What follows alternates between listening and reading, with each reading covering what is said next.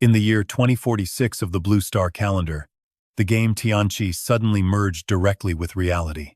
The absolute horrors of Tianqi completely devastated humanity. War swept across the globe, bringing human civilization to its knees and destroying all life. Human power was basically useless against the massive gods and terrifying demons that existed straight inside the game world.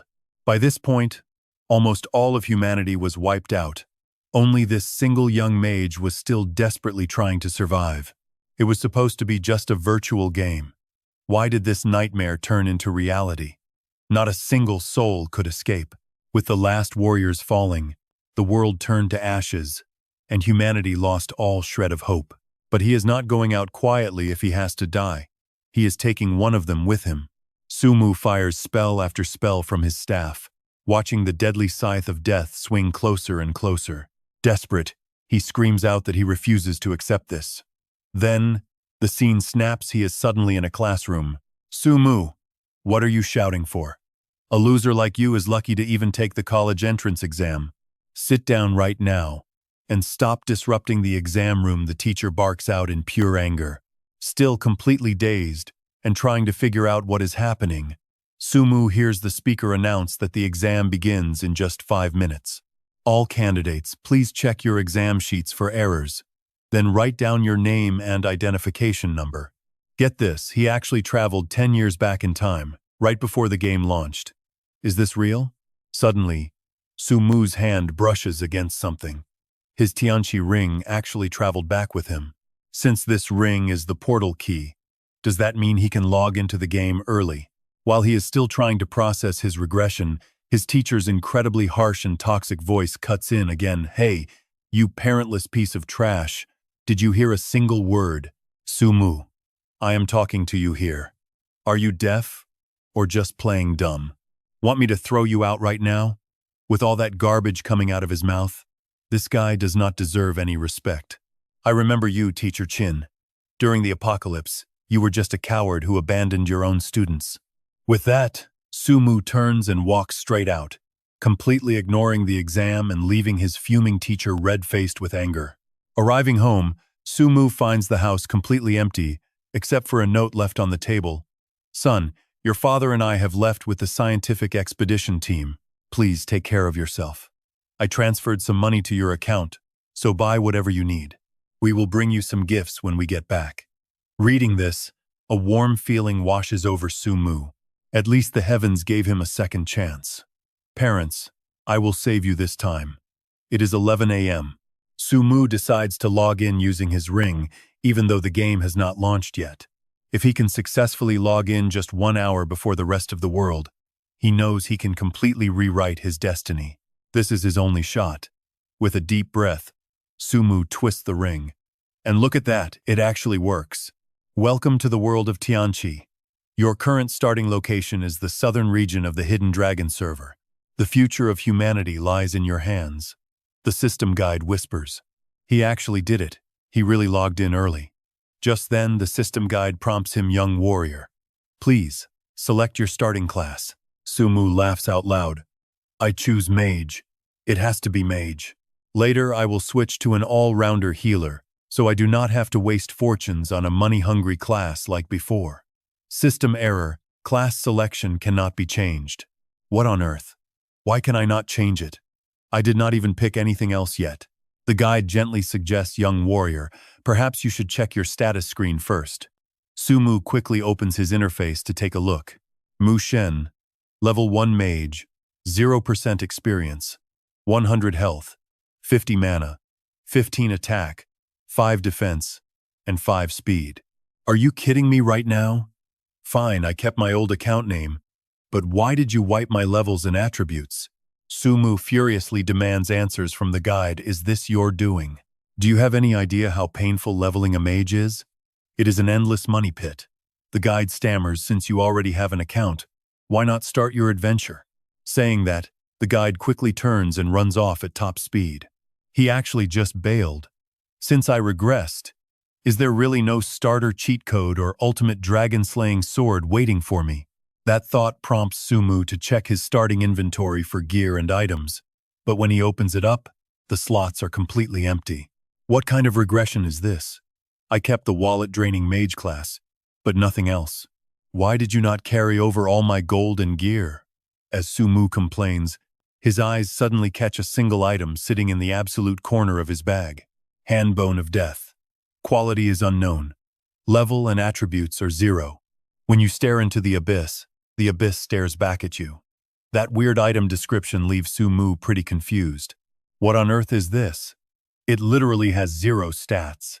Is this not just a totally useless piece of junk? But hey, what about his perk for reincarnating?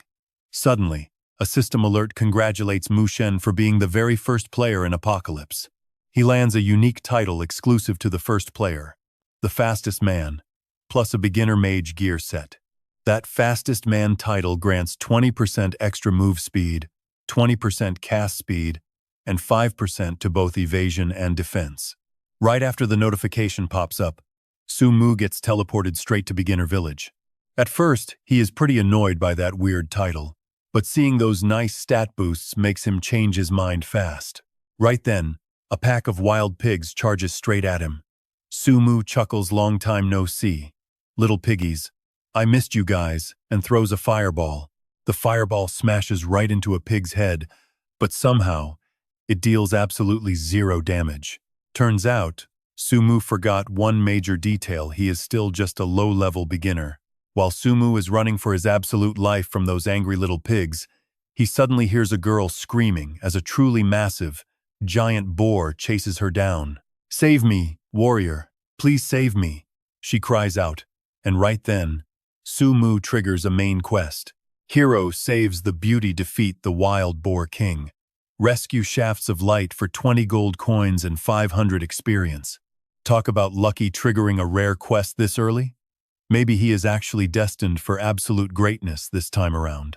Dealing with those dumb little pigs was totally worth it. Heh. Xiaohua runs up to Sumu, crying out happily, "Warrior, you finally came to save me. Come on, baby." You would expect Sumu to open his arms and hug the beauty, but right as she lunges in, he delivers a brutal slap that leaves her and the pigs frozen for 5 whole seconds. "Warrior, what are you doing? I am just..." But before she can even finish her line, Sumu cuts her off completely. "I was only picking mushrooms when that scary wild boar king chased me," he mocks. Xiaohua looks stunned. "Warrior, how did you know that?" "Oh, I also know you stole your grandpa's treasure for candy when you were little," he smirks. "And that you threw frogs into neighbor Wang's water tank. I know you're just a little demon trying to seduce me and stab me in the back. Looks like your cover is blown. You know too much," she growls, seeing right through my inner thoughts. The beautiful girl suddenly transforms into a hideous demon, glaring at him with a pretty cruel smile. Sumu remarks, "This is the painful experience of past life warriors." As she lunges forward with those sharp claws, Sumu immediately turns on his heels and runs for his life. Passing by the wild boar king, he shouts, "Brother Pig, you guys play first. Get lost," she screams. The wild boar king gets furious, but before he can even react, she utterly obliterates him. Instantly, she turns her attention back to chasing Sumu down. "You are next," she screams. Just as she is about to catch him, Sumu stops and points down, "Hey, your underwear is showing." Surprisingly, that dumb trick actually works. She immediately stops and looks down at her feet. That is his chance. Sumu launches a fireball at her and runs. It deals 100% magic damage, with a 10% chance to trigger a massive meteor strike. A completely furious Xiaohua continues to chase him down. He keeps running, throwing fireballs back to chip away her health. Remember, he has past life knowledge, meaning he knows her dark power is strictly tied to this forest. She cannot leave this area. If she steps even 10 meters outside the forest boundary, she will lose her ability to move completely. So Sumu stops running and casually beckons her over. "Come hit me," she screams. "I will tear you to shreds." She shrieks in absolute rage, lunging her razor-sharp claws directly toward his face. But just as her claws reach an inch from his face, an invisible wall suddenly halts her completely. Sumu laughs. "What is wrong? Did your brain just freeze up like that?" "I am not going to play nice anymore," he says. He launches another fireball, but this time, something is pretty different. Instead of just one small fireball, hundreds of massive flaming meteors rain down from the sky, instantly crushing her straight to the ground. Congratulations to player Mu Shen for defeating demonic Xiao Hua, gaining 500 gold coins and 1,500 experience. Congratulations for completing the special main quest, Hero Saves the Beauty, earning 200 gold and 500 experience. Congratulations for completing the hidden quest, Demonic Xiao Hua, receiving 1,000 gold coins and 10,000 experience points. Congratulations to player Mu Shen for leveling up to level 2. Sumu laughs out loud that 10% chance meteor strike actually triggered right on time. Oh, poor Xiao Hua. You were always completely destined to remain right in my grasp. Not bad for a hidden quest. Leveling him up instantly with just one completion. Time to check the loot from defeating her. Suddenly, a strange item called the Hand of Death jumps right out of his inventory. Hand of Death Bone. Quality unknown, level 1, and the main attribute is currently unactivated. When you stare into the abyss stares back. The Hand of the Death God actually leveled up with me, but why does it still need to be activated? In my past life, I never heard of this thing. The name itself looks incredibly sketchy. As Sumu sinks into deep thought, another system notification pops up. The Hand of the Death God is unactivated. Obtain the frost essence of a 3,000-year-old mummy and 3,000 drops of frost serpent blood. Consume to activate. Is this a joke? That is way too many materials just for activation. Forget it. Let's just focus on leveling up first. I can farm these from beginner village monsters anyway, or just drop the quest entirely, Sumu thinks. Right then, Tu Hoa slowly begins to wake up. Seeing Sumu, Tu Hoa says with gratitude that she was completely controlled by that horrible demonic energy. She thanks him for saving her and hands over her reward, an unidentified heavenly fire staff and Tu Hoa's hairpin. Honestly, he was just waiting for her demonic energy to flare up. Otherwise, how could he trigger his hidden quest? Sumu laughs to himself, highly amused as he closely examines his brand new staff. And look at this, he actually pulled an epic tier purple grade staff from a hidden quest. Identifying its stats in town is definitely going to be worth the wait. Right then, Tu Hoa asks if he can escort her back to the village, promising her grandfather will reward him. A main quest prompt pops up, asking if he wants to escort Tu Hoa to Qingwu village for a reward of gold and 100 experience points. Naturally, Sumu accepts the quest. Seeing his granddaughter safe and sound, the village chief is absolutely overjoyed. The chief starts to introduce himself, but Sumu immediately cuts him off, telling him to skip the useless pleasantries and just hand over the next quest already. Sumu is in a rush. His past life warns him. If he doesn't push, this old man will just eat melon seeds and gossip about completely useless things all day. The chief chuckles and says that demonic energy still lingers inside Tu Hoa, meaning they must use the blood of a demonized zombie to neutralize it. He begs for help, and Sumu quickly accepts, saying he knows exactly where to find that zombie blood. Quest accepted. The objective is to head to the Green Bend Forest, hunt 30 demonized zombies, and bring back their dried blood to the village chief. The rewards are 100 gold, 500 experience points, and a beginner green staff. But first, serious preparation. A smart mage never walks out empty-handed. Instead of rushing into the woods, Sumu pays a visit to the town alchemist. After taking a deep breath, he steps into the apothecary. The gorgeous female alchemist spots him and instantly tries to tease him, telling him to come closer. Sumu looks away, demanding 28 small blue potions. He cries inside because a single blue potion costs a whopping 50 gold coins. That is basically equivalent to real-world money. Since he only has 1,500 gold left, it is clear that being a mage is only for the rich. The gorgeous alchemist refuses to give up and keeps flirting, offering a special discount. But Sumu firmly shuts her down. Absolutely heartless, she sighs as he walks out. What a boring kid, she complains, refusing to fall for my charm or appreciate an older sister. Sumu walks away holding his items, muttering that he cannot afford to trigger that musclehead blacksmith. Speak of the devil. A loud voice booms behind him, asking who he is talking about. Staring at the massive blacksmith, Su-mu stammers out that he was just praising his magnificent strength, then asks for an appraisal scroll. Wishing him and the beautiful alchemist a lifetime of happy marriage, Su-mu makes the big guy smile as he hands over the scroll. Without wasting a second, Su-mu grabs the scroll and slips away to a quiet corner. He uses the scroll and successfully identifies the hand of the death god. It is Tier 1 epic quality, adding 40 spell power and 25 mana. It boosts spell damage by 3% and grants a 30% chance to refund mana on every skill cast. I cannot believe his luck. He actually rolled a god-tier passive. Talk about hitting the jackpot.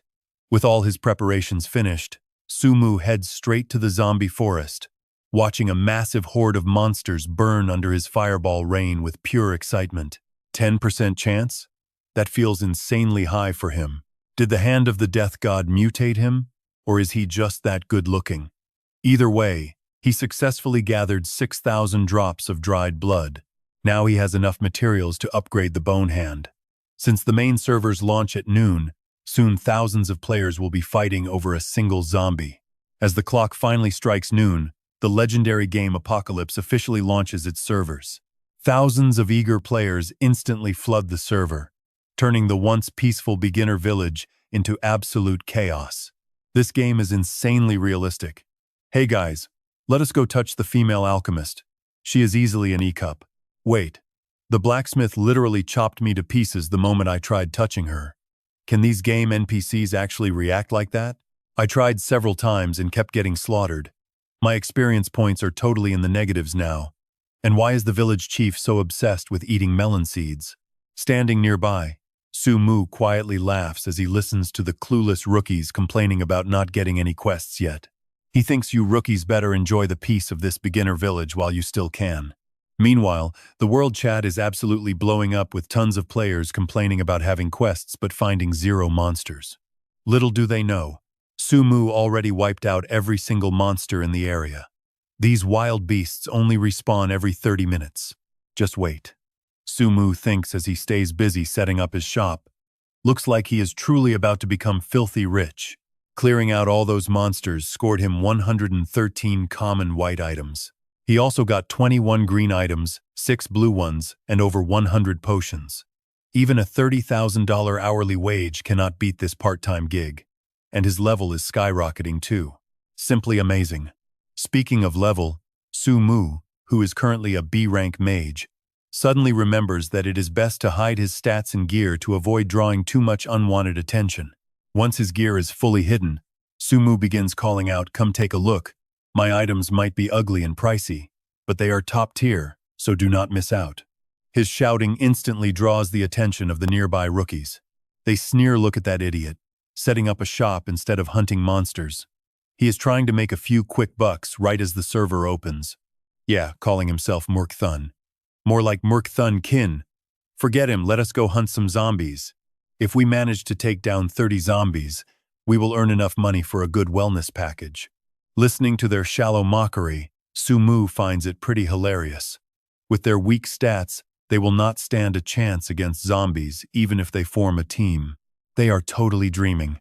But check this out right then. A beautiful voice interrupts his shouting. The speaker is an incredibly gorgeous girl. It turns out to be Tianqi herself. In the future, once the apocalypse actually turns into reality, she will become one of the top 10 mages in our region and a high-ranking security commander. Her guild, Tianqi Tio Truk, is secretly backed by a massive, mysterious official corporation in the country. Since this game does not allow players to alter their appearance, their avatar is a 100% match of their real self, which means Tianqi must have an absolutely mind-blowing body and face in real life too. He never expected to run into this goddess here. Driven by curiosity, Tianqi browses Su-mu's stall, and her eyes instantly widen in pure shock. The server just opened, yet this guy already has so much gear. He is even selling zombie blood. People in the chat are gossiping like crazy, wondering where on earth he got all these drops. Intrigued, Tianqi asks how much for everything. The blood is 5 gold each. White items are 100 gold per piece. Green gear is 500 gold. Blue gear is 3,000 gold, making it 54,800 gold total. Let us round it to 55,000. Ting Shui Ni frowns. Usually people get discounts for bulk buys. So why are you charging me more? If that is too pricey, there is actually a way to get a discount. Sumu grins like a total creep and offers, "Let me feel your legs for a bit, and I will give you a 20% discount." She instantly snaps, "You shameless pervert." Sumu just shrugs and replies, "If you do not want to, then forget it. I gave you a choice. Once you leave this village, you will not find another deal." She realizes this guy is clearly trying to take advantage of her. Her guild has plenty of cash. As she hesitates, a group of loud guys suddenly walks up and makes an offer. "I will pay 100,000. I want everything." When he spots their leader, Kwangren Janshin, Sumu groans. Talk about bad luck, we just had to run into these guys. The memories of this annoying guild leader from his past life are still fresh in his mind. Back in his past life, Kwangren Janshin was one of the top 10 warriors on the server, infamous for stealing bosses and ruthlessly killing players. He even got killed by him multiple times, losing his gear and falling far behind the rest of the players in level. Talk about an unlucky encounter. But this time around, Sumu is not afraid of him anymore. Ting Shui Ni turns to face the newcomer. She demands, "Kwangren Janshin, I have already settled the price with the owner. So what is your deal?" The warrior thinks she is gorgeous, but he is not about to let her steal his target items. Grinning, Kwangren Janshin casually replies, "Look, little sister, you guys have not traded yet. Whoever offers the highest bid gets the loot. That is just how business works." "Oh, highest bidder wins? Then I will offer 150,000. Kwangren Janshin snaps back, "I offer 200,000. Wrap up the deal now." Sumu quietly watches them bicker, realizing both sides are desperate. These big guilds are prepared to dump insane amounts of cash on supplies just to secure the server first clear on the upcoming dungeon. Even though it is extremely expensive, grabbing this gear will massively boost the combat power of their core members. By doing this, he can completely suppress all the other guilds in the early game. She cannot afford to miss this chance and let Kwangren Janshin steal it away. Sure, it is just a game, but winning that first dungeon is a must. Ting Shui quickly calculates her options, then shyly agrees to Sumu's original demands. "Remember, you said it yourself, so no backing out." Sumu's eyes shine like stars as he looks at Ting Shui before waving off Kwangren Janshin. "Did you hear that? I am selling this to this beautiful lady instead. You guys need to get lost now." Kwangren Janshin is absolutely furious, but with his hands tied, he has to walk away. But in his heart, he is keeping a heavy grudge, waiting for the perfect moment to show Sumu what real pain feels like. Back to our main character. Although he joked about teasing Ting Shui, he does not make any inappropriate moves at all, keeping things strictly to a business transaction of trading gear for cash. Only taking money? What about the other thing? Sumu decides to play along and tease her a bit, though he keeps it pretty harmless. Then he explains he has a grudge against Kwangren Janshin and never wanted to sell to him anyway. So think of this as a nice little head start. Once the trade finishes, they go their separate ways. Ting Shui watches Sumu walk away, her mind racing. Getting his hands on this many resources right at the start is insane. She wonders where this Mu Shen actually came from. She realizes a solo player like him just made a massive enemy out of that toxic guild for this deal. If he ever needs backup in the future, she will definitely help him out. Back at the village, Sumu hands over the zombie blood to the elder, earning 100 gold, 500 experience, and a rare blue novice staff. "Thank you, brave warrior. With this dry blood, the dark energy consuming Xiaohua can definitely be cleansed. But word is, monsters are attacking the village, and they are completely running out of medical bandages. Do not drag this out." "Fine, let us go grab some wraps." Sumu accepts the quest. Even dirty bandages can be washed and reused after all. The main quest sends him deep into Green Bay Forest to take down 30 possessed mummies and bring back their wraps for the village chief. The rewards are 200 gold coins, 1,500 experience, and 200 potential points. Oh right, Those 400 potential points from reaching level 4 are still sitting there. Time to dump them straight into his main cultivation technique. Sumu pulls up his character panel to check his stats. Mu Shen, a level 4 mage, 41% experience, and 120,000 gold coins. With over 200 HP, his stats and gold are already light years ahead of normal beginners. No surprise, there he is, Sumu, after all. Time to stop overthinking and get to work so he can widen this gap even more. They are just some possessed mummies anyway. Sure, they might be a bit trickier to handle. But wait, our guy suddenly remembers a sneaky trick here. Let us see what kind of greedy scheme he is cooking up to squeeze some extra profit out of this old village chief. So Sumu runs back to the elder, collapses onto the ground, and starts dramatic acting. Oh, the pain. I got severe internal injuries saving Xiaohua. Please take her hairpin and return it to her for me, chief. He is playing the long game here. Using the hairpin directly only gives 50 friendship points with the girl, but handing it over to the village chief instead triggers a secret reward. And would you look at that? The moment he hands it over, the elder immediately speaks up. Do not worry, young hero. Your journey has just begun, and I will not let you suffer.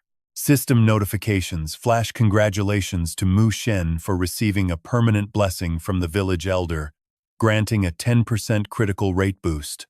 He also gets 10% movement speed, 10 HP and mana regen per second, plus 50 defense pierce and a huge chunk of reputation. Sumu happily grabs his massive buff and heads off.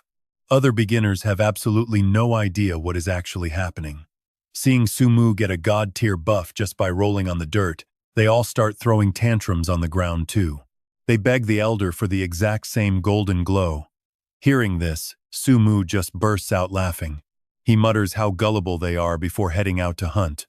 Tonight, he's going to claim the first clear of that dungeon, to then ventures deep into the dark demon swamp of the Green Bay Forest. The second he steps inside, his health bar begins to drop rapidly. A system warning pops up immediately. The zone ahead is completely corrupted by dark energy, and players are heavily advised to proceed with caution. Under this corruptive status effect, healing potions are entirely blocked, and your health will steadily drain by 5 points every single second. Honestly, losing 5 health points every single second with blocked healing is brutal. But watch how our guy handles this difficult situation. Regular players probably would not survive 30 seconds out here. Plus, those official purification potions cost a whopping 200 gold coins each. You have to chug them non-stop just to stay alive in this toxic zone. Luckily, Sumu has that insane elder blessing to offset the constant damage without spending a single copper coin. Walking deeper in, he suddenly hears a terrified scream. A guy and a girl are running for their lives from a horde of aggressive zombies. The poor girl gets caught first. The guy manages to scramble within a few feet of Sumu, but a zombie throws a blade-tipped bandage and completely takes him out. Sumu quickly scans the stats of this level 5 possessed mummy. A ranged monster with S-rank attack power, a complete rookie killer. No wonder those two players got completely wiped out earlier. But the demonized mummy is pretty slow, so Sumu decides to take full advantage of this. Standing from a distance, he launches a fireball at a charging demonized mummy, blowing it away. Seeing this, the other mummies furiously chase after Sumu. This is the perfect chance to sweep them all up. Aren't these quest materials just delivering themselves? Come on, you guys aren't too slow to catch me, are you? Sumu intentionally lures the mummies toward the swamp inside the dead forest. He then leaps all the way to the other side of the swamp, keeping them out of reach while continuously firing fireballs at them. He taunts them, asking if they are too scared to chase him. The roaring mummies hurl sharp spears at Sumu, then suddenly leap forward together to attack. But Sumu is a master of dodging, easily slipping away from their attacks. He even grabs their flying bandages, wrapping them around nearby tree trunks to trap the mummies in the swamp and completely freeze them in place. But just as he is about to roast them all, a surprise system notice pops up. Wait for it. It is a blacksmith bounty. Apparently, every beginner village in the server has triggered the wrath of the blacksmith. He has issued a special bounty for warriors to bring down justice upon the wicked. The quest requires defeating 100 players who have touched the alchemist 3 or more times. Once completed, a mysterious bounty reward awaits. Take note, only the very first player to finish will get the reward. Every single beginner village triggered the blacksmith's rage. Honestly, that alchemist must have been quite a stunner for them to act up. That is the real charm of Apocalypse. It proves that men in both lives, except for me, of course, are up to no good. But this special bounty is exactly what I wanted. Defeating 100 crude male players at their current noob level will be a breeze. Once I skin these mummies and hit level 5, my veteran experience will make taking out 100 players as easy as stealing candy from a baby. With that, Sumu immediately unleashes his fireball skill, targeting the demonized mummies that are completely unable to move. Luckily, he triggers Flowing Fire Heaven Fall, calling down a massive shower of fireballs to burn the entire area. This saves Sumu from having to cast his skills multiple times. Now he just has to stand back and watch the experience roll in. The system congratulates player Mu Shen for defeating the demonized mummy. He gains 69 experience points, 4 gold coins, and a Star Shatter skill book, a level 5 white tier item. Its stats provide 10% sacrifice spirit power and 50% defense. Physical attack increases by 5%, with a small chance for basic attacks to ignore 10% of target defense. Cooldown is 15 minutes. Sumu pulls out the skill book and sighs he can't even use this thing. The skill is pretty mediocre, but it should still sell for a few thousand gold. Suddenly, a notification catches his eye. Players defeated is 1 out of 100. Sumu stares in surprise at the fire rain still falling ahead, grinning. Some unlucky soul actually wandered right into his fire. You have to love how he is grinding mobs and taking out creeps at the same time. Right on cue, several players start complaining on the World Chat channel. One player complains they spent 1,000 gold on a purification potion, only to get vaporized by a stray flame before even hitting a mummy. Another player complains about the unfair game design, while a user named Cute Bunny asks if any kind soul can spare some purification potions. The mummy zone's demonic energy drains health constantly, and it really hurts. At that very moment, a group from the Kwangnan Guild, led by Kwangren Janchen, appears at the edge of the demon swamp. He calls the others a bunch of whiny noobs, claiming they blame the game because they suck, and declares he will show them how to clear this area. He rallies his guildmates to march straight into the mummy zone with him. With those words, Kwangren Janchen charges into the demon swamp with his hyped-up guild members, immediately turning the heads of nearby players. Spectators whisper that these guys are seriously intimidating, predicting they will definitely establish a powerful guild in the future.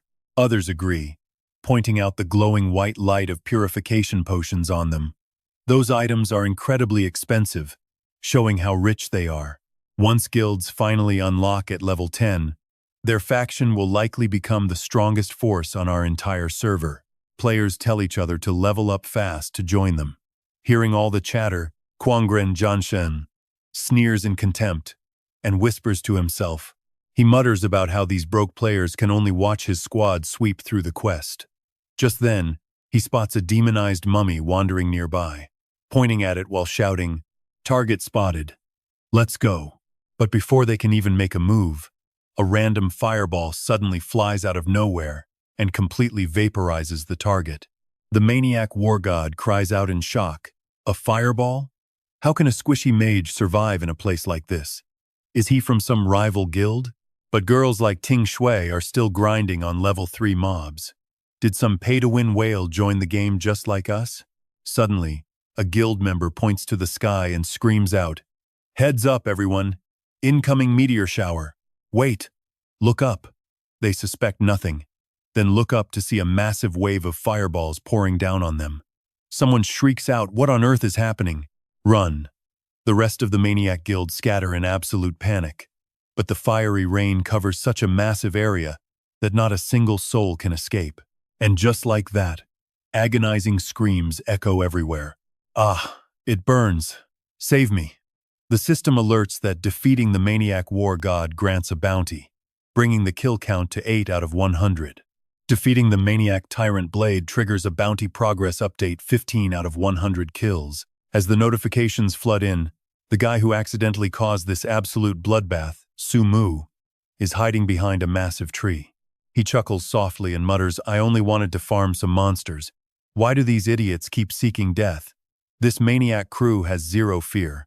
Speaking of which, that level 5 skill he just unlocked, Frost Flower Dance, is seriously amazing. This active area of effect crowd control skill is extremely useful. Frost Flower Dance deals ice damage to all targets within 50 meters and slows them down quite a bit. It costs 50 mana with a 40-meter range.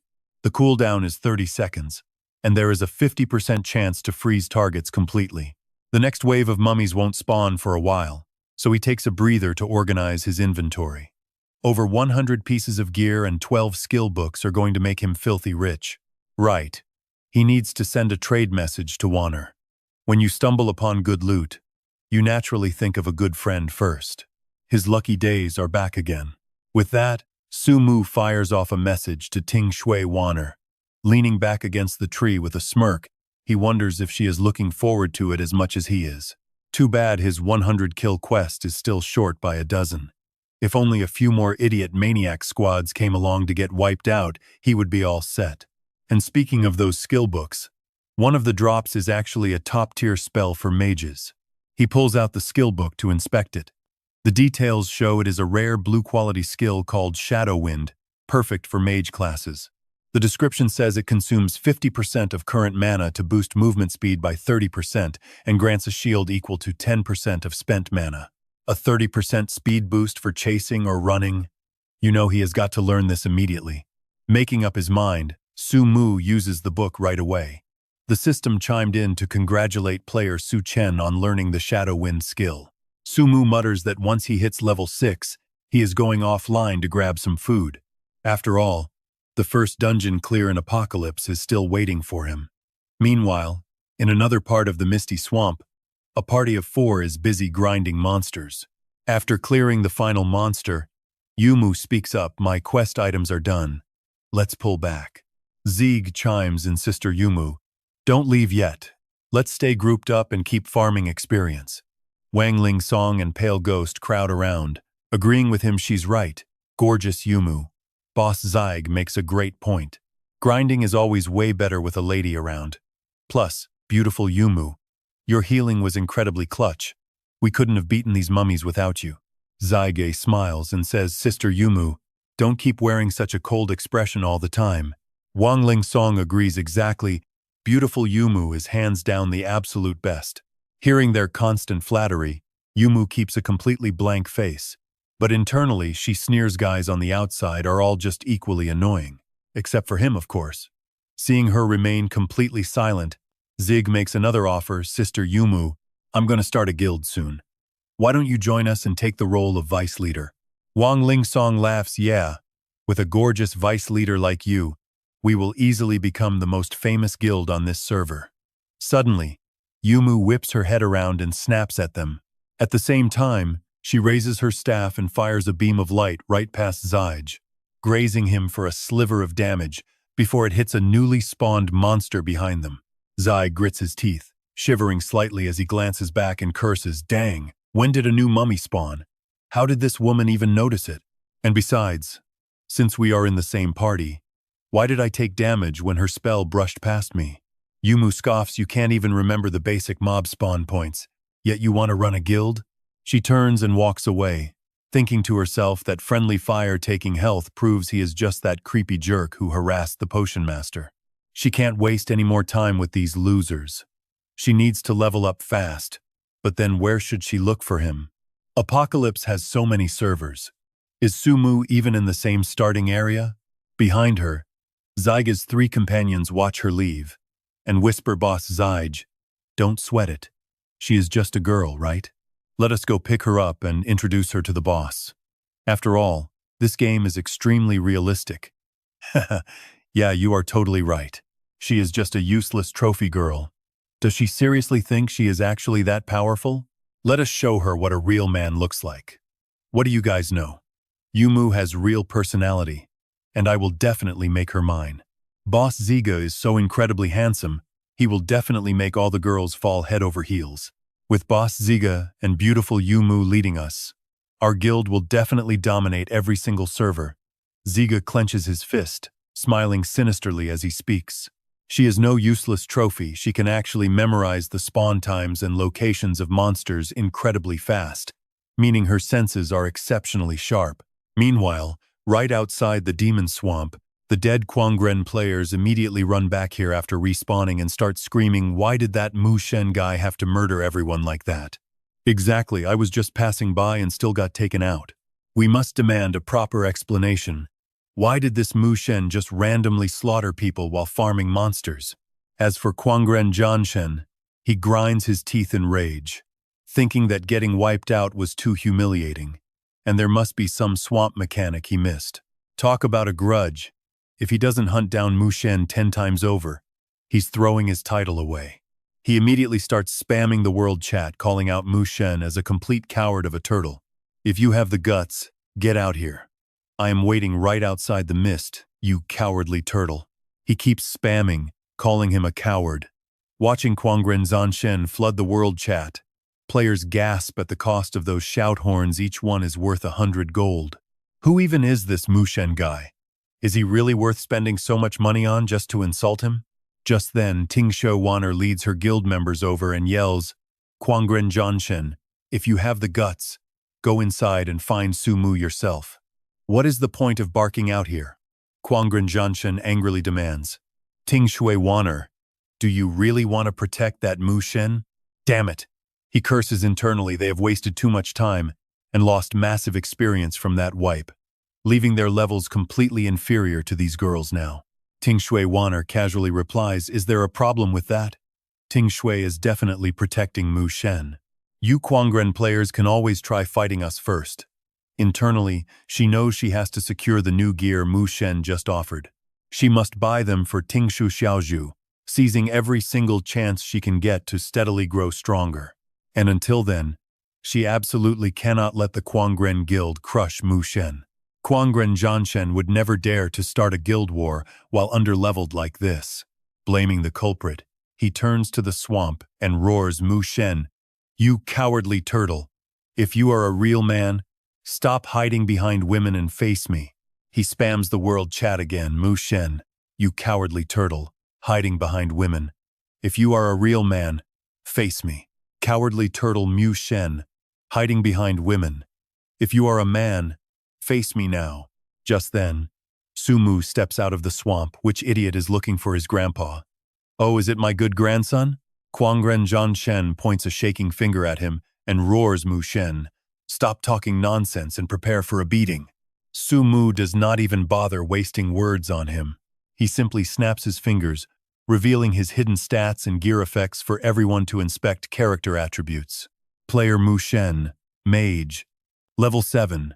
Shocked onlookers gasp, "Holy crap, a Level 7 Mage. And look at that purple weapon with magic crit. Wait, what on earth is the Chief Blessing buff? With this gear, level, and buff, he is clearly not playing the same game as us. Report him immediately." Look at his face. Even Quangren Zanshen is completely frozen, his mind screaming in absolute disbelief. This Mu Shen is not even playing in the same dimension as us. So how do we fight? Sumu just smiles and mocks him, "My dear grandson, your grandpa is here. So what are you going to do now?" Telling himself not to show any fear, Quangren Zanshen grits his teeth and points directly at Sumu, screaming loudly, "Mu Shen, you brat. You indiscriminately slaughtered innocent players. Let us kill you back right now, and we will let this go. Otherwise we will hunt you until you cannot even step outside the starter village." Hearing this, the nearby players raise their weapons and shout in agreement, demanding that he give them a proper explanation right now. Quangren Zanshen thinks smugly, so what if he is high level? He cannot fight dozens of us at once, so the advantage is clearly ours. Sumu just casually picks his ear. "Me? Attacking innocent players? You guys molested the potion maker, making yourselves targeted marks for my quest reward. How can you blame me for that?" Hearing this, nearby female players start whispering in disgust. So they actually harass the female potion maker. How absolutely repulsive. Exactly, that is so gross. Even if Mu Shen did wipe them out, he was simply getting rid of trash for everyone. Quangren Zanshen blushes, screaming out that he didn't do any of that, so they shouldn't listen to Mu Shen's lies. He curses internally. furious that Mu Shen is making him lose face in front of all these gorgeous girls. He will never forgive him. Furious, he draws his weapon, glares at Su Mu, and roars, "Stop talking trash. Mu Shen, if you have the guts, come fight us Quangren members right now." Su Mu is not scared at all. He pulls out his weapon, grinning, "Come on then. Your grandpa here has been looking for a fight." Tingshu Wan'er watches him, warning that they want to gang up on him. "My Tingshu guild will help you out this once. Consider it a thank you gift for selling me that gear." Su Mu smiles, "Thanks, big sister Wan'er. But you should save that favor." Secretly, he thinks to himself that this girl is not nearly as cold as she acts. Su Mu tells Tingshu Wan'er to pull her people back, then turns to the Quangren crowd, shouting to switch his combat settings to all-out attack mode. He laughs coldly inside, thinking to himself, did they really think numbers meant victory? That trick only works when your power levels are actually close. Tingshu Wan'er sighs, "Suit yourself then." She wonders if this Mu Shen guy is just being incredibly cocky, or if he has the raw power to back it up. Su Mu just grins, charging up his skill as the system announces his battle mode is officially switched. With all-out attack active, these rookies are only going to cost me a bit of PK gold. With a single wave of his staff, look at this, not one, but a massive volley of blazing fireballs erupt, shooting straight toward the Quangren players. "Follow my orders! Raise shields!" As Quangren Zhanshan shouts his command, his frontline warriors move. Several warrior players step forward, raising their heavy shields to form a solid wall. They block the incoming fireballs, and Quangren Zhanshan screams again, "Mages! Archers! Fire! What are you all just standing there for?" Instantly, a volley of fireballs and sharp arrows rain down, targeting Su Mu directly. Facing this, Su Mu just smiles calmly. Is this all you Quangren dogs have got? Relying on his vast past life experience, along with his title as the fastest man, which boosts his speed and evasion stats, he effortlessly dodges every single attack.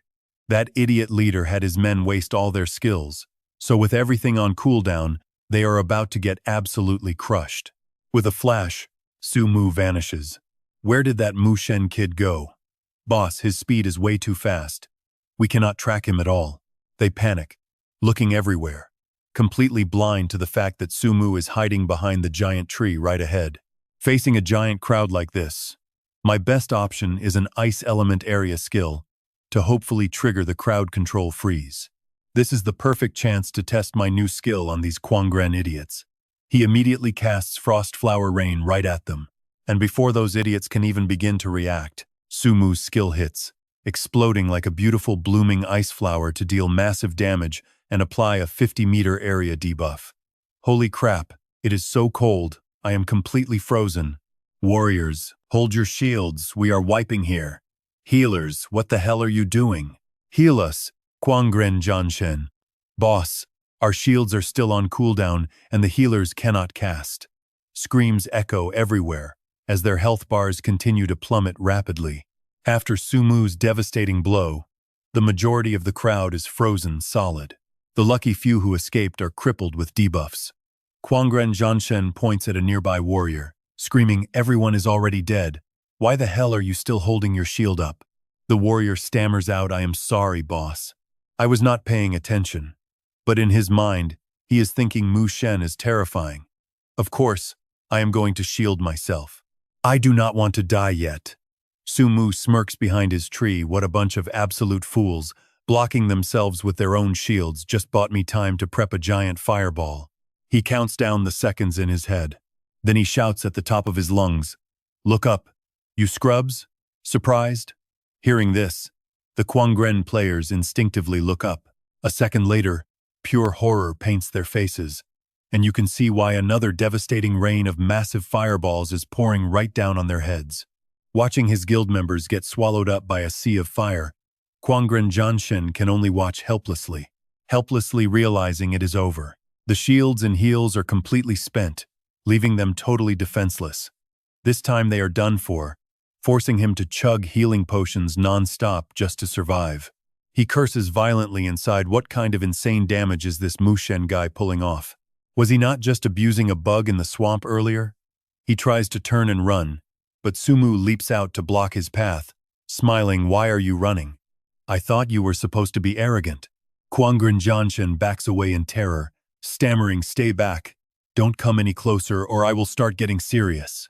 In his head, he thought that with everyone else dead, Hongyi could not possibly hold out. But just seconds later, remembering how his elite team of over 30 players had just been wiped out by Sumu, his anger boiled right back up.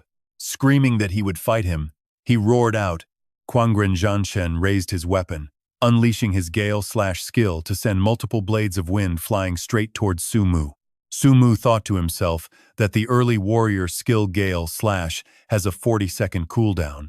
After using it, he can only rely on basic attacks for the next 40 seconds. All I need to do is maintain a good distance from Kwangren Janshin. His body moved fluidly to dodge every single wind blade, and in a flash, he slipped right behind Kwangren Janshin. Sumu shot a fireball straight into his back and laughed, mocking Kwangren Janshin as too slow, and shouting that his granddaddy was right here. Furious, Kwangren Janshin spun around, swinging his weapon down hard at Sumu's spot, while screaming that he would tear him apart. Sumu blasted Kwangren Janshin with another fireball, before quickly leaping backward, chuckling as he taunted him. He dared Kwangren Janshin to bring it on, asking if he was useless since real men never say they cannot. Kwangren Janshin cursed inwardly in pure rage, wondering how on earth a mage like Mu Shen could be this incredibly agile. Just as he prepared to attack again, Sumu raised his hand, telling him to stop. Kwangren Janshin froze, then burst out laughing, shouting that he would never wait for him. Wait for it, he honestly thinks he is winning just because his skill cooldown finished resetting. He laughed, mockingly stating that Sumu's speed could not last, and telling him to prepare to take another gale/ straight to the face. In his head, he knew Mu Shen was just a squishy mage who could not take more than a few hits, meaning his golden opportunity had finally arrived. Sumu instantly shattered his delusion, calmly asking if he might want to take a quick look at his own health bar first. With those words, Sumu launched another fireball. Hearing this, Kwangren Janshin glanced up at his own health bar, and his eyes went wide when he saw it was almost completely empty.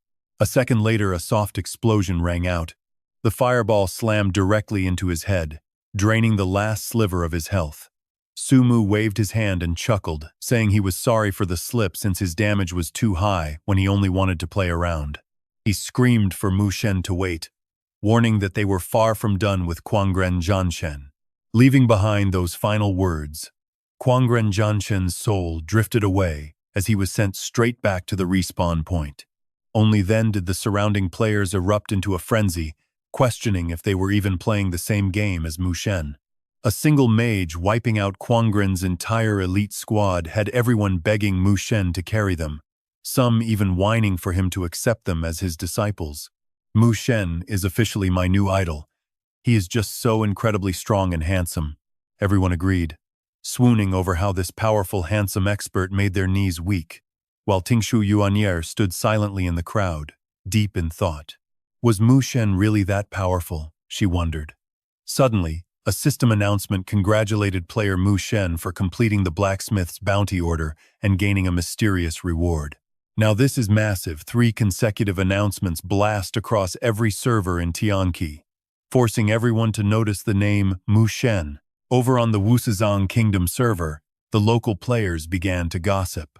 They had never heard of Mu Shen, but a 100-kill streak was terrifying, leaving them wondering who this god was.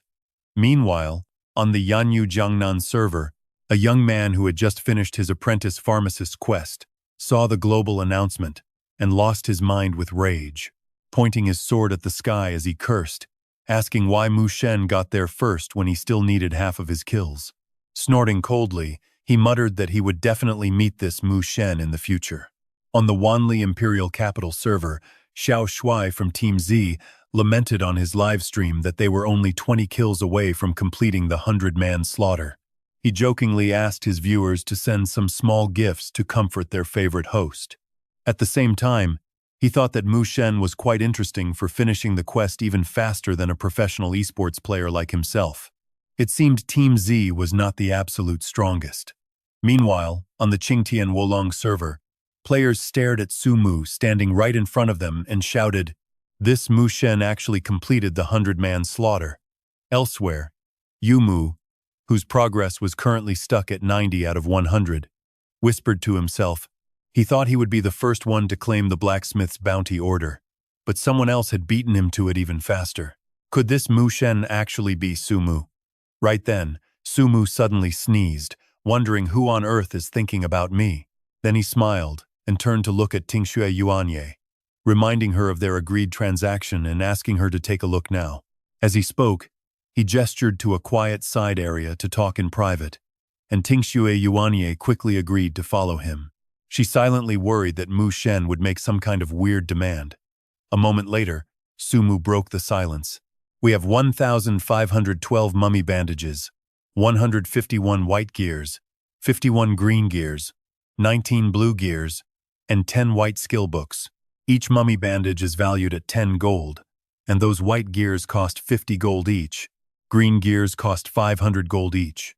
Blue gears cost 3,000 gold, and those white skill books go for 1,500 gold each." Ting Shui Ni asks in complete shock, "How on earth did you get this much loot?" Su Mu plays the creep, staring at Ting Shui Ni's legs and says it is 112.6 gold coins in total. Let's call it 110,000. "Do you want a discount this time, Sister Jiang Yuan?" Ting Shui Ni blushes and replies, "No, I do not need your kind of discount. 110,000 is fine." She thinks to herself, "I knew this guy was like this." Su Mu sighs, saying it is a real shame because if he got a little touch, he would have given her a free surprise. Ting Shui Ni quickly asks, "What surprise?" Su Mu pulls out a skill book and asks, "So, what do you think? Do you want it for 10,000 gold coins? This is a special friendship price." Ting Shui Ni gasps in shock, a level 6 San Luke spellcaster skill book. She wonders to herself, just how insanely lucky is this Mu Shen guy? San Luke skill books are extremely rare. You cannot buy them even with money. She brushes her hair, asking shyly, "What is the catch for this friendship price?" Su Mu laughs and replies, "You must let me touch your legs 10 times later." Hearing this, Ting Shui Ni falls silent and thinks suspiciously, is Mu Shen that confident we will actually meet again in the future? Su Mu hands the skill book to Ting Shui Ni, saying, "Then I will just assume you agreed. Pleasure doing business with you, Sister Jiang Yuan. By the way, here is a friendly tip for you." "Wait, I did not even agree yet." "Huh? What tip?" "The Treants at Luklon Lamdir are pretty weak but give tons of experience. Your team can focus on farming them to level up fast." Hearing this, Ting Shui Ni asks, "Why are you telling me this? What exactly is your motive?" Su Mu laughs, "Sister Jiang Yuan, you are being way too sensitive. If I say this is tied to a hidden quest, will you help me out?" Ting Shui Ni says, "Sure, but I cannot help you for absolutely nothing." Inside, she is completely baffled. A hidden quest. How does Mu Shen know secrets that even our guild's company does not know? Su Mu reaches out his hand to her and says, "Then it is a deal, Sister Jiang Yuan. Do not worry, you guys will not lose out." Ting Shui Ni looks at his hand and hesitates, thinking that building a good relationship with Mu Shen is definitely worth it. "Mu Shen, you are making me more and more curious." With that thought in mind, she smiles warmly and shakes hands with Su Mu. At the beginner village spawn point, their leader screams, "You useless trash, let Mu Shen wipe us all out single-handedly. Next time we see that brat, hunt him down every single time. Boss Quangren Zhanshan, we are so sorry." "Do not worry, boss. We will grind levels like crazy and make that Mu Shen wet his pants next time." And right while he is lecturing his boys, a private message pops up. Let's see who's texting him. Curiously, he opens up his private inbox to read the message. It is from Mu Shen. "Hey madman, take your guild members and go clear those Treants. Do not stop until I tell you." Quangren Zhanshan grunts that Mu Shen is so annoying. "Why should I ever listen to you?"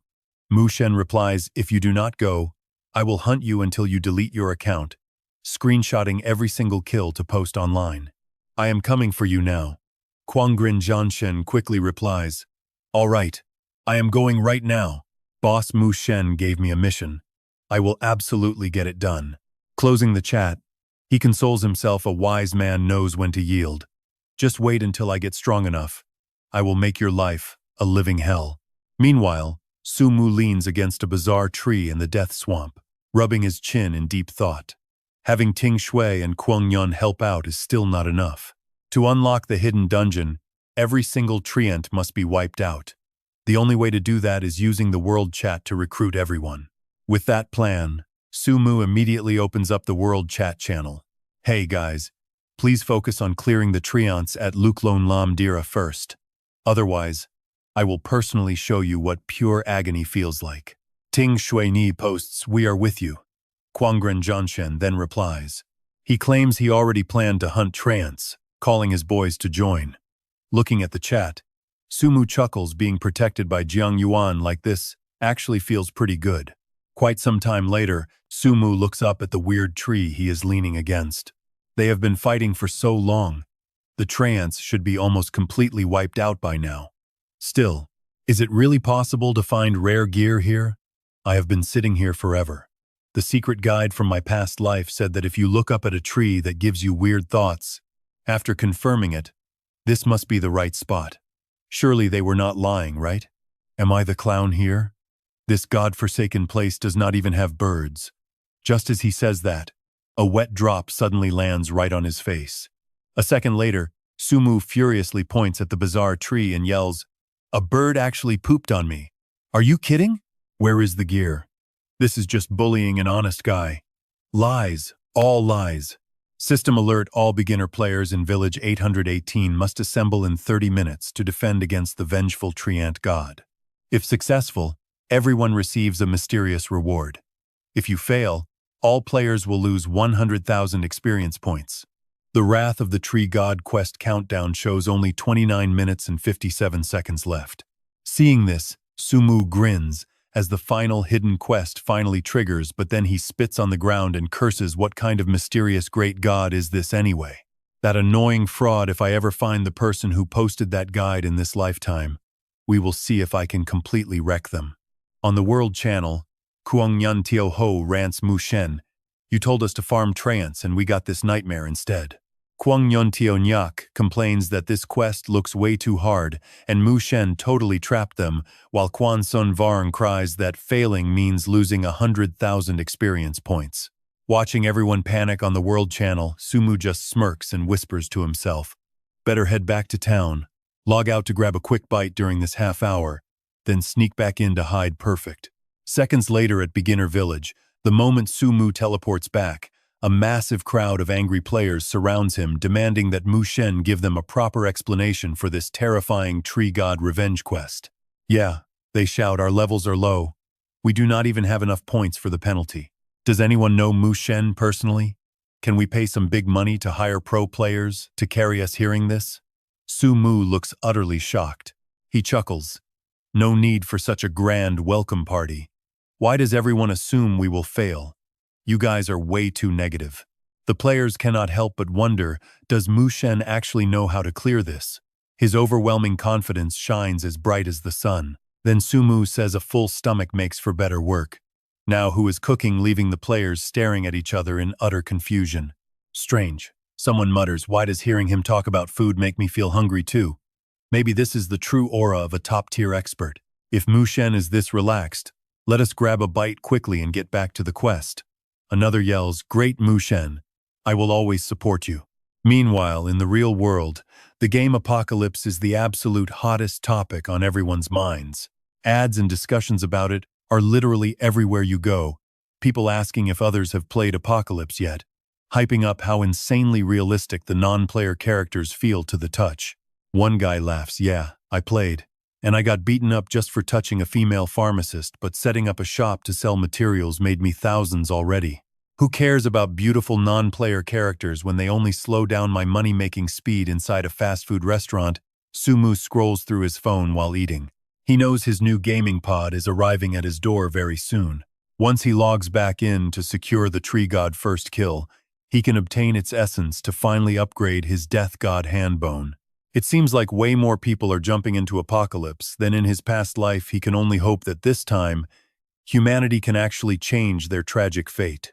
And right on cue, look who just walked into the restaurant. It is the girl behind the Engu Mook account and her friends. Stepping inside, Numurk spots Sumu eating all by himself. So she walks straight over and calls out Sumu. Hearing his name, Sumu turns around to look, prompting Numurk to smile and say, "I knew it was you." Meanwhile, some guys in the shop glance at Numurk and whisper, "Man, suddenly those virtual beauties and pharmacists do not seem so hot anymore." You do not know. Do you, that is the campus goddess from the neighboring school, do not even dream about it. Man, that lucky bastard gets to hang out with the school beauty. Is he even as handsome as me? How is this fair? Sitting down next to him, Numuk asks if it is true that he ran straight out of the exam room today and made his homeroom teacher furious, to which Sumu casually shrugs. Yeah, he mutters, leaving Numuk to think to herself that pulling off something like this is just classic him. Sumu is actually a bit surprised, thinking to himself that he barely even knows this campus beauty, Kung Chi-nu. Yet here she is.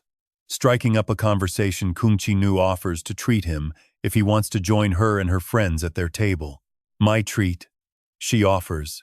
But Sumu simply declines no time. He figures they will not have much to do with each other in the future anyway, so he needs to head home and log on stuffing the last bite of food into his mouth. He gets up from the table. "I am finished. Classmate Kung Chi-ngu. I am heading out first." Startled, Kung Chi-ngu quickly asks if he is also on the Hidden Dragon server, but Sumu pretends not to hear a single word and walks away. Frowning, Kung Chi-ngu watches him leave and wonders to herself, "Sumu, why are you being so incredibly cold to me?" Her friends finally crowd around her, bombarding her with questions. "Chi-nu, who on earth was that guy? How could he act so distant to you? Has our school goddess finally fallen for someone? Let me guess. Is he just some random nobody from your school? Wait, is that the guy who actually ditched the college entrance exams today just to rush home and play Apocalypse? Does Chi-ngu seriously like an addicted slacker like him, the perfect model student pairing up with a total dropout? Now that is an absolute classic." Hung Chi-ngu sighs. "Stop messing around, you guys. Apocalypse is definitely not just some ordinary game." Her mind is filled with confusion. "Why are you doing this, Sumu? You were the one who kept showing up in front of me before. So why does it feel like you are actively avoiding me now?" On the other side of the street, Sumu walks away thinking, "Kung Chi-ngu, my memories of our past life told me one thing. I need to stay far away from this girl. Look, he is no world-saving hero, and he is definitely not about to risk his own safety." Shortly after, Sumu returns to his room. His gaming capsule has finally been delivered. Once the installation is completely finished, Sumu lies down inside. Man, this is incredibly comfortable. Playing Tianqi inside a real gaming capsule is the only way to go. This money was totally worth it, especially since it took him forever to get one in his past life. This time, he is going to take it one step at a time, uncovering the secrets of his mysterious destiny. With those words, Sumu activates his Tianqi ring to log straight into the game. The system announces that he is entering the world of Tianqi and wishes him fun. The Wrath of the Sacred Tree quest countdown is at 1 minute. The very second his avatar Mu Shen materializes in the beginner village, the other players immediately spot him. Anxiety is plastered all over their faces as they yell out, "Mu Shen." There is only 1 minute left before the tree gods start their revenge. The official website says those tree gods are level 5 monsters, meaning we do not stand a single chance against them. And the tree boss is level 10, meaning even you cannot handle this. Mu Shen, you have totally ruined us. Sumu just sighs, thinking that these clueless newbies are way too loud. Then he speaks up, "It is just a hidden quest, so do not panic." But the players keep whining they do not want to fail and lose levels, begging Mu Shen to find a way. What is all the noise about anyway? If Mu Shen says he can do it, then he can do it. Meanwhile, in the real world, countless people are watching everything unfold, live through the official Tianqi stream. Inside a corporate office, a man in a business suit watches the stream, instructing his secretary to keep a close eye on Tianqing Noah, long in Beginner Village 818. If they successfully clear this, He wants their people in other beginner villages to immediately trigger this exact same dungeon. Meanwhile, at an internet cafe, two young guys discuss the stream, noting this is a massive regional quest and wondering how a single player from Xia country expects to get the first clear. That is a joke. Even the top players from our strongest Yi country team do not dare challenge this yet. Back inside Tianqi, the countdown timer finally hits 0, and just like that, the crushing dread hits the village. Honestly, the level of realism in Tianqi is downright terrifying. Do not worry, honey. I am heading straight to the front lines to defend us. I cannot handle this pressure, so I am logging out first. Let me know when you guys finish. We should retreat too. It is just not worth dying for. Amidst the screaming players, Sumu notices something unexpected. Several local NPCs, like the blacksmith and the female apothecary, have actually joined them. He realizes this boss battle map even triggers NPCs to fight. He does not recall anything like this happening in his past life. While he is lost in thought, the village chief suddenly steps forward to speak. He rallies the young warriors, urging them to fight for the sake of their village and their tomorrow. With a wave of his hand, a blinding beam of light shoots from his book, splitting into threads that enter the players' bodies. The system announces, the chief's encouragement grants a 10% attack boost, 10% critical rate, 20 defense points, and 100 health points, lasting for 30 minutes. Moments later, the players and NPCs assemble at the front line, with the blacksmith standing proudly right at the very front. They do not have to wait long before a massive horde of tree monsters charges out of the forest, straight toward them. Get lost, the blacksmith roars, swinging his heavy hammer and instantly crushing a tree monster in front of him. With that epic opening strike, the other NPCs and players jump straight into the chaotic fray. Instantly, roaring battle cries and flashy skill effects light up the entire battlefield. However, since Tianqi just launched today, most players are not even level 5 yet. How could they possibly stand against an army of level 5 tree monsters? Very quickly, players are wiped out, spawning back at the resurrection point. But get this, things are about to get even worse. With no one left to stop them, the monsters surround the spawn point. The moment anyone spawns and loses their 15 seconds of invincibility, they are instantly whipped to death by vines. Trapped in a brutal death loop, the broken players scream out to stay away because they have absolutely had enough. Where is that solution Mu Shen promised? He is a total fraud. I cannot believe my legendary gaming career ends at a spawn point. I quit. I am logging off. Getting spawn killed the split second our 15-second invincibility wears off is just too terrifying. This is literally unplayable. Where is Mu Shen anyway? That big mouth needs to show his face and take his beating. This bloodbath is being watched by players across other servers. Over in Beginner Village 526, players are glued to the screen. Holy crap, this quest is insane. We are so lucky our own server is not dealing with this absolute disaster.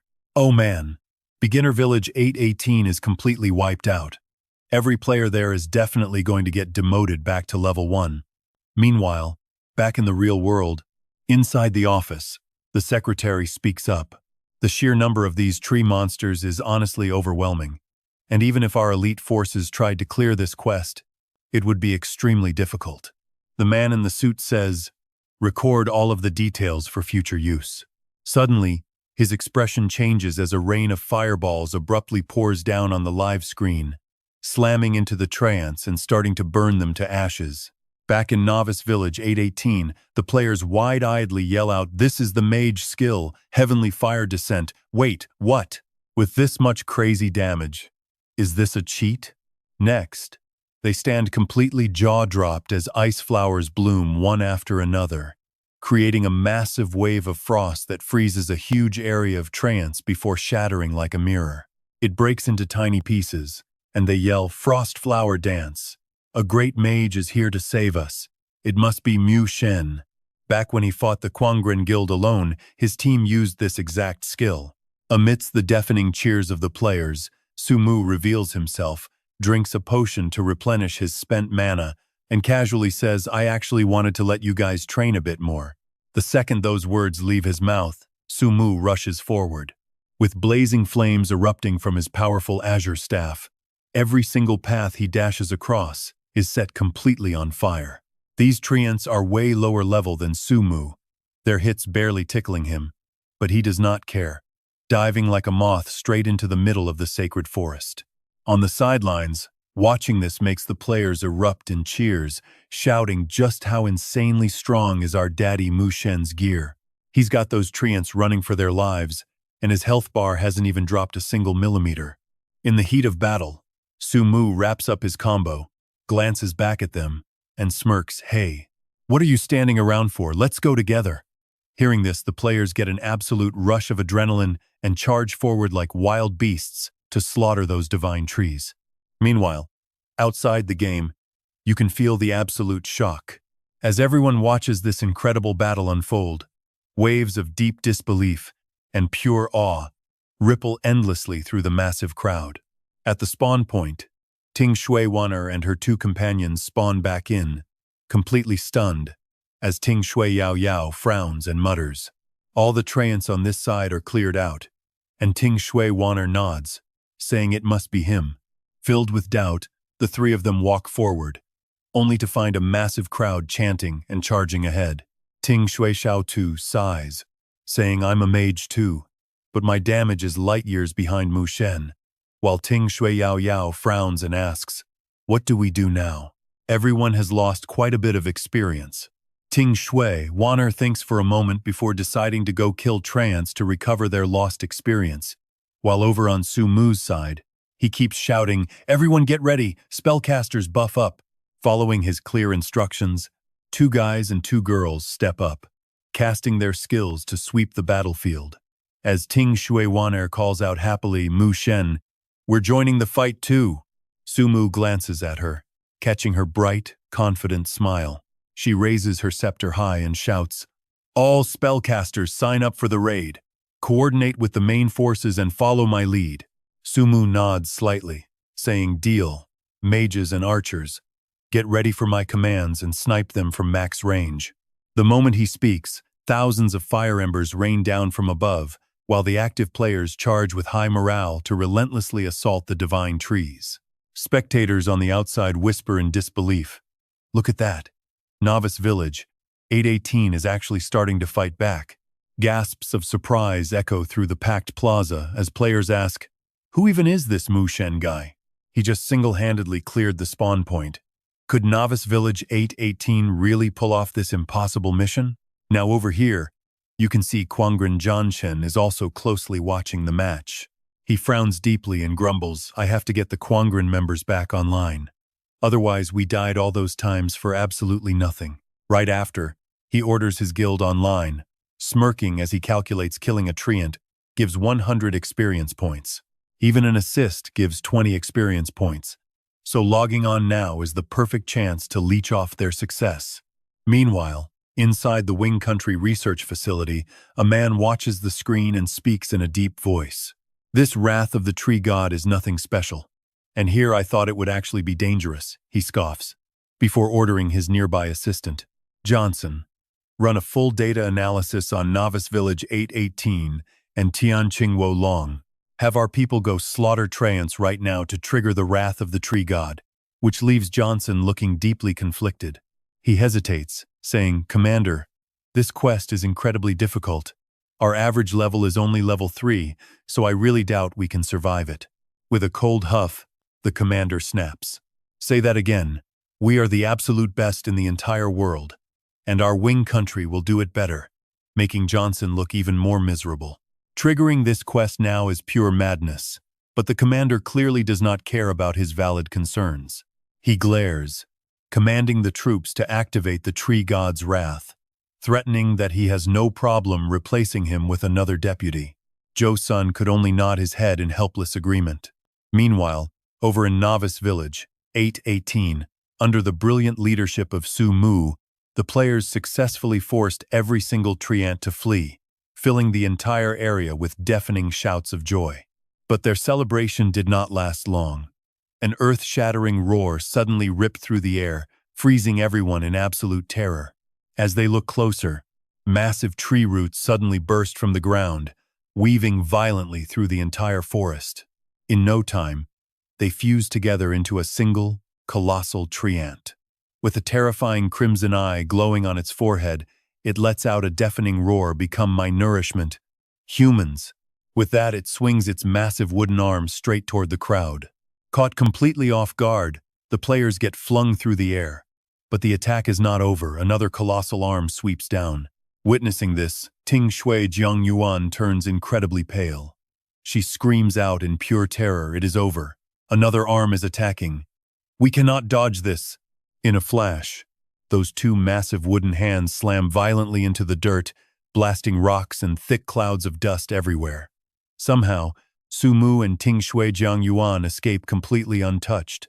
Because at that exact split second, Su Mu pulled her close and leaped out of harm's way, narrowly dodging death.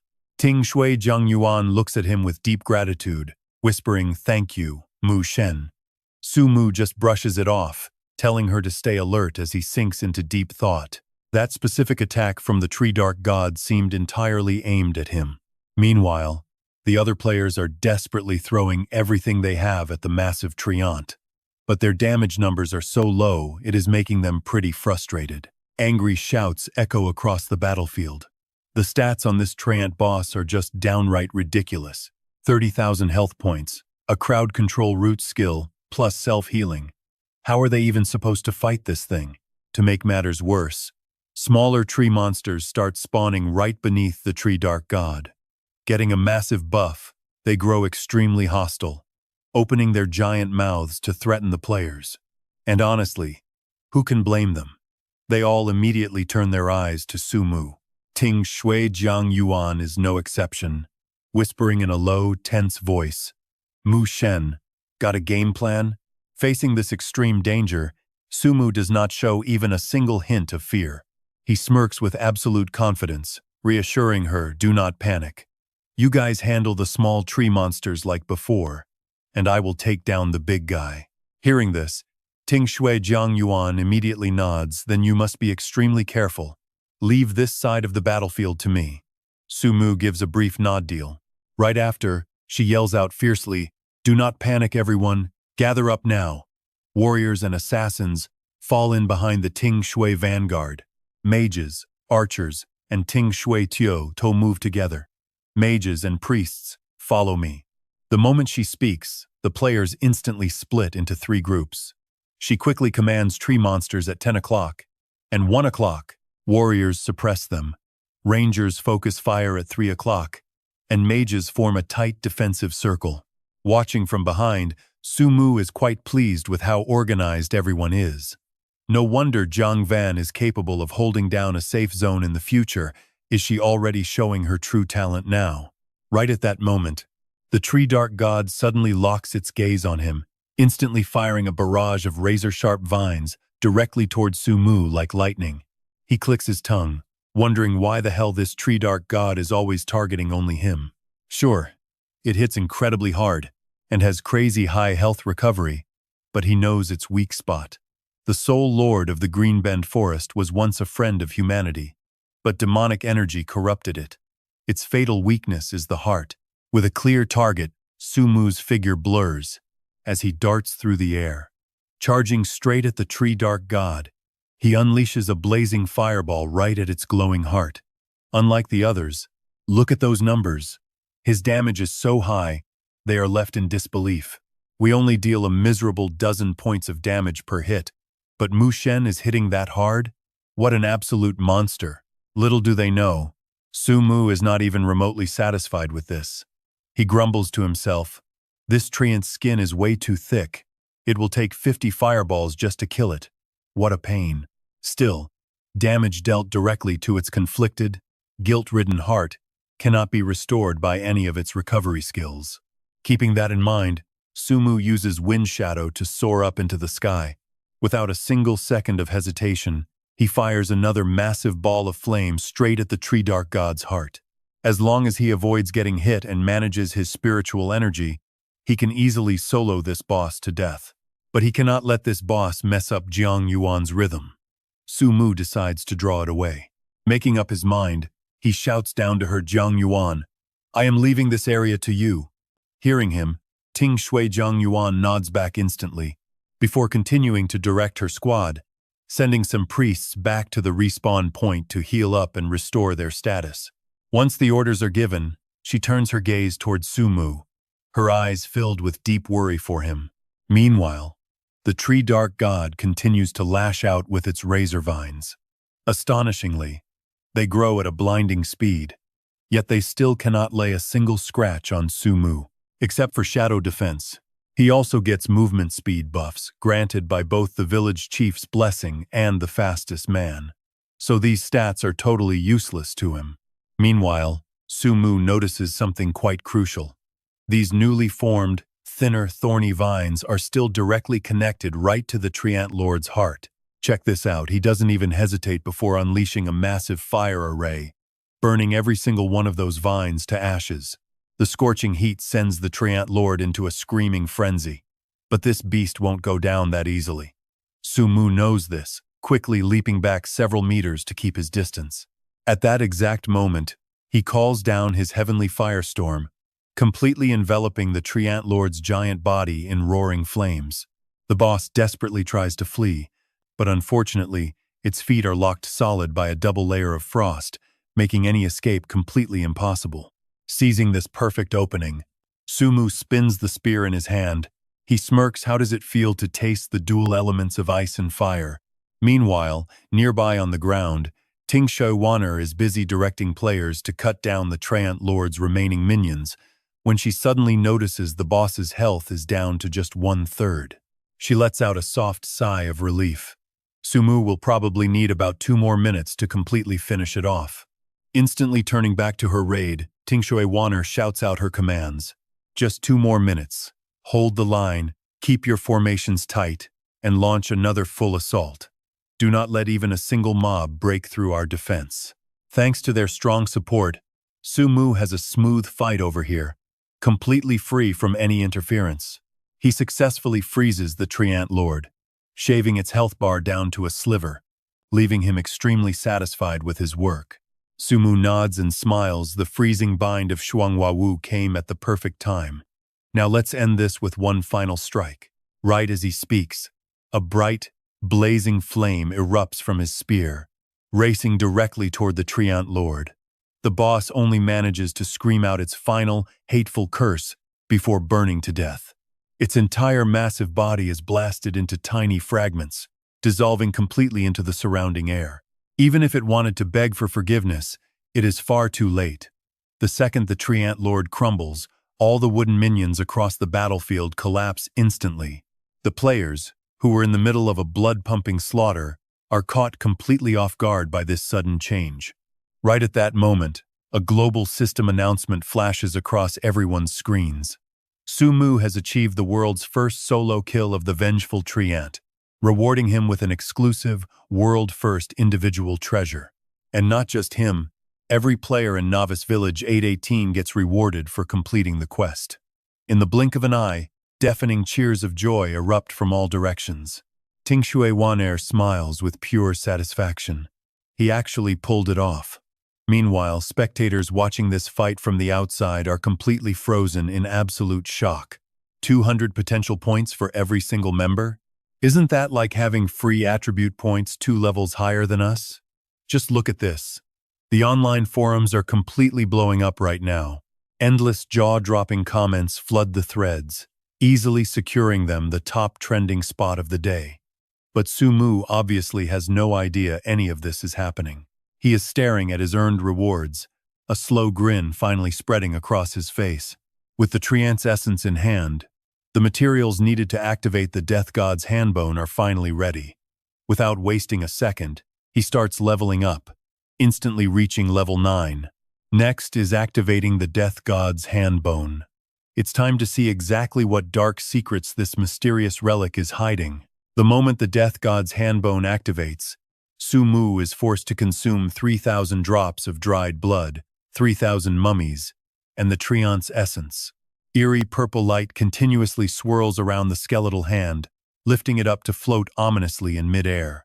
But the real mutation happens next. The glowing purple energy suddenly surges forward, completely trapping Su-mu and locking his entire body solid. He gasps in pure shock, "What's going on? I can't move at all." Su-mu immediately suspects this hidden quest is far from over. Just then, he catches sight of something massive rolling in from the far end of Luan Forest, resembling a dense, terrifying mist of dark demonic energy. All the nearby players are caught in the exact same paralyzing trap, and even worse, they suddenly receive a terrifying debuff called Gaze of Death. Tingshu Wanner quickly shouts out, "Everyone check your character statuses. Did we just get hit with some kind of debuff?" Hearing her warning, everyone immediately checks their interface. Sure enough, they all have it. Panic breaks out as they scream, "I can't move at all. Damn it. Me neither. I want to log off." The entire battlefield quickly descends into absolute chaotic panic. Before anyone can even process what is happening, a massive gale sweeps through. Total darkness suddenly blankets the area, and their health bars begin rapidly draining. Within mere seconds, their HP bars are completely wiped clean. Yet strangely, they do not die and respawn back at the resurrection point. Listening to the panicked cries of the players all around her, Tingshu Wanner's expression turns incredibly grim. "It seems we don't die even when our health reaches 0. So let's wait patiently. Maybe the developers are just testing server parameters." Hearing her logical words, the crowd quiets down and patiently waits, but Tingshu Wanner remains deeply anxious. She still has absolutely no idea why Su-mu hasn't returned yet. Is he in grave danger? As for Su-mu himself, he is currently trapped deep inside Luan Forest, completely surrounded by a heavy, suffocating darkness. He frowns and mutters, "What is going on? What kind of buff is this death's gaze anyway?" While Su-mu is completely confused, a pair of blood-red eyes suddenly glares through the pitch-black darkness. The moment Su-mu sees them, he gasps in sheer terror. Those eyes are locking directly onto him, creeping closer and closer by the second. Cold sweat pours. Su-mu goes pale. Trembling, he mutters, "It is the god of death."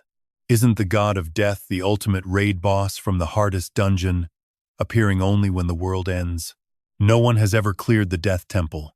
First comes the apocalypse, and then death descends into our world. Did activating this handbone of death cause him to arrive early? Su-mu knows almost nothing about him. In his past life, he did not even have the right to enter. Suddenly, an earth-shattering roar erupts.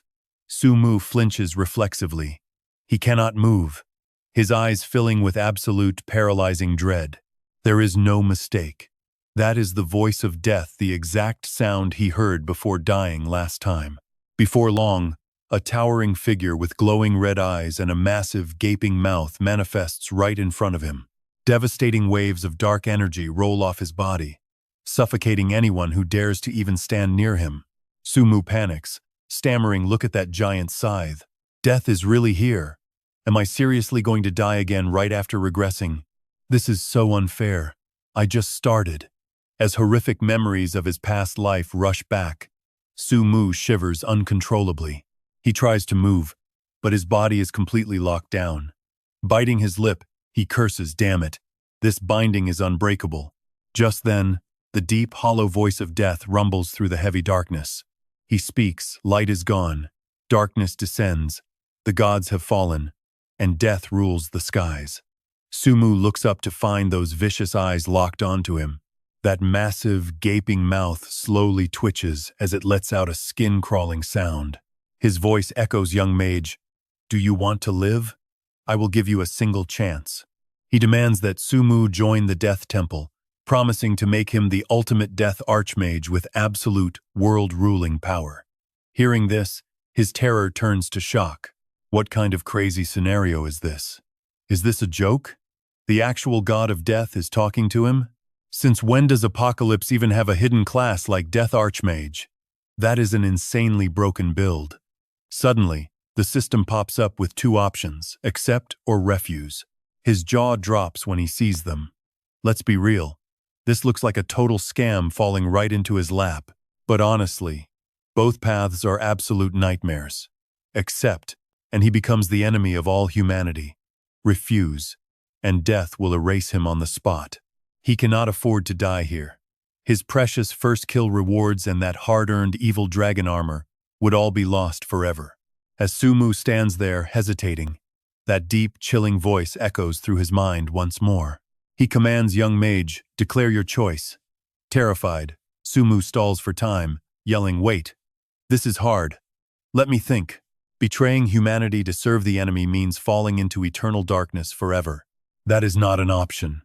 He has to stall for time, hoping his death hand bone reaches 100% activation before it is too late.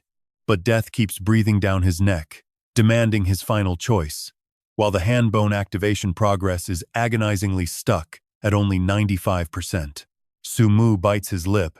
His new life is seriously turning out to be a massive disaster. Stealing his resolve, he looks the god right in the eye. Pouching his lips, Sumu declares, fine, here is my answer. I refuse. Hearing that, Death's face twists with pure rage as he lets out an earth-shattering roar. What did you say? He screams in fury, you ignorant ant. To protect some ridiculous light, you actually dare reject my offer? Sumu scoffingly fires back, so what if I'm an ant? Even an ant can have massive ambition. My life might be fragile, but my spirit is completely unyielding. How could this young master ever bow down to a murderous enemy? I would rather die than suffer this humiliation. He challenges the entity to try and kill him again, because at worst, he will just start over. Furious, Death snorts, then die. You worthless ant. Instantly, his deadly weapon thrusts straight at Sumu, but he remains completely calm. In 3 seconds, he will just respawn and start over. Right when all hope seems lost. Look at this, a blinding beam of light suddenly pierces the sky. Moving too fast for the naked eye to track, it slams violently into Death's weapon. This sudden turn of events leaves Sumu completely stunned. Right then, a booming voice echoes from within the blinding light, a mere projection of Death, dares to cross boundaries to slaughter? Do you think our temple has nobody left? The moment Death hears that voice, he immediately recognizes the powerful entity approaching. Letting out a sinister, twisted laugh, he sneers Michael. Oh, Michael, do you really think you can save this boy? Sumu stares in absolute awe, unable to hide his shock. The majestic, winged, angelic figure appearing before him is completely hard to believe. This is Michael himself, the ultimate powerhouse and the supreme commander of the legendary Angelic Legion. Go back to hell, Michael commands coldly. Divine power surges into his hand as he unleashes a devastating strike toward Death without any hesitation. In the blink of an eye, the Reaper's figure vanishes, yet his eerie, twisted laughter continues to echo. He is cursed, and sooner or later, he will join our Reaper Temple. Things are moving way too fast, Sumu mutters in sheer shock, wondering if this is the true power of the Temple's highest angel commander. A single blow completely shatters the Reaper's illusion. The Temple stands as one of the 2 massive factions in Apocalypse, the core of the divine forces, while the Angel Army is their most legendary fighting legion. Meanwhile, the Reaper Temple serves as the absolute command center of the opposing demon faction. Wait, check this out. He only activated the bone, so how did he summon the Reaper and this absolute legend Michael? While Sumu is still processing everything, Michael's voice suddenly booms out, young warrior. Your choice is absolutely correct. Sumu gasps, suddenly realizing he can move his body again, and quickly offers his respects, greetings, legendary Michael. Honestly, he has no idea if he greeted him right, since he never met such a high-level NPC in his past life. Michael just offers a gentle smile and replies warmly. He tells him his choice deserves the temple's praise, and completing his trial will grant the legendary Temple Mage title, leaving Sumu staring in complete shock. Even at level 100, this remains the primary title, and it is the only key to unlocking the temple's most legendary hidden quests. Getting more excited by the second, Sumu eagerly agrees, I am ready to take on your trial, prompting Michael to nod in satisfaction. Michael calmly hands him an item, explaining it is a spoil of war meant to help him complete this grueling trial. He pulls out a necklace and hands it over, and the moment Sumu takes it, his eyes practically pop out of his head. It is the damaged evil dragon necklace, and while Sumu stands there dazed, Michael speaks again. I hope this helps you walk the path of true power. May the light of Apocalypse guide you. With those final words, He vanishes into thin air, and the bright, warm sunlight instantly floods the area once again. Sumu stares up at the sky for a moment, then tightly grips the necklace and literally jumps for joy. You can bet he knows this gear in his past life. Only one god-level player owned this undefeated, overpowered armor set, and now he actually holds the necklace of that very set. Purifying this to legendary rank would make his entire rebirth completely worth it. Owning this piece means the other gear parts will definitely follow, practically guaranteeing he will become completely unstoppable in the future. Once the excitement finally settles, Sumu decides to inspect the Reaper's handbone that nearly forced him to delete and reset his character, which has now fully finished its activation. He receives a massive haul of new skills and gear, bringing him to tears as he mutters, "What a massive win! Apocalypse is finally treating me right." But his joy instantly evaporates when he spots the upgrade requirement, a mind-boggling 5 million experience points. He angrily snaps that the game is clearly playing him, especially since that absurd amount is only needed to level it up once. Huffing in absolute frustration, Sumu decides to put the issue aside for now. Next, he opens the tree god's treasure chest to hunt for rewards, knowing he must hit level 10 rapidly to claim the dungeon's first clear. Deep within the Luklone forest, Sumu sits down to thoroughly inspect his newly acquired loot. After scanning through the pile, he decides to check out the tree god's final wish first. He activates the item, and a faint projection of the tree god materializes, speaking in a low-voice warrior. "Thank you for freeing me from this torment." The spirit explains that as the former lord of this land who is now fading away, he has one final request for the brave warrior. A quest prompt immediately pops up, and Sumu accepts it without a single second of hesitation. He sighs, realizing the quest objective perfectly aligns with his ultimate trial defeating the god-destroyer star, Apophis. The Earth spins quietly in the vastness of space. Yet, hundreds of calculations reveal this massive asteroid will make its closest approach to the Eastern Hemisphere at 4:49 a.m. GMT+8 on April 14, 2029. The collision chance at 5:20 is around 2.7%, threatening to release 6,400 trillion kilotons of force, equivalent to over 1 ton of explosive TNT. Tension starts building. While a physical crash might not be guaranteed, once Apocalypse merges with reality, everything changes. The very first vanguard of the God-Destroyer Legion will be Apophis. Forget about how humanity will stop the real Apophis later. Right now, Sumu has to defeat this simulated boss inside the dungeon. Even in its weakened, simulated state, this boss is brutally tough, not to mention the 3 mini-bosses guarding the path. In his past life, a heavily funded level 15 pro team from Duke Kwok claimed the first clear, making Sumu click his tongue in frustration. This game is pretty far from simple, he realizes. Shaking off the thought, he decides to check out the other reward chests from the tree god. This time, Sumu pulls quite a haul, 50,000 gold and 300 potential points, a level 10 triple wind fire boot, a universal purple skill book, and 1,000 temple reputation points. Seeing all this, he shouts out in pure joy, "Watch this." He pulls a universal purple skill book for any class, plus some serious temple reputation. These triple wind fire boots are not bad either. What a steal. Sumu does not hesitate, quickly learning the universal purple skill book, which unlocks the psionic trigger skill, boosting his attack power by 100 points for 5 full minutes. Sumu is completely stunned, exclaiming that summoning a clone during battle is absolutely insane. As for the temple reputation, stacking up points makes it way easier to cozy up to those powerful temple NPCs. This rep is not something you get from standard quests. The higher his reputation, the higher his drop rate. Finally, he opens the global first solo kill treasure. He receives a mountain of items, including the highly coveted Guild Blessing privilege. This is an amazing buff provider for players, meaning he can win right from the starting line once he builds his own guild later. He also gets the Demon Slayer title, designed for taking down demonic monsters. Looking at it, he is totally thrilled. Shouting with excitement, Sumu moves on to stat allocation. As a mage, he goes full offense, dumping all his potential points straight into magic attack. 1 fireball. Instant win. He will find time to do this accessory quest later, especially since the bonus stats are so good. But for now, he is heading back to town to appraise his gear. Meanwhile, over at the beginner village respawn point, a crowd of players is endlessly whispering and gossiping about the crazy event that just went down. Just then, Sumu spawns back in. The second they spot him, everyone starts rushing over, completely crowding him with grateful thank yous.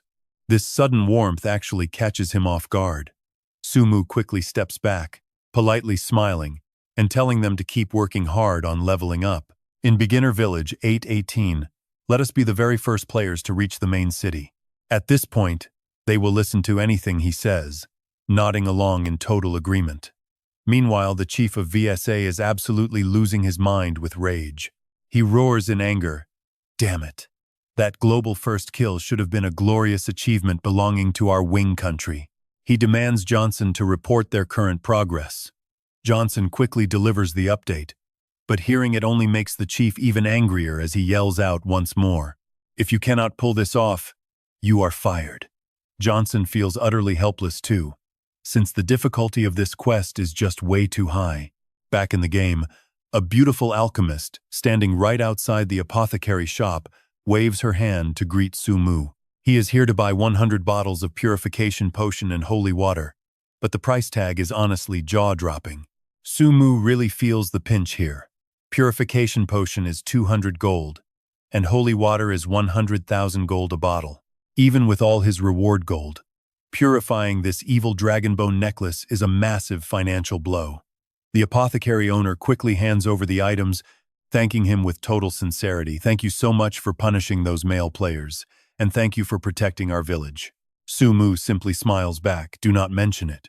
Right after that, he finds a quiet spot to begin the purification process.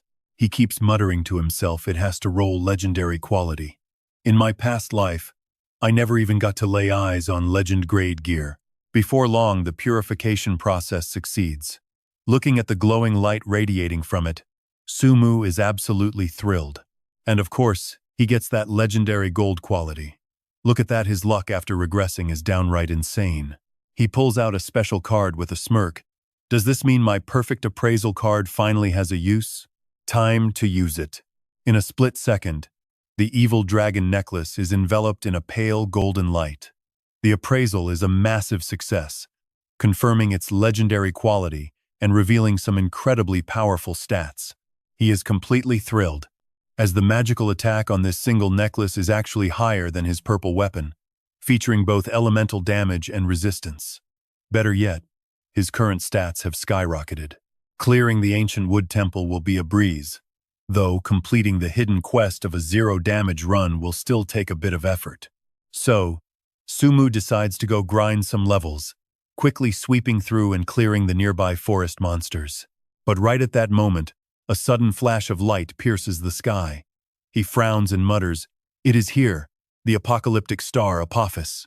The next second, that ray of light crashes down, and the surrounding players all witness it, whispering in complete shock. What is going on? Why did it suddenly get so hot? And what even is that? Something crashed down here, is it a meteor? In the blink of an eye, the entire forest heats up, engulfed in brilliant, roaring flames. The intense heat forces the players to run for their lives. Every wild beast in the forest also flees to find shelter. At the same time, Sumu stands on a high cliff, observing the whole chaos. This is still just a simulated effect of the Genesis world. The actual destructive power has been toned down quite a lot. If reality is restored, everyone gets wiped out instantly, and the flames are already spreading fast toward Newbie Village 818. Players in the city scramble to escape, screaming to run because the fire is coming. This Newbie Village is definitely not safe anymore. Right at the absolute last second, some incredibly swift footsteps suddenly echo through the chaos. Looking closer, those footsteps actually belong to the village chief, and you are not going to believe what he has got in his hands. The water dances wildly through the air, crashing head-on into the encroaching fire, leaving the watching players absolutely stunned by the sight. Who knew the old chief was this powerful, a dual-class master wielding both warlock skills and water magic at the exact same time? Within moments, the chief's rushing water completely snuffs out the fire, and the relieved players immediately start cheering and throwing praise. They shout that the village chief is the absolute goat, begging the hidden powerhouse to hand over some secret quests. Hearing their pleas, the chief just glares at them. But after a quick second, he lets out a quiet chuckle. He warns that the demon god Apophis has invaded, and to protect their world, they cannot let him escape Luklone Forest. He offers his blessing to every brave warrior fighting Apophis, and the very moment he finishes, the system immediately triggers a new quest. The players go wild, shouting to look at the quest popping up above their heads, while Sumu watches from afar, feeling quite surprised. The very first dungeon of this entire world is finally open. In the game, Apophis is searching for an ancient item hidden deep inside the ancient wood temple ruins of Luklone Forest. In his past life, Apophis descended to Earth to slaughter everyone, while frantically hunting for a specific substance his Destruction Star Legion needed. But deep inside the actual Amazon jungle, a place identical to the ancient wood temple exists, proving that many of these special game environments truly exist in the real world. Either they just haven't shown up yet, or they are hidden deep in highly dangerous zones, which means even if he shared these past life secrets with the country right now, it wouldn't do any good. To fight off this invasion, humanity's current power is still way too weak. As a reborn player, he must do everything possible to grow stronger before the game merges with reality, finding every single chance to fight. For now, players can't just pay to win this ancient wood temple dungeon. They actually have to master the mechanics and have real strength.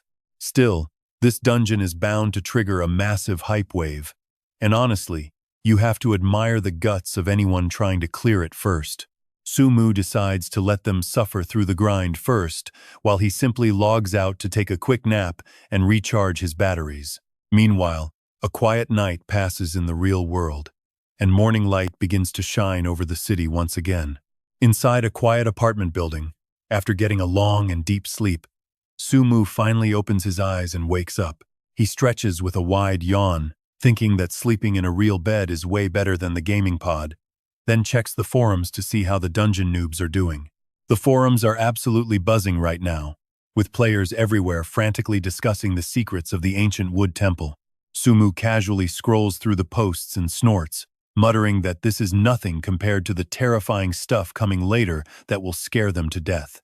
Teams from every nation are pushing hard, with the world's fastest progress belonging to Team R from China's Wanli Imperial Capital region. They've made it to the very first boss but still can't defeat it, prompting Sumu to log back into his gaming pod. He quickly spawns back in the newbie village, where Jiang Yuan slowly walks up and asks him in total shock how he is still only level 9. Sumu just smirks, teasing that she must have chugged quite a few experience-boosting potions. Then he remembers something and asks her if she needs some of the extra blue-tier gear and white-tier skill books he has lying around. Jiang Yuan nods without a single second of hesitation, thanking him because his constant resources have helped her guild, Vic Tuyet, grow pretty fast. She invites him to join them once they hit level 10, prompting Sumu to jokingly ask if he gets to touch her legs. Of course, he is just playing around, knowing that given Jiang Yuan's highly influential background, she is a valuable connection. Getting first-hand intel from her is key. But Jiang Yuan actually takes his joke completely seriously. She smiles and tells him that Thich Tuyet is full of gorgeous girls, so it is up to his own skills. But Sumu keeps teasing, saying he is only interested in her. Blushing, she looks down and whispers that as long as they work together, she can share exclusive intelligence and even give him a 30% cut of the rewards, which makes Sumu reflexively frown. That level of confidence proves the power behind her guild is massive, and she is clearly willing to drop serious cash and spill deep secrets just to recruit him. After thinking, Sumu replies in a serious voice that dungeon intel the entire world wants is worth an absolute fortune, but he just isn't interested, leaving Jiang Yuan completely baffled as she asks him why. Sumu looks at her and offers a friendly warning to big sister Jiang Yuan, advising her to focus on leveling up, and even at level 10, to avoid that dungeon because it is virtually impossible right now before walking off to grind. With that, Sumu turns and walks away. Jiang Yuan stares after him, left completely speechless. She is incredibly annoyed. She offered solid intel and a team of gorgeous, well-geared beauties, yet he still rejected her. An hour later, the game's world chat is going absolutely wild. You should see how everyone is spamming Sumu. Sumu actually notices the spam and calmly replies, "I'm currently on my way to slay the demonic ape." The other players panic instantly, and one after another, they start clearing out of any map he might walk through. Sumu doesn't care at all and keeps grinding. Reaching level 10 unlocks new enhancement systems, making him shout happily, "Guys, I finally hit level 10. Right after that, Sumu teleports back to Novice Village and heads straight to the village chief's house. He walks in boldly and says, "Chief, I want to establish a guild." The chief looks back calmly, "Warrior, you really did meet my expectations. An outstanding warrior like you deserves to build a guild of your own. The price is 300,000 gold coins." Hearing this, Sumu's face completely drops as he mutters, "That is so expensive. Are you robbing me?" The chief smiles and says, "Warrior, if you want to become a legend, you have to invest in the early stages." Sumu falls silent, realizing that he won't be relying on anyone else this time. He needs his own guild to recruit elite players, turning their strength into a solid weapon for his own ends. Without hesitation, Sumu creates the guild and names it Fengshen Valley, happily walking out of the chief's home. Fengshen Valley will definitely grow into a powerful force to protect Sha Kingdom when the apocalypse arrives. Meanwhile, the nearby players receive the system notification. Jiang Yuan sighs in awe. Mu Shen already established a guild. He is always one step ahead of us. Who knew Mu Shen wanted to be his own boss? Qingyu is also quite surprised by the news, silently scheming. Elsewhere, a group of grinding players gets the announcement, and one yells, "Boss, that punk beat us to the punch and made his guild already." The boss snorts and says, "Our Madmen Guild is the absolute strongest." Before long, a massive flood of join requests pours into Sumu's newly made guild. He frowns at the massive stack of requests, then mutters to himself, "Let's activate that level 1 guild blessing reward from earlier." After that, Sumu starts applying the guild's random attribute blessings, which will remain active for exactly 24 hours. The first roll of the day is completely free, while any refreshes will cost diamond coins or contribution points. With that sorted, Sumu visits the local blacksmith, asking for 2 basic appraisal scrolls. But the smith just grunts in annoyance and snaps, "200 gold." Sumu sighs, thinking, is he still mad because the alchemist prefers talking to me? He still pays up and takes the scrolls to appraise his triple windfire belt and boots. Checking their stats, he scoffs. Does this young master need to run? What garbage effects are these? Luckily, the base stats are quite great. Now, he just needs the helmet to maximize efficiency. He quickly posts a buy offer in world chat, then decides to check his unread messages. With a heavy sigh, he realizes it is all a total mess. Expecting sub-level 10 newbies to drop level 10 purple gear is clearly asking too much. But then, he receives something even more bizarre. A shirtless man's photo startles Sumu, making him snap, "What the hell? I am a straight-up decent guy." A moment later, a stranger messages him, claiming they actually have the triple windfire helmet. Sumu quickly messages them back, only to get a super frustrating reply. "I am using it myself, not selling." Honestly, we'd all lose our minds here if you are not selling. Why text? Is he crazy? This assassin is somehow more shameless than him. He is literally begging for a block. But before he can hit block, another message pops up, "Can I join your guild? I will gift you this gear." Seeing this, Sumu snorts, trying to enter Feng Yun Valley with just 1 purple gear. But in reality, Sumu instantly accepts him. A real man knows how to adapt when the rewards are this good. Yet, it doesn't take long before Sumu hatches a sly plan. Who even is this dark god guide anyway? Maybe he can grab the gear, give him a quick guild buff, then kick him out. Right then, Dark God appears, happily calling him boss. Sumu lowers his head, suddenly feeling a bit guilty about his own scheme. Well, maybe he should just kick him out quickly anyway, since the guy can't beat him in a fight. Just then, Dark God runs over to ask Big Boss, "Why does our guild only have 2 people right now?" Sumu keeps quiet, but on the inside he is laughing his head off. In a moment, there will only be one. Kid, the world is brutal, so don't blame me. But he drops this plan quickly when the guy makes an incredibly smart move. Amthun cheerfully pipes up, asking why their guild fund is so tiny, and offers to add a little something. But his idea of a little something is 10 million gold coins, which almost makes Sumu lose his mind. Yet the guy sounds pretty unsatisfied, asking if 10 million is enough for starters and telling his boss to just call if he needs more. Sumu's eyes light up as he tells him to accept the guild blessing first to unlock his attributes. Amthun quickly does exactly that, handing over the triple windfire helmet to Sumu. Now, our main guy is rocking 4 pieces of purple gear and 1 orange gear. With this gear, it is time to raid the ancient tree temple dungeon. While Sumu is plotting, Amthun sends him a quick message. He says he prayed over 100 times to finally secure the attack boost and speed attributes, followed by a massive wall of text. Sumu finds the guy pretty annoying but bites his tongue, telling him to hold on because he will bring him along. This dungeon is insanely tough, so he needs to prepare. But first, the guy needs to level up because level 6 is absolute trash. After sending him on his way, Sumu turns around and fires off an invite to Jiang Yuan, and you can bet she is shocked when that notification pops up. Mu Shen is inviting her to a dungeon raid with a fee of 200,000 gold. A bit later, Sumu arrives at their meeting spot, waving at Jiang Yuan with a grin.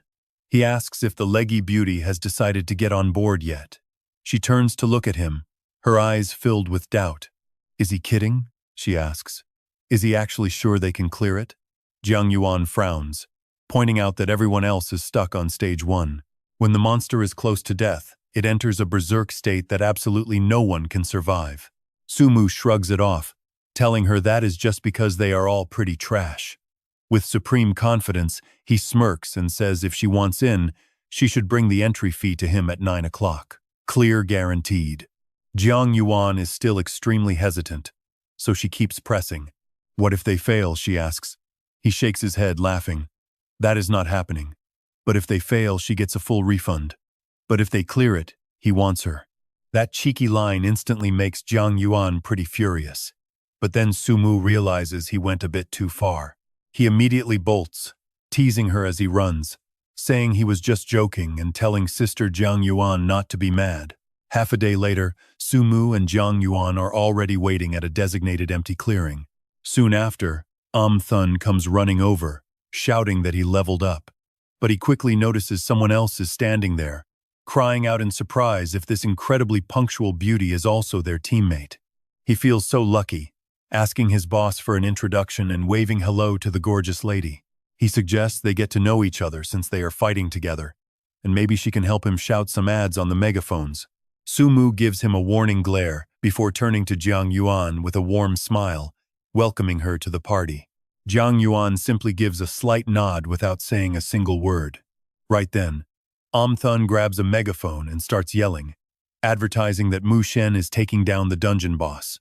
200,000 gold, only 2 slots left. First come, first served. Honestly, Sumu is left pretty speechless by this stunt. But guess what? The wild trick actually starts working. A crowd quickly starts gossiping, but the memory of their previous brutal defeats is still fresh, so they decide to pass. After a long wait, Jiang Yuan speaks up, suggesting she take both of those spots to bring her own friends along. He figures anyone is perfectly fine as long as they are not from the Madman Guild, so he agrees on the spot. Shortly after, Ting Shui Xia and Ting Shui Xiao Tu arrive. Although Ting Shui Xia does not really believe Sumu can clear it, they join anyway just for Jiang Yuan. As Ting Shui Xia approaches, Amthun grins and tells them his boss is incredibly strong, so they can just lie down and get carried. She cannot help but sneer, thinking this little assassin is pretty amusing, laying down to wait for death. Is that it? Amthun smirks at the 2 girls, then glances over at Sumu to ask if he can show off a little bit. Sumu is pretty confused, asking what he is up to. The guy acts all mysterious, then fires off a massive wave of world channel announcements that blows everyone away. Sumu and the others are left completely dazed. Each megaphone costs 1,000 gold. Yet this crazy guy just spammed 1,000 of them at once. The sheer scale is ridiculous, making Sumu seriously want to beg him to just fund him directly. Moments later, right in front of the dungeon portal, a curious crowd gathers to watch. But absolutely nobody believes this five-man team can actually pull off a victory. Mu Shen could not care less, leading his team straight through the portal. Before long, they successfully enter the ancient tree temple. Thun shouts in excitement at how massive the place is. But Ting Shui Sha Xia immediately snaps at him to shut up, so he quickly closes his mouth. The party continues venturing deeper into the ruins until they come to a halt in front of several massive doors. Thun hurriedly asks his boss, saying the internet claims the first stage is a maze, so how should they proceed? Behind them, Ting Shui Sha Xia chimes in, asking if he wants her to show them the correct path. Since he promised to carry them straight to the boss, why not head directly to the first stage boss? Hearing this, Sumu scoffed, suggesting they should just go their separate ways. Xia Xia angrily yelled, "You charge 200,000 gold for a slot, and this is all we get?" If the captain had not invited her, she would never have come. Shrugging indifferently, Sumu casually smiled and said, "If you are not willing, you can leave the party any time. Oh, and by the way, if you leave on your own, there are no refunds." Hearing this, Jiang Yuan grew even more annoyed, while Dark God happily chimed in beside them. "Ladies, my boss said if he can take the boss down, he will. You can just lie back and enjoy the carry." She grumbled reluctantly. These pay-to-win players sure talk a lot. Jiang Yuan finally broke up the bickering, and Sumu led them deeper inside. As they went further, the surroundings became absolutely bone-chilling. Blood-red streams flowed on both sides, sending a thick, sickening metallic stench into the air. Gagging, Dark God pinched his nose. This bloody stench was way too realistic. Why did the game art style suddenly turn so creepy? Jiang Yuan also chimed in to warn everyone. "Keep your guard up. There is a blood demon behind this waterfall that moves incredibly fast. They are extremely hard to hit, and even Team R struggled to deal with them." Only Sumu walked ahead in complete peace. "Do not worry. If you do not attack, they will leave you alone." Thi Tuet Xiao Tu skeptically asked, "Are you serious? Mu Shen would not be pulling our legs, right?" His relaxed attitude left Jiang Yuan quite suspicious. These blood demons looked terrifying, but they actually did not make a single move to attack. How on earth did he know that? Just as Sumu said, they reached the next gate without running into any trouble at all. Dark God smirked smugly and boasted, "Ladies, do you believe it now? Listening to my boss is always the best move." Ignoring them, Sumu stepped through the door into a dark basement piled with human bones. Talk about a total nightmare. Even Dark God shuddered. "Looks like a massive war happened here. These skeletons are not going to come back to life, right?" The moment those words left his mouth, the bones below began to rattle. As they braced for battle, Xia Xia scolded him for jinxing them. Dark God never imagined in his wildest dreams that his joke would actually come true. He panicked and mumbled, "My bad." Before long, a swarm of level 7 skeleton soldiers rose from the dirt floor. Buried deep underground for years, they had been craving the taste of fresh blood for a very long time. As they crept closer, Xia Xia snorted and yelled, "Thi Tuet Xiao Tu, we are no pushovers." In an instant, she unleashed a burst of energy. The skeleton rushing her immediately collapsed, but it did not stay down for long. Its eyes suddenly glowed blood red as if filled with pure rage. It slashed viciously at Xia Xia, forcing her to cast a protective shield. These monsters had high health and defense, making them tough to beat. Jiang Yuan quickly cried out, "Xiao Tu, fire support!" Xiao Tu rushed forward and launched a blazing fireball. Seizing the opportunity, Xia Xia sliced clean through one of the skeleton's arms. But right then, another monster slashed her shoulder. Seeing this, Jiang Yuan quickly cast a heal on her while Xiao Tu launched a counterattack at the horde. A volley of ice shards shot toward them like lightning, but the damage was barely scratching them. Realizing this, she yelled, "Their defense is too high. I cannot deal any damage." With her frost magic useless, Xia Xia grew desperate and screamed, "Damn it! What is wrong with these things?" Did not Mu Shen say he would carry us through this?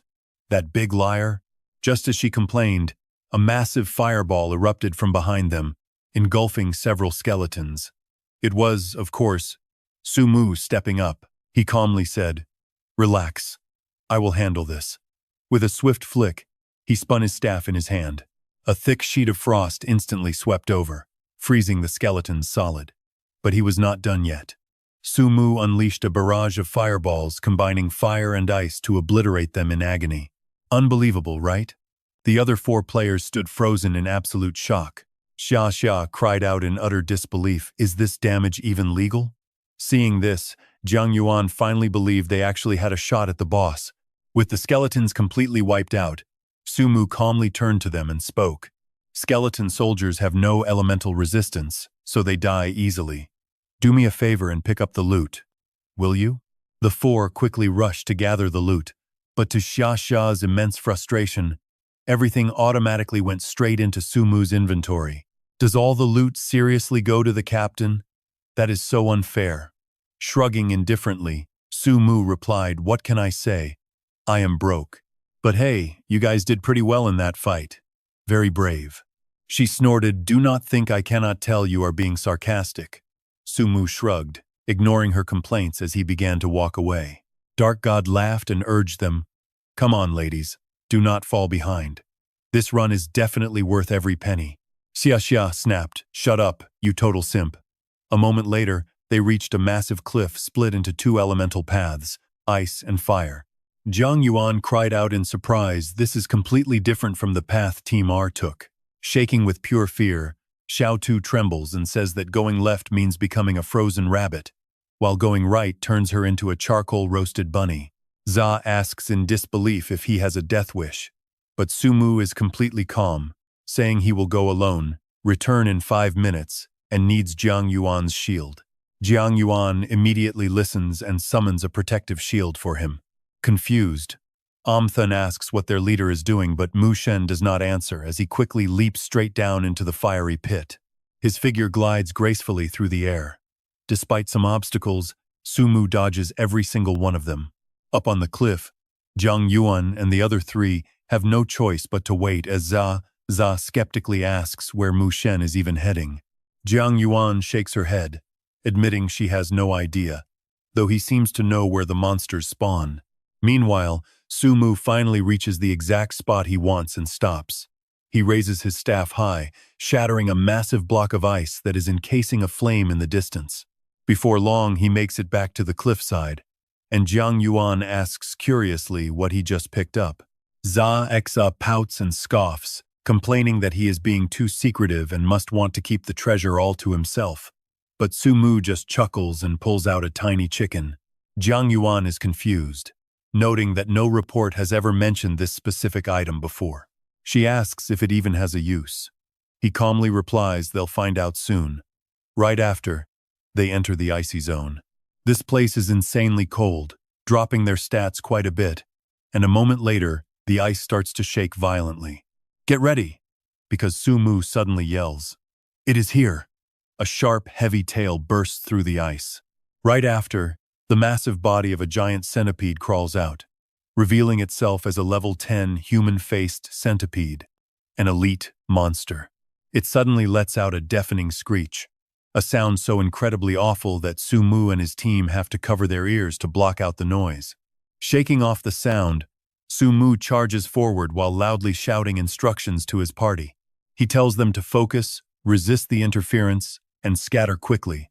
And with that, he fires a massive fireball directly into the beast's face, dealing heavy damage. However, its health pool is massive, so that barely tickles it, and it immediately spits a stream of toxic fluid toward the group. While Jiang Yuan and the other 3 take a direct hit, Su Mu is quick enough to activate Shadow Step and cleanly dodge it. He instantly dashes back toward the centipede like a flash of lightning, shouting out his battle plan. Shouting to hold aggro, he warns the boss is immune to water magic, so mages must avoid rain of bone flowers.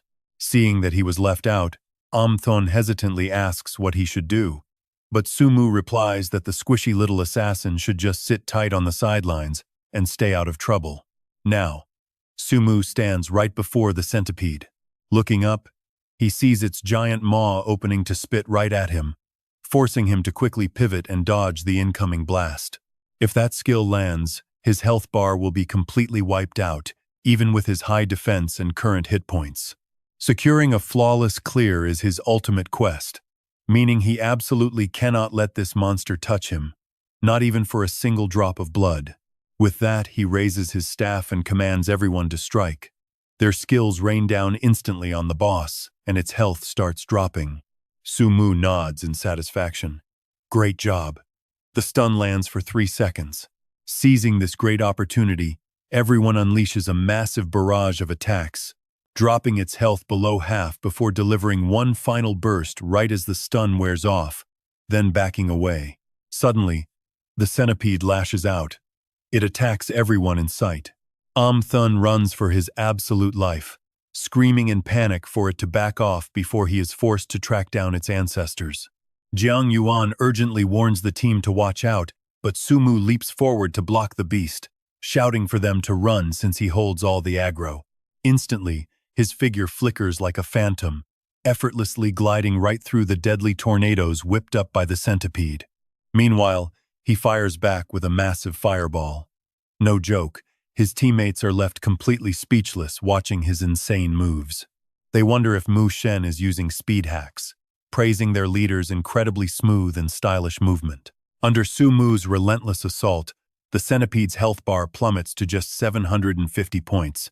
But now, its eyes glow a deep, menacing red, prompting Jiang Yuan to scream that the monster is about to enter an enraged state. Right on cue, it screams out. A deafening, blood-curdling roar echoes everywhere in the cave. Its massive body writhes in the air before curling into a giant circle as Tianqi screams in terror that they are doomed by this instant-cast rage state. Za anxiously warns them that the enraged human-faced centipede is immune to all incoming damage. But Thun just laughs it off, asking what there is to fear when their boss can easily crush it in minutes. Suddenly, eerie green light starts radiating from the centipede, and in the blink of an eye, the entire area is blanketed by deadly energy beams. Tianqi screams in terror. They are all dead meat, but Sumu shows zero fear, tossing something forward while yelling for Pikachu to go, and that thrown object is none other than the little chicken from earlier. Right at that moment, the chicken glows with a blinding light, forcing everyone there to shield their eyes. Once the glare fades, the tiny chick has transformed into a massive golden rooster. It spreads its massive wings to shield Su Mu and his party, completely blocking every single one of the centipede's attacks. See that? None of us saw this coming, and Jiang Yuan is just as shocked by this secret mechanic. Everyone else is completely stunned by this turn of events, and right on cue, the centipede's berserk mode runs out, leaving its health bar virtually empty. Spotting his opening, Sumu hurls a devastating fireball, burning the giant centipede to a crisp right then and there. Tons of loot drop from the beast, and Sumu shouts in surprise, "We just got a purple gear drop." Jiang Yuan is absolutely thrilled, quickly offering 50,000 gold since this purple piece perfectly matches her mage class. Xia nods in agreement, pretty solid luck, getting gear for Jiang Yuan on the very first boss. Sumu is about to agree, but Dark God suddenly cuts him off, bidding 100,000 gold. Xia immediately snaps, "Do you even know how to play this game? Why are you bidding on mage gear?" Jiang Yuan nods right along with her. She begs him to let her have it since he can't use it. But Dark God just shrugs. "I met a cute female mage yesterday and want to gift this to her." Sumu sighs softly, telling them he is opening a formal auction so they can bid fairly. Setting the starting price at 100,000 gold, the bidding wars begin. Jiang Yuan adds 20,000, Dark God counters with 10,000, quickly hitting 200,000. Dark God glances at Sumu, calling out to his boss, "Does all this auction money end up in your pocket?" Sumu nods softly, confirming the loot was his, so the gold is obviously his too. Dark God grins, saying he gets it. He turns back to Jiang Yuan, telling her they only met a day ago, and frankly, he feels she and her girls don't show his boss enough respect, so he bids 500,000 gold. Jiang Yuan sighs in defeat. Forget it. This price is way past any reasonable limit. She figures she can get it later with enough grind. Xia mutters that Dark God is clearly out of his mind, but he doesn't care as long as Sumu is happy. To Jiang Yuan and her crew, the assassin is just a total brainless simp. Sumu is completely speechless, never expecting female gear to go to his assassin. With the auction over, they shake off the drama and head deeper inside. Dark God and Xia keep bickering through the dark corridors, though it is mostly Xia losing her temper. Sumu pays them no mind, stepping forward to place his hand on the heavy stone door ahead. And here is where it gets real. Guys, as a massive dark forest materializes, Sumu warns them that this is the boss territory. There are no smaller mobs here, but the boss has a very specific mechanic. He tells them to pick a stone pillar, stand under it, stay put, and do not attack. As he explains, he triggers the boss event. He tells them to remember his words and wait for his signal. Jiang Yuan's group complies, quickly positioning themselves at 4 pillars. Sumu heads toward a nearby structure alone. This old hut once housed the temple builders, serving as the secret entrance to the main temple. On the day of its completion, the workers gathered right here to celebrate. Pushing the door open, a dark, heavy chill washes over Sumu as system notifications begin to chime. Apparently, those workers touched something forbidden and suffered an evil curse, trapping 48 of them inside this very hut. Over countless years, those 48 cursed souls completely fused into one. The second Sumu steps inside. Dozens of eerie black wisps swirl around him, alongside spine-chilling shrieks. Outside, Dark God shivers uncontrollably, asking the others if they can hear that creepy noise coming from inside. Xia can't help but tease him, asking if the little assassin is scared. Dark God bites his lip, firing back. He claims he isn't. She just scoffs, calling him a total coward for being so easily rattled. She asks why he even plays Apocalypse, given how ultra-realistic it is. Just a moment ago, they passed a room full of hanging ghosts in the labyrinth. Her constantly bringing up those horrifying details right behind his back has him completely freaked out. Hearing their constant bickering, Jiang Yuan warns them to quiet down, mentioning she just heard a weird noise and they need to stay alert. This is no joke. The system just announced those 48 workers fused. Meanwhile, inside the cabin, Sumu stands completely still. He watches the swirling dark mist for a long moment before taking a cautious step further into the room. Suddenly, a sharp noise echoes from the doorway. Sumu frowns instinctively, knowing the monsters in this stage possess some intelligence and spawn in unpredictable spots. If he didn't need a flawless, no-damage run, he wouldn't be playing it this safe. Before long, Sumu encounters a towering, mutated figure, a cursed worker charging directly at him with pure rage. Luckily, Sumu dodges just in time. That was incredibly close, almost getting flattened by its sheer momentum. He casually hurls a blazing fireball right at the mutant, dropping him dead on the spot just like that. But the moment that one falls, others swarm out. Heavy, rapid footsteps rush towards Sumu as their numbers keep growing by the second. Seeing this, his expression completely drops. What on earth is going on here? Aren't these monsters supposed to come out room by room? Left with no choice, Sumu uses his ice freeze skill to lock those mutants in place. And honestly, seeing this many of them at once is wild. Why did they all rush out together this time? The indoor space is pretty tight, but leaving this cabin is out of the question, or else the monsters will reset. Sure, Sumu's raw damage output can easily destroy all of them, but if he gets completely swarmed, he is going to get hit. That means failing the hidden quest entirely. Luckily, he still has a handy skill from his previous build. Sumu immediately activates his mana burst, boosting his attack power by 100. Soon, a clone of Sumu materializes, and both of them launch an all-out assault on the monsters. In a flash, a non-stop barrage of fireballs flies everywhere. He can easily one-shot a monster, but his cloned reflection needs 2 hits to get the job done. Even with his clone dealing only half damage, it is just enough to keep the oncoming mob at bay. But this skill burns through his mana way too fast, leaving Sumu completely drained. So how on earth is he going to save this run? Just watch. With a grim expression, he looks over at his clone and mutters a rather mysterious apology. Sorry, brother. Right after, Sumu brutally kicks his own clone straight into the horde. While the monsters tear it apart, he quickly drinks a mana potion. Recharged, Sumu summons Bone Frost to freeze the entire crowd. Since there are enough frozen targets to slay, he is ready for Phase 2. At that exact moment, the surviving monsters turn right around and flee straight through the door. Suddenly, waves of thick black mist start pouring out from inside. Sumu frowns as he watches they have begun to fuse. The fusion process is completely irreversible. If interrupted, all those mutated workers he just killed will immediately revive right on the spot. That means restarting the fight. Only when they fully merge can they actually be killed for good. But if the merge does not finish within 10 minutes, they will just keep resurrecting infinitely until the player dies. With that, Sumu quickly heads outside. Seeing this, Unshen yells out in a panic. Boss went outside. Nobody leave your post. Even if a monster charges right at you, do not run.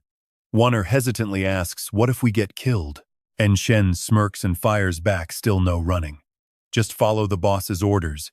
You are playing like a total noob. Why complain so much? But right then, someone in the back grumbles in annoyance. Can you shut your mouth for just 1 second? You are literally the lowest level and the weakest player here. Worst gear, yet you talk the most. But their petty argument is suddenly cut short by a massive, earth-shattering blast. Through the thick, swirling smoke, countless hideous arms start wriggling around. Within seconds, the grotesque form of the beast fully reveals itself. This thing is a massive, level 10 elite mutant fusion. At the sight of this abomination, Wanner and her team go completely pale as someone gasps, "Is this even a monster? This is so disgusting." Wanner quickly shouts out, "Check its resurrection status." Just then, the monster lets out a deafening roar. Its massive, bloated body suddenly rolls forward, taking Sumu slightly by surprise as he stands there. He quickly ducks behind an ancient tree to dodge the charge, casually hurling another fireball at the beast. This boss has crazy high tenacity. Even with Sumu's decent crit rate, landing a fatal blow is going to be tough. While Sumu is calculating his next move, a vine-like arm whips straight toward him, and Shen shrieks out, "Watch out, boss!" The shout snaps Sumu's attention back. He turns around and instantly fires off another fireball at the incoming limb. In an instant, the flames incinerate the arm, leaving the severed stump sizzling with foul black smoke. He reflexively dodges to the side, almost forgetting that this monster's blood is highly corrosive. He needs to lure the boss over to the pillars right away, or else its resurrection passive will make this entire fight completely pointless. Right on cue, more of the monster's limbs lash out at him. Sumu keeps spamming fireballs to push them back while shouting a warning to his team. "Watch out for the blood spray. Its poison damage cannot be healed at all." Over by the pillars, Wanner's group is desperately fighting off the approaching limbs. Only Unshen is scaling a pillar in pure panic, but the creature's claws are already reaching up to grab him. Luckily, Sumu reacts in time and saves his life, and Shen finally lets out a massive sigh of relief. He is saved thanks to the boss's quick reflexes. Sumu just shrugs without saying a word, casually spinning the magic staff in his hand. Suddenly, the monster's massive feet stamp down right towards him, and Shen shrieks out in horror, "Boss, look out!" But before he can even finish, Sumu unleashes his bone flower rain to freeze the limbs, heading for the 4 pillars. But their relief is cut short when something absolutely wild happens, leaving them staring in pure disbelief. Frozen or not, its creepy arms are still moving, desperately reaching to grab him. Seeing this, Jiang Yuan and the others scream out for Mu Shen to get away, but Sumu doesn't even flinch. Instead, he charges straight ahead at absolute full speed. The relentless monster refuses to let him go, chasing Sumu closely, even though its health bar has already dropped to half. Sumu runs directly toward the 4 massive pillars and yells out to his team, "Do it now, strike." The moment his voice fades, Jiang Yuan and the 3 others slam their hands onto the pillars, unleashing a bright purple glow. Within seconds, All 4 pillars are completely wrapped in this mysterious energy. Sumu rushes away while shouting a quick warning to stand inside the light and stay completely still, just as a giant purple magic circle begins forming in the sky. A second later, beams of intense light rain down right on the monster. Sudden lightning strikes crash down, making the beast roar in agony, which makes Dark God yell out in surprise. These special effects are unreal. I seriously can't believe this is just a video game. Xia nods along, amazed to see this level of detail. But right then, Jiang Yuan spots something and screams, "Look over there." The boss is growing another limb. Sumu notices the new limb too, but he doesn't let it distract him, quickly shouting out his next order. The boss's revive skill won't work inside the purple light, so unleash all your skills. Now victory is ours. Understood. Let's get to work, they shout, charging forward together.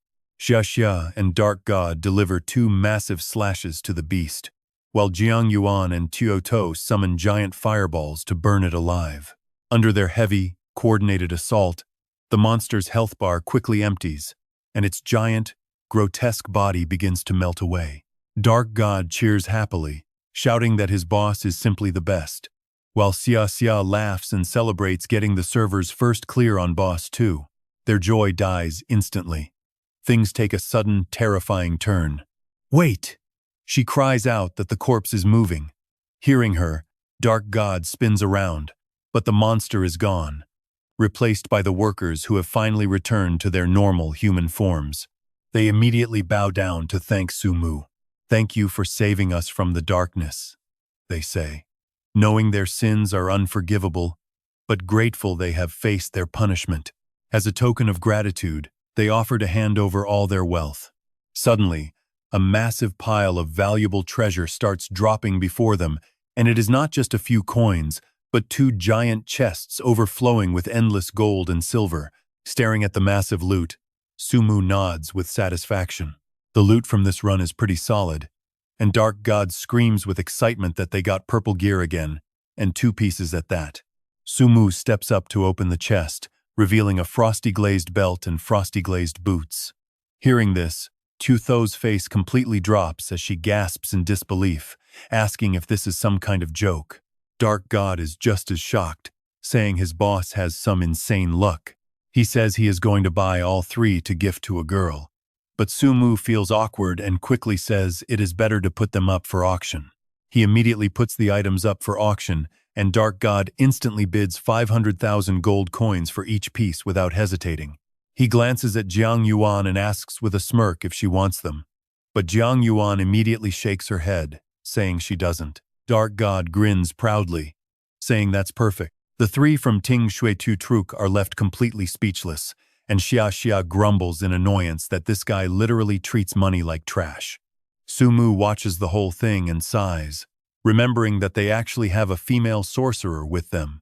Yet none of the 3 female sorcerer gear items actually ended up going to her. Jiang Yuan's mental state must be completely collapsing right now, and Sumu really wonders where this crazy guy came from. He tries racking his brain for memories of his past life, but this guy had absolutely no reputation back then. Leaving that drama behind, Sumu leads them straight toward their next big, dark challenge. Staring at the wall decorations, Sumu can't help but marvel at the ancient, mysterious murals that look incredibly eerie. Dark God nods in agreement, suggesting that maybe the stories carved here actually happened in the past. Right at that moment, a system notification rings out, welcoming them to the outer hall of the ancient wood temple. Anyone wishing to worship the high god must pass the trial here, and those who fail will experience the cold embrace of death. The system also kindly warns them not to look directly into the Snake Queen's eyes, adding that dying here allows infinite revives with no item or experience loss. Dark God frowns instinctively, quite surprised that this stage actually offers infinite respawns. Tudo pipes up, calling it a massive free benefit. Xia can't help but snap back, calling her naive, but Dark God glares at her, muttering that she talks a big game for someone who is just a total noob. Do we need to get into position first, boss?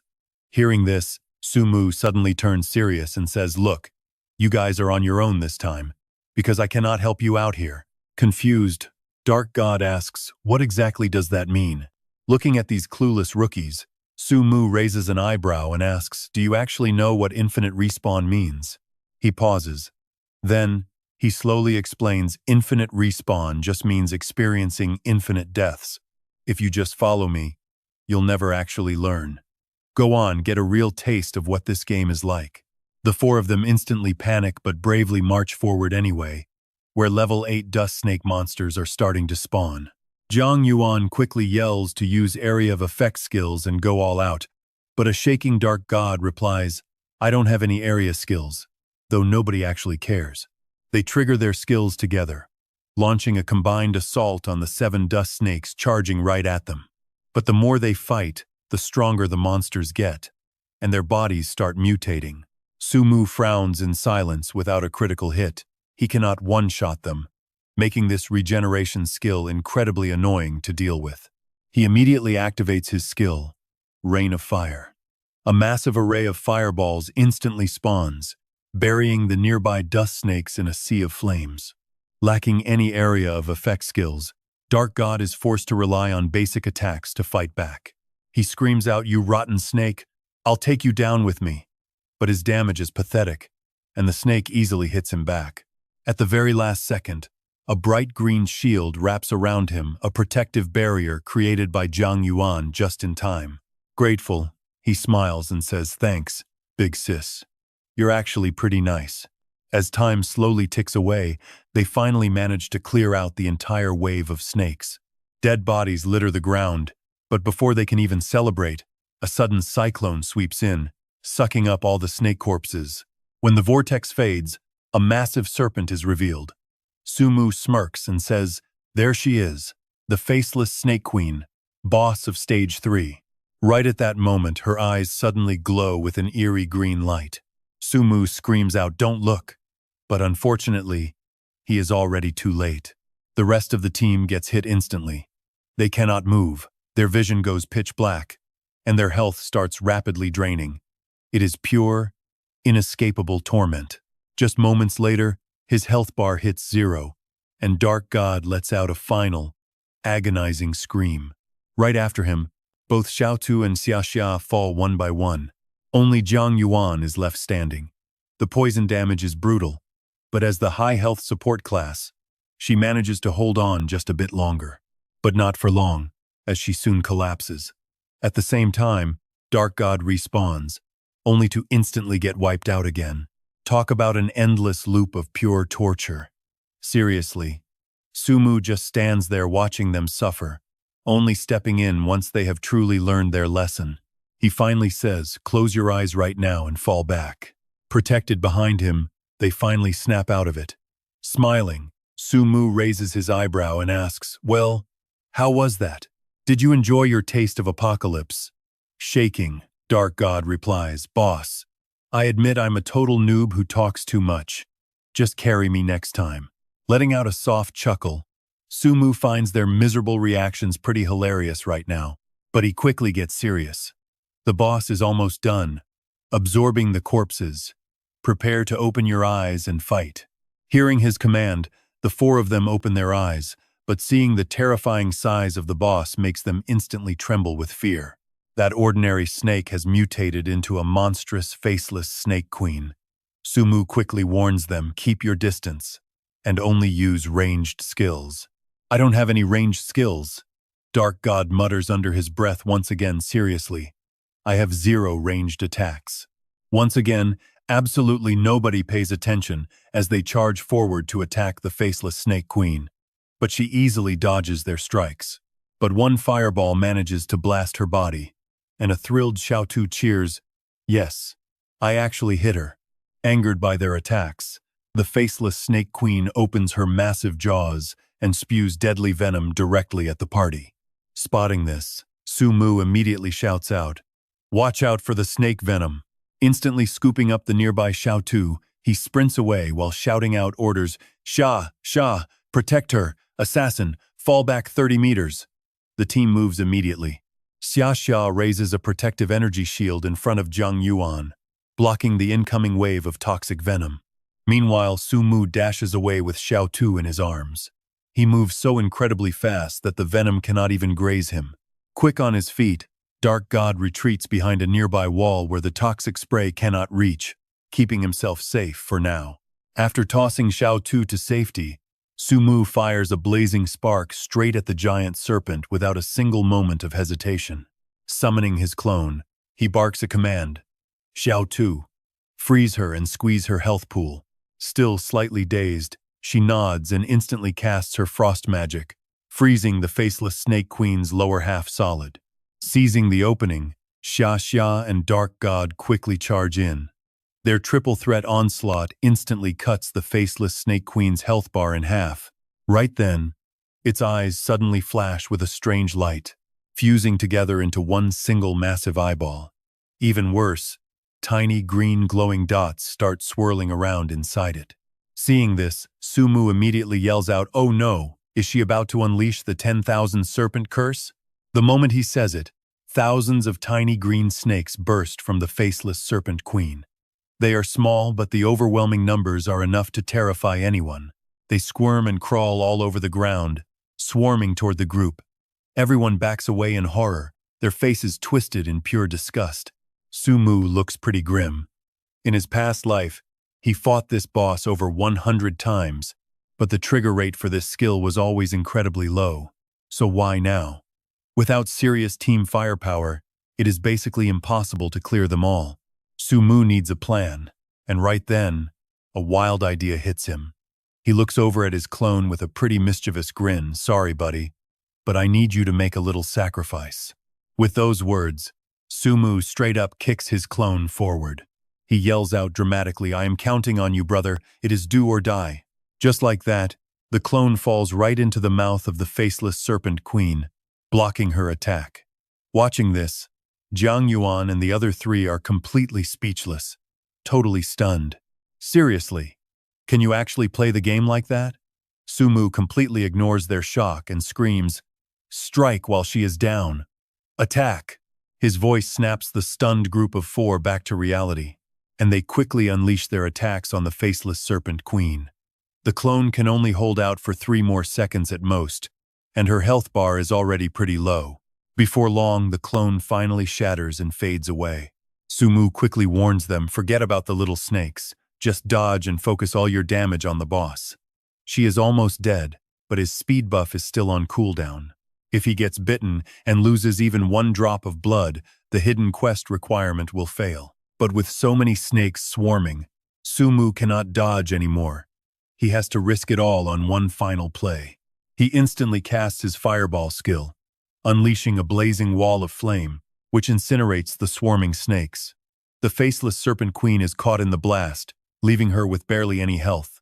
Sumu yells out she is on her absolute last breath, but before he can even finish his sentence, a small snake leaps straight at him. It bares its sharp fangs, diving in for a bite, sending a jolt of panic through him. Everyone watches in terror, but luckily, Xiao Tu reacts instantly, using her freezing skill on the snake. Right before they can sink their teeth into Sumu, they are frozen solid. At that exact moment, the final fireball slams directly into the faceless serpent queen, completely draining the last sliver of her health bar. Her massive body crumbles instantly, and the remaining snakes fade into thin air. Sumu lets out a long sigh of relief that was incredibly close.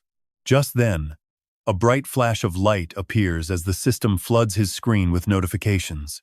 He received a crimson refinement ore, which yields 10 refinement crystals upon use.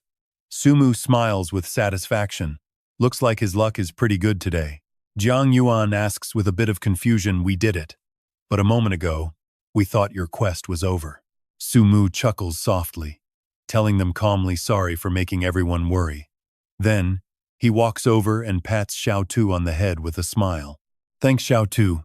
You are super reliable. Now, let us check out the loot." Soon, they all gather around to inspect the newly dropped ores. Dark God takes a quick look and asks curiously, "What exactly is this refinement ore used for anyway?" Sumu explains calmly, "This item boosts the success rate for upgrading gear. It is incredibly rare, and you cannot even buy it with money." Right at that moment, a terrifying sound echoes from the ceiling of the chamber, startling everyone. Jiang Yuan gasps, "What on earth is that noise?" Sumu does not answer. Instead, his eyes lock onto the massive door ahead. It slowly creaks open, letting thick plumes of white mist drift into the room. Just then, the system alerts them that the temple door is open, and worshipping the deity statue grants the ultimate reward. Dark God frowns and asks Boss, "Is this the final gate?" Sumu nods slightly, "Yes. This is the very last one. Behind that stone door lies the ultimate evil, a monster that made countless players tremble and turned battlefields into rivers of blood, the God Destroyer, Apophis." Dark God suddenly asks Boss, "Are you not tired after soloing 3 gates?" Sumu just glances back. "Why do you ask? Why do you not take the 4th gate instead?" Hearing this, Dark God immediately waves his hands in panic. "No way. We could not even clear the very first gate." He pouts slightly and says calmly, "There is no time limit for this stage, so everyone sit down and let your skill cooldowns recover." With that, he sits right down to rest up. Seeing this, Dark God quickly turns to Jiang Yuan and whispers, "Hey, go give my boss a shoulder massage. He is exhausted."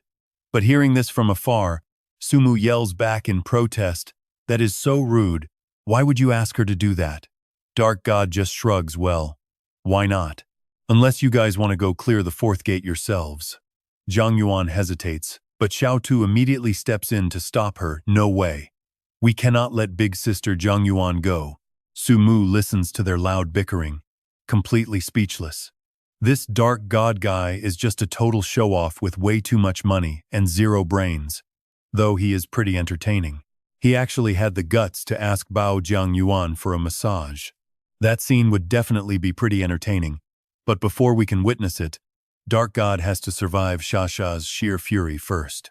She keeps chasing right after Dark God, screaming bloody murder. After taking a short breather, they finally make their way into the very last chamber. Inside is a massive rocky expanse. Jiang Yuan takes one look around and asks in confusion, "What exactly happened here?" Dark God pouts and grumbles, "The 3rd gate had us smash that giant statue. And what was that warning about executing anyone disrespectful?" Right at that moment, an earth-shattering roar suddenly echoes through the chamber. Terrified, Dark God hides right behind Sumu, who snaps in disgust. The girls are not even flinching. How pathetic is a grown man acting like this? Get ready, because right here is where things get real. A massive claw with razor-sharp nails suddenly bursts out from underground. Its colossal body completely shatters the ground into rubble. Standing right before them is a massive dragon, sporting 2 pairs of giant wings. Hovering high in the air, the creature glares down with blood-red eyes, though its massive body is already bleeding from lightning strikes. It is the abyssal black dragon. Jiang Yuan's face turns pretty serious as she realizes the destroyed statue was the temple master himself, and this black dragon is his personal mount. Just then, the abyssal black dragon opens its massive jaws, letting out a deep roar. "Are you the followers of my master?" Sumu nods without a single second of hesitation. "Yes, we are absolutely his followers. Let heaven and earth bear witness." Hearing this, the abyssal black dragon speaks again, "You must avenge my master.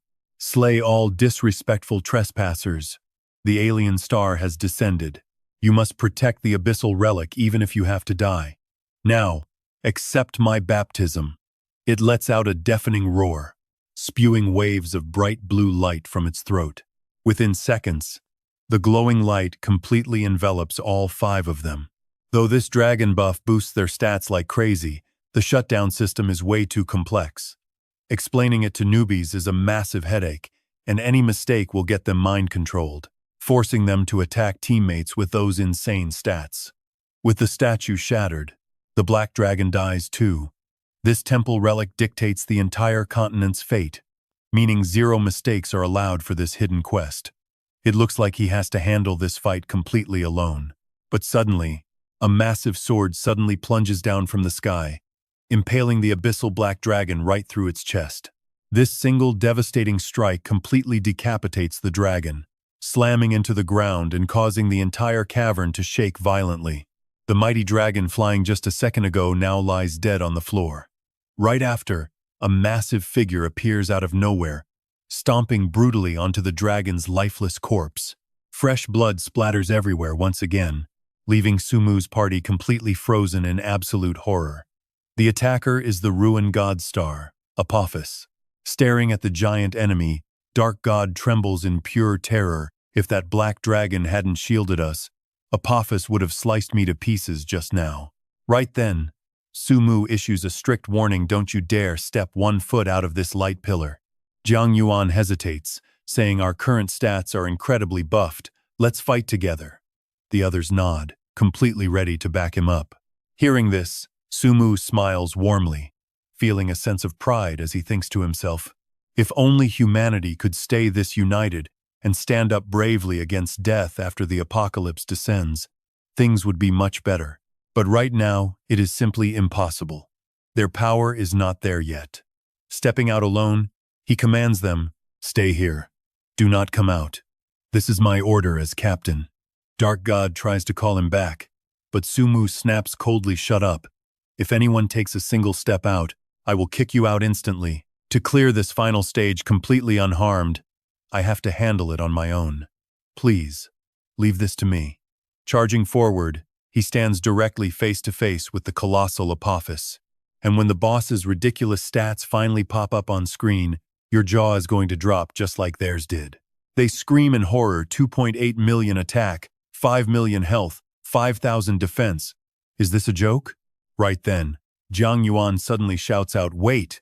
Look at the heavily wounded status effect on his body.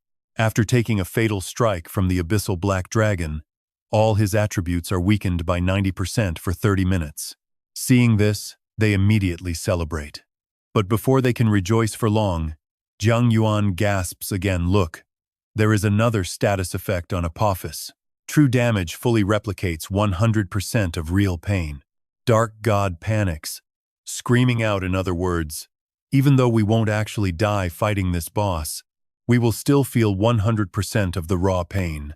Just then, Apophis speaks in a deep tone, human mage, why do I smell death on you? Sumu replies calmly, I'm also trying to figure out why this damn god of death keeps stalking me like an annoying ghost. Apophis snorts coldly upon hearing this. Where are those foolish teammates of yours? Come out and face death to me. You humans are nothing but mere food. Sumu points his staff right at him and calmly says, taking you down alone is more than enough. This totally sets Apophis off. Gnashing his teeth, he calls him weak, arrogant, and foolish. Suddenly, a pale purple light completely wraps around his massive sword. Losing patience, Sumu snorts, cut the talk, and lets go. Instantly, Apophis swings down, shattering the ground into flying debris. He growls in a deep voice, destruction is the only end you humans deserve. Right then, Sumu activates Wind Shadow to dodge the incoming flying rocks, casually launching a barrage of fireballs straight back at him. Apophis has absolutely zero elemental resistance, and Sumu's attacks deal heavy elemental damage. This is going to hurt him pretty badly. Unable to match the kid's speed, the boss keeps striking empty air and grows frustrated. Why do you humans refuse to face me head-on? Sumu scoffs, internally fighting him directly would be pure suicide. Before the boss enters his next powerful phase, Sumu uses secret spots from his past life memories to safely chip away his health. He triggers Bone Flower Rain for a massive sneak attack, inflicting over 9,000 points of freezing damage in just a few hits. This sends Apophis into an absolute rage, roaring out, you cunning, despicable human. Instantly, he slams his sword deep into the ground. Within seconds, a crimson energy begins violently swirling around the blade.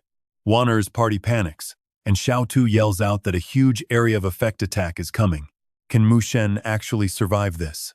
And Shen bites his lip. If he fails to dodge, he will feel 100% pain. Meanwhile, other players battling waves of monsters at the outer gates receive a sudden system alert. The notification reveals that Mu Shen's party is currently locked in a fierce battle with the ruined star god Apophis inside the ancient wood temple. This leaves everyone utterly speechless. Absolutely nobody believed Sumu could actually make it all the way to this final boss. All server-first achievements in this game have come directly from the Xia Kingdom. No matter if Sumu successfully slays Apophis for the ultimate world-first achievement or not, His incredible feat has already made the entire Xia kingdom stand extremely proud. Meanwhile, inside the Yi Kingdom's VSA Research Institute, Alexia gasps at the screen. Someone from Xia actually reached the final boss. Zhou Sun nods along, confirming it is indeed Mu Shen. This completely enrages their commander, who slams his desk, cursing that Xia Kingdom bastard again. This is an absolute embarrassment. You bunch of useless fools. We gave you so many resources, yet you are all trash. The commander then snaps at Alexia, contact our spies in the Xia Kingdom immediately and order them to find this Mu Shen, no matter what it takes. Recruit him into our VSA squad. Alexia quickly nods in agreement. Understood. Meanwhile, Kevin bites his lip and growls to himself he is just a puny Xia citizen. He will definitely submit to the mighty Yi Kingdom. In his mind, the kid has no choice but to work for them. Little did he know, leaders from other countries are thinking the exact same thing, ready to pay any price to recruit Sumu to their side. Sumu has no clue about their schemes, still locked in a life-or-death struggle with Apophis. The boss's massive skill covers a huge area, but there is actually a hidden mechanic to completely bypass the damage dive underwater. The shockwave tearing across the ground cannot penetrate the river, so Sumu quickly dives straight into the nearby water. Outside, one air and the others are sweating bullets. And Shen panics. Is our boss going to be okay? How long has this spell been going on? It has to end soon, right? But check this out. Wan spots something and yells that Mu Shen's health bar is still completely full. They simply cannot believe that he actually managed to completely dodge the demon sword's devastating shockwave. Once the ultimate attack ends, Apophis gets hit with a heavy recovery freeze. Sumu immediately seizes this opening to spam his skills. Acting instantly, Sumu bursts right out of the river. He immediately casts heavenly flowing fire over and over, raining destruction on Apophis and dropping the boss's health bar straight to 50%. But suddenly, the battle takes a dark turn. Apophis pulls his sword back up and, within 2 short seconds, slams it down again. The crimson shockwave erupts once more, leaving Sumu completely stunned. What on earth is this? How can he trigger this ultimate attack twice in a row? He frantically dives back into the water, cursing the game developers with every breath. Is the system seriously cheating right now? Did they stealthily increase the difficulty? Just then, the booming, furious voice of Apophis echoes through the cavern. Meet your doom, foolish human. With that roar, the massive boss stomps right over to the edge of the river. Sumu quickly swims further away to evade the strike. Meanwhile, inside his gaming pod, his physical body begins shaking violently from a lack of oxygen. He has to force himself to hold his breath. If he inhales now, his character will drown and lose critical health. A no-damage dungeon clear. His ultimate goal has come this far, so there is absolutely no way he can give up now. Hang in there. Sumu cannot give up. He won't. But before long, he runs out of breath and is forced to surface. Sumu looks back at Apophis, who is wildly slashing at the ground, and panic starts to set in. That was too close. Things are going differently than his past life, but at least the boss can't use his magic sword anymore. Thinking fast, he immediately leaps onto the shore. His staff fires off continuous fireballs, while simultaneously triggering a special lightning flash effect. This special flash can blind Apophis for 5 seconds, rendering physical attacks useless for 5 seconds. The boss roars in rage. You annoying human ant. You are starting to seriously irritate me. Sumu isn't afraid at all. A real man might fight head-on, but get this, our guy isn't dumb. He simply slips behind a small rock, avoiding a direct fight to continue his loop strategy. Meanwhile, Jiang Yuan and her squad watch Sumu fight, their jaws absolutely dropping in shock. Xia can't help but yell out, Mu Shen is way too strong. How did he even dodge a terrifying shockwave like that? Jiang Yuan feels it too. This guy's hitting the peak. This isn't just a game. The future belongs to Apocalypse, which makes her wonder what her role will be. Meanwhile, Sumu uses his insane speed, slipping right behind Apophis. He unleashes a devastating meteor shower, causing the boss's health bar to instantly plummet to the very bottom. Seeing this, Jiang Yuan and her squad cheer wildly. screaming at the top of their lungs for Mu Shen to win. Inside the arena, Apophis is absolutely furious, cursing at the foolish human. "Do you actually think you can defeat me?" he roars, promising to show Sumu the true power of his ultimate form. With those words, Apophis is suddenly enveloped in a terrifying aura of blood-red flames. Next, he raises his giant sword to the heavens, screaming out his ultimate skill, world-destroying thunderfire. Instantly, violent lightning bolts rain down from the sky, getting absorbed by his blade as the ground beneath them shatters apart. The destructive power is just too insane, with the entire area swallowed up by a deadly storm of lightning and fire. Even Jiang Yuan's squad, shielded inside the Black Dragon's protection, feels the shockwaves, though they remain safe. But before long, the protective pillar of light starts getting eroded by the thunderfire. Dark God screams that this is exactly why their boss told them to stay inside the light pillar. Deeply worried about Sumu, Jiang Yuan quickly opens up his status screen to check his current health bar, only to gasp in sheer surprise. Mu Shen's health is still totally full. Xiaxia can't believe it, guessing that he might have died and got teleported out instead. But Jiang Yuan shakes her head. His name is still active, meaning he somehow managed to dodge the hit. Back in the fight, apocalyptic thunderfire continues to swirl violently around the massive body of Apophis.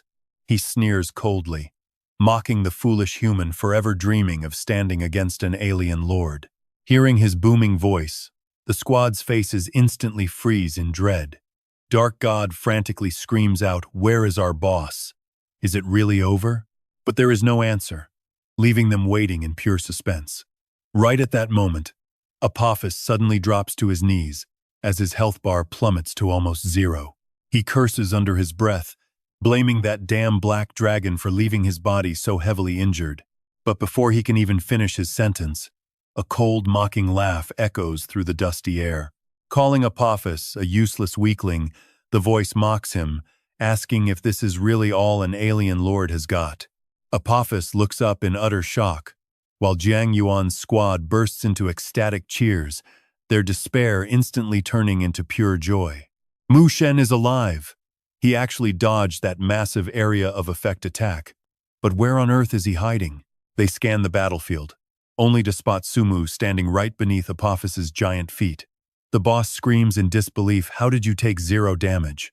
No one in their wildest dreams expected him to hide right under the boss's nose. Now check out his next move.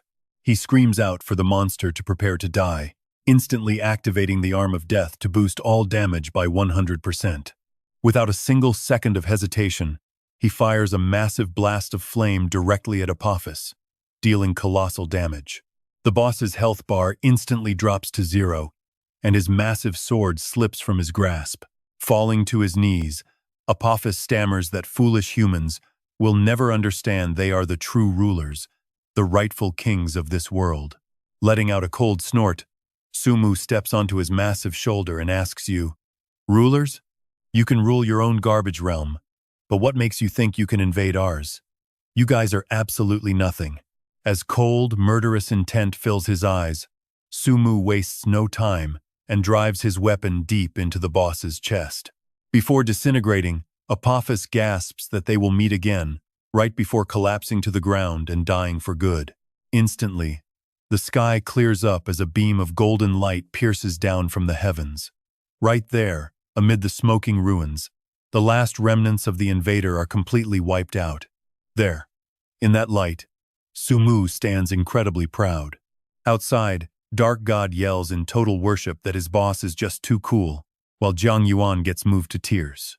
She fully believes that in the future, Mu Shen will absolutely become a powerhouse who shocks the entire human race. Apophis's body quickly corrodes under a purple glow, exploding into a massive pile of loot. Sumu's eyes light up because 12 purple tier items just dropped. He opens his inventory, checks them out, then looks at his team. He says the final 2 pieces of this glazed frost set finally dropped, so he is starting the auction. Dark God immediately offers 1 million gold to buy them both.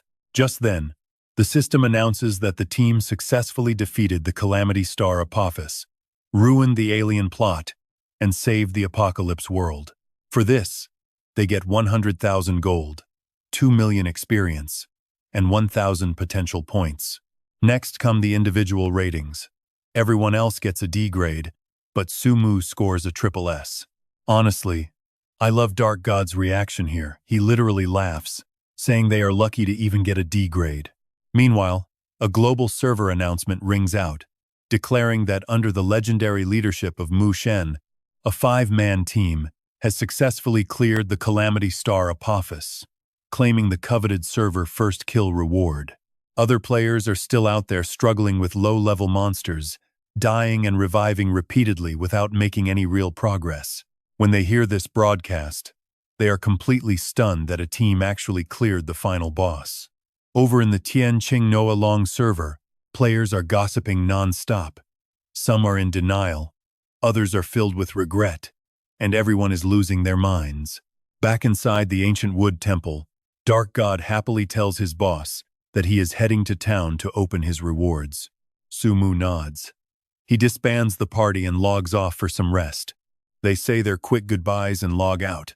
Meanwhile, late at night, inside Jiang Yuan's villa in the Han Nation capital, she wakes up inside her gaming pod. She sighs with relief, sits up, and hears her phone ringing the moment she steps out. But back at the Apophis battlefield inside the ancient wood temple, Sumu is still standing there alone.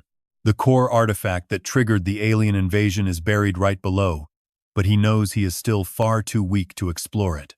Then, suddenly, a strange voice cuts straight through his train of thought. The sole remnant of the earth-profound black dragon appears, saying someone has finally avenged it and its master. Sumu is stunned because he never knew this dungeon had a secret ending. Its echoing voice rings out, non-stop. It says, for 10,000 years, it fought invaders alongside its master, even slaying a fallen dragon and using its body to forge a powerful armor meant only for the worthy. With those final words, a set of damaged, legendary tier evil dragon armor materializes right in front of Sumu. Whispering a final wish for the apocalypse light to shine forever, the great dragon fades away. Sumu waves goodbye. Safe travels, Senior. With nothing left to do, he prepares to log out. He quickly logs out. He knows their team will carry on this legendary legacy in the real world. Yawning, he whispers that the real world feels so much better, and since a brutal war is coming, he might as well enjoy this peaceful moment while he still can. Time for sleep. Tomorrow, he will log back in and open those chests. The next morning, after a long sleep, he logs back in to open his first kill chest. He pulls out some insanely rare items, including gear expansion skills and massive temple reputation points, nodding in absolute satisfaction. Right then, Dark God starts spamming him with direct messages, which quickly gets on Sumu's nerves. He scowls. Honestly, this guy is way too noisy. He completely ignores the useless spam. Deciding to ignore him, Sumu opens his profile to check his 9-star staff. He also finds a mysterious treasure map fragment. Knowing this secret map must hide something incredible. Gather more pieces. Go on an epic hunt. That is his plan. Get ready for this massive stat reveal. He uses a rare appraisal scroll on his new legendary armor, instantly showing off its insane attributes. Legends say this masterpiece was forged directly from the bones of the mighty evil dragon. Equipping it with a satisfied smile, he sees its stats completely crush any purple gear, putting ordinary items to absolute shame. No more squishy mage. Now, he can easily handle close-quarters combat without a worry. Out of nowhere, Sumu receives a notification that a player named Uyen then wants to join his guild. He frowns, wondering who this Uyen then could be, before another direct message pops up. Will Mu Shen welcome me? Surprisingly, the sender of this text is actually Jiang Yuan. Sighing softly in a quiet corner, she still felt quite sad to leave her rabbit sisters behind. Why send that? Well, let us flash back to last night. Right as she exited her gaming pod, her phone rang. Picking up quickly, she whispered, "Boss, do you have orders?" A deep voice quickly responded. "The company has a critical mission for you, one that decides our imperial standing. You absolutely must succeed. You know that Mu Shen, right?" Jiang Yuan froze. It was finally happening. On the other end, The boss continued to issue his cold commands. Leave Ting Shui. Join Fong Shen Ke. Of course, you will still manage Ting Shui from the shadows. He warned her that Su Mu is not simple at all. The company is watching, and even professional teams and rival nations are extending olive branches. His order was extremely clear: secure him at any cost. Back in reality, Su Mu finally replied to her message. Now get this, one of the top 10 mages from his past life actually wanted to join his tiny guild. This clearly caught the attention of the powers backing Jiang Yuan, sending her to butter him up. Is it a blessing or a curse?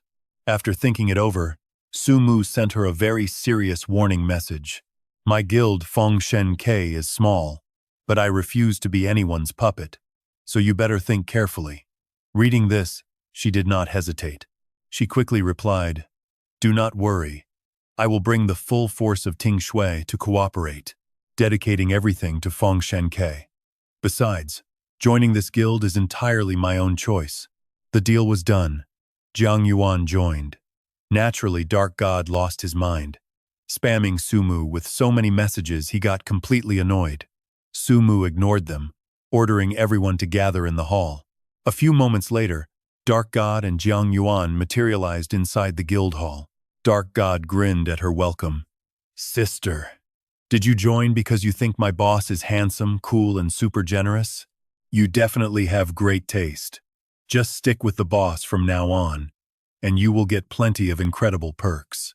Faced with this crazy energy, Jiang Yuan stood speechless as he kept rambling on. We are all family now. Mu Shen is boss. I am second. You are third. Su Mu finally had enough and snapped, cut it out right now. Just focus on doing your best for our guild from now on. Now, it is time to choose our main city. Have you guys decided where we are heading next? The geography of Tianqi closely mirrors the real world, dividing the continent into massive, distinct zones.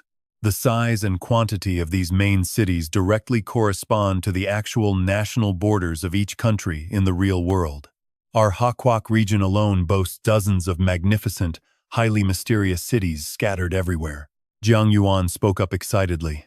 I plan to go to Donghuang City. Dark God, being his usual lazy self, shrugged boss. You know I do not know anything about this, so wherever you go, I follow. I am heading to Lamdong City, Su Mu replied calmly, leaving Jiang Yuan utterly shocked. He wanted to go to Lamdong City by Kolon Mountain. Only Dark God was confused. What is that place? The name sounds cool though. Jiang Yuan sighed and explained our Hakwak has many cities, but Lamdong City is different. No joke, the official Tianqi website lists it as a SSS rank danger zone. She turned to Su Mu. A SSS path is brutally dangerous, with death zones everywhere. Once you pick a city, you cannot change it until you actually arrive. Su Mu nodded softly. I know all of that. Jiang Yuan got even more anxious. He knew, yet he was still going. Some players rushed their leveling, completely skipping the ancient wood temple. But now, every single team that picked a SSS city is stuck on the road, crying with regret. Su Mu remained perfectly calm. Do not worry. Just because others fail doesn't mean I will. The rewards there are insane. Seeing she could not stop his stubbornness, she let out an angry huff. Without another word, she stormed off. Su Mu did not stop her, simply telling Dark God to get ready because tomorrow they would set off for Lamdong City. Dark God did not overthink it and nodded quickly. After a few more quick details, the two of them dispersed. Su Mu went to see the village chief, who smiled.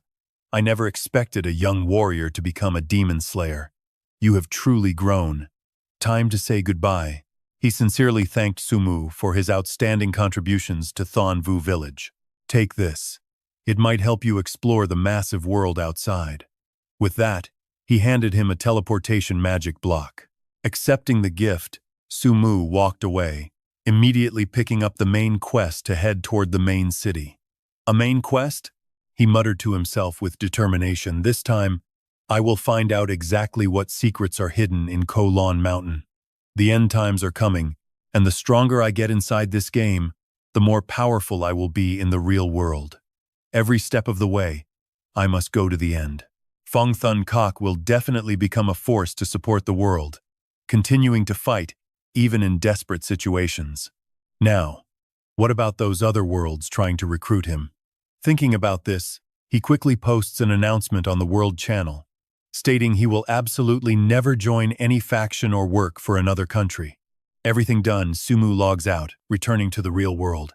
Tomorrow begins a new journey, and he wonders how his parents are now. Right then, Sumu receives a notification and cheers happily. Dad sent a text, and he even transferred some money. They do not even mention him skipping the college entrance exam. Maybe their way of showing love is just pretty unique. In his past life, Sumu never understood why they were always away, leaving him alone. He even resented them for not loving him. Only when Tianqi descended and they sacrificed themselves to protect him did Sumu finally realize how truly great they were. Later, he takes a quick break while watching Tianqi news on television. Seeing the report about the A-rank main city, Sumu cannot help but comment on it. Bricklaying teams and wealthy appraiser crafters, it seems the perfect foundation for this massive arms industry is already falling into place. Meanwhile, inside an apartment, a slender hand reaches to pick up a wine glass from the table. Brushing the glass against her lips, she takes a slow sip. It is Qi Ngu. She sighs softly. The world of Tianqi is so vast. Where should I choose to go? The next day, Sumu logs back in. As soon as he logs in, a flood of notifications pops up. For completing the quest, he receives quite a few rewards, especially a random purple skill book. Sumu nods with satisfaction. His grueling, zero-damage run was totally worth it. The hidden quest rewards are incredibly valuable, and the chance to learn a cross-class skill is simply broken. No amount of money can buy a cross-class skill, so let's see what kind of purple book we got here. He checks the stats and is absolutely thrilled. Right after, he activates his disguise magic. If he does not change his appearance soon, those real-world organizations will definitely track him down in no time. Within seconds, the magical sphere begins to unravel, and glowing blue light completely wraps around Sumu's body. Once the transformation finishes, a handsome new face is revealed. Right at that moment, a voice suddenly calls out from behind him. "Boss, you are online." The person arriving is Dark God. He grins and says, "Happily, take a look at my gear. I followed your advice and gathered a full set of purple gear, all fully enhanced." But the second Sumu turns around, a completely unfamiliar face catches Dark God off guard, leaving him to ask in utter confusion, "Are you really my boss?" Sumu snaps back. "Obviously, it is just a face change. You can do it later too." Before he can even finish, Dark God shouts out in awe again, "Boss, that armor you are wearing is insanely cool. Where did it come from? How much was it? Tell me right now. I need to get one too." "No way. You cannot buy this." Sumu shakes his head to show off, but his smugness quickly vanishes when he spots Dark God's +9 outfit. Now, Sumu is completely blindsided. "Wait a second. Your whole gear set is +9? You wail. How much did you spend?" Hearing this, Dark God tries to calculate the total, then lets out a casual sigh. "Let's not count. It is not much. Just a few million. Definitely under 10 million. You are just overreacting." But Sumu cannot stand hearing another word and cuts him off. "All right, shut up already." Walking toward the teleport portal, Dark God suddenly beams with excitement. "Are we leaving? I want to test how strong I am right now." Sumu walks ahead, glancing back at him to ask, "Are you absolutely sure you want to follow me to an SSS rank main city?" He casually replies, "My life is so boring. Just inheriting a fortune is just meaningless." You can practically hear Sumu's heart shattering. Talk about a painful flex, he sighs in deep regret, wondering why he even asked. As they continue walking and chatting, they soon run into Jiang Yuan. Surprised, he asks Jiang Yuan, "Can you not teleport straight to Don Huangthane?" Before she can answer, Dark God quickly chips in, "Come on, little sister. This is how it should be. Our guild only has 3 members total, so we absolutely must stick together. Also, hurry up and look at how boss completely changed his face." Jiang Yuan calmly replies to me, "He is always just Sumu. And besides, since Dark God already gave me the whole frozen glaze set, how could I ever think of not coming along?" Hearing this, Sumu glares at Dark God and gives him a big thumbs up impressive. I do not understand your methods, but I am seriously shocked. Dark God winks and smiles, no big deal. We are family. With their chat wrapped up, Jiang Yuan requests to join the party. Sumu grins warmly, welcome back to the team. Now our squad is finally complete. And so, the three of them set out together, heading directly toward Lermdong Thine. Right away, a stream of system notifications flashes before them. Stepping into the teleportation portal, they vanish and reappear in Lermdong Thine. Before long, their surroundings transform into a vast, snow-covered mountain. Dark God shivers uncontrollably, cursing under his breath. Damn, it is freezing. Suddenly, the robotic system voice warns them that this place is extremely dangerous. Since ancient times, countless battles between gods and demons raged in this place, leaving behind the graves of endless warriors and devils from the divine temple. The three of them listen in silence to the system alert, and Dark God looks it over, letting out a heavy sigh. The environmental details and temperature feel so incredibly real here. Even the air we breathe feels completely different, Jiang Yuan says, nodding in agreement. Sumu does not care about any of that, focusing entirely on inspecting the Grim Reaper handbone. He initially thought the first activation was crazy enough by summoning the Shadow of Death and Nightmares, but he never expected it to have a second skill. He wanted to focus on leveling up his character first, but triggering this second skill requires him to upgrade the first skill to level 2. This thing is going to eat up so much of his hard-earned experience, and the required upgrade materials are absolutely insane. Right then, Dark God warns his boss. Boss, people are nearby. My detection skill just picked up some activity. Hearing this, Jiang Yuan cannot help but sigh, saying they just got here and are already being targeted. And right as she speaks, a level 13 snow leopard dog lunges at them.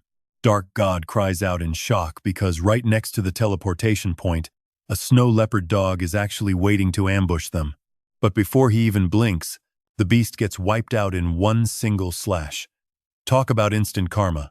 He gapes in utter disbelief, wondering who on earth just one-shotted it, when suddenly a mocking voice echoes from the shadows. Wait, is this not the famous boss Mu Shen who got the first blood twice? Sneers a level 14 player named Sha Lu Chi Ren. He chuckles dismissively, asking why he is only level 13 and if he got the wrong guy. But Sumu just glares back coldly. Sumu says it is indeed him, making the guy smirk and brag about how lucky he is to be grouped up with a legend. Our main character scoffs, asking who said anything about carrying him, which makes Sha Lu Chi Ren laugh in sheer anger. He scowls, asking if he still thinks this is the beginner village, and snaps that carrying him is not up to him. With a wave of his hand, he orders his men to come out, and instantly, a whole squad of hidden players surrounds the three of them. Jiang Yuan frowns, noting that players who did not choose the S class main city have mostly teamed up. Dark God curses in frustration, wondering how these guys leveled up so fast, but she calmly explains that mob experience here is massive. Sumu remains dead calm, asking the mob coldly if they are planning to rob them. Sha Lu Chi Ren snorts and scoffs, saying they all just want to reach Frostwinter City as quickly as possible. There is a dangerous mob zone ahead we cannot clear, so we need a suicide squad to lead the way, he says, making Sumu chuckle coldly. He says he gets it. They want them to bait the mobs so these cowards can reach the Stage 2 respawn point. Sumu confronts Fuang Minlo, asking what if he refuses, and the guy snaps back, bragging about his turf and mocking Sumu's low level. He threatens that Sumu will never reach Frostwinter City, but if he hands Uyen then over, he might consider letting him join. Hearing this, the surrounding lackeys burst into loud, mocking laughter. These scumbags, thinking with their lower halves, deserve to die. But Sumu just glances at his companions, jokingly asking if they should sacrifice themselves. Jiang Yuan snaps at him to get lost, but Sumu just shrugs, says fine, and conjures up a blazing fireball with a proposition. This is just a basic fireball, and if you can survive it without dying, I will admit you have some skills, and we will gladly agree to act as your vanguard. Sha Lu Chi Ren freezes on the spot, but his own toxic crew starts egging him on, basically pushing their leader right into his doom. Fueled by pride, He barks out, "Do you even know who I am? Let alone one fireball. Even with 100. If you can kill me, I will stay right here."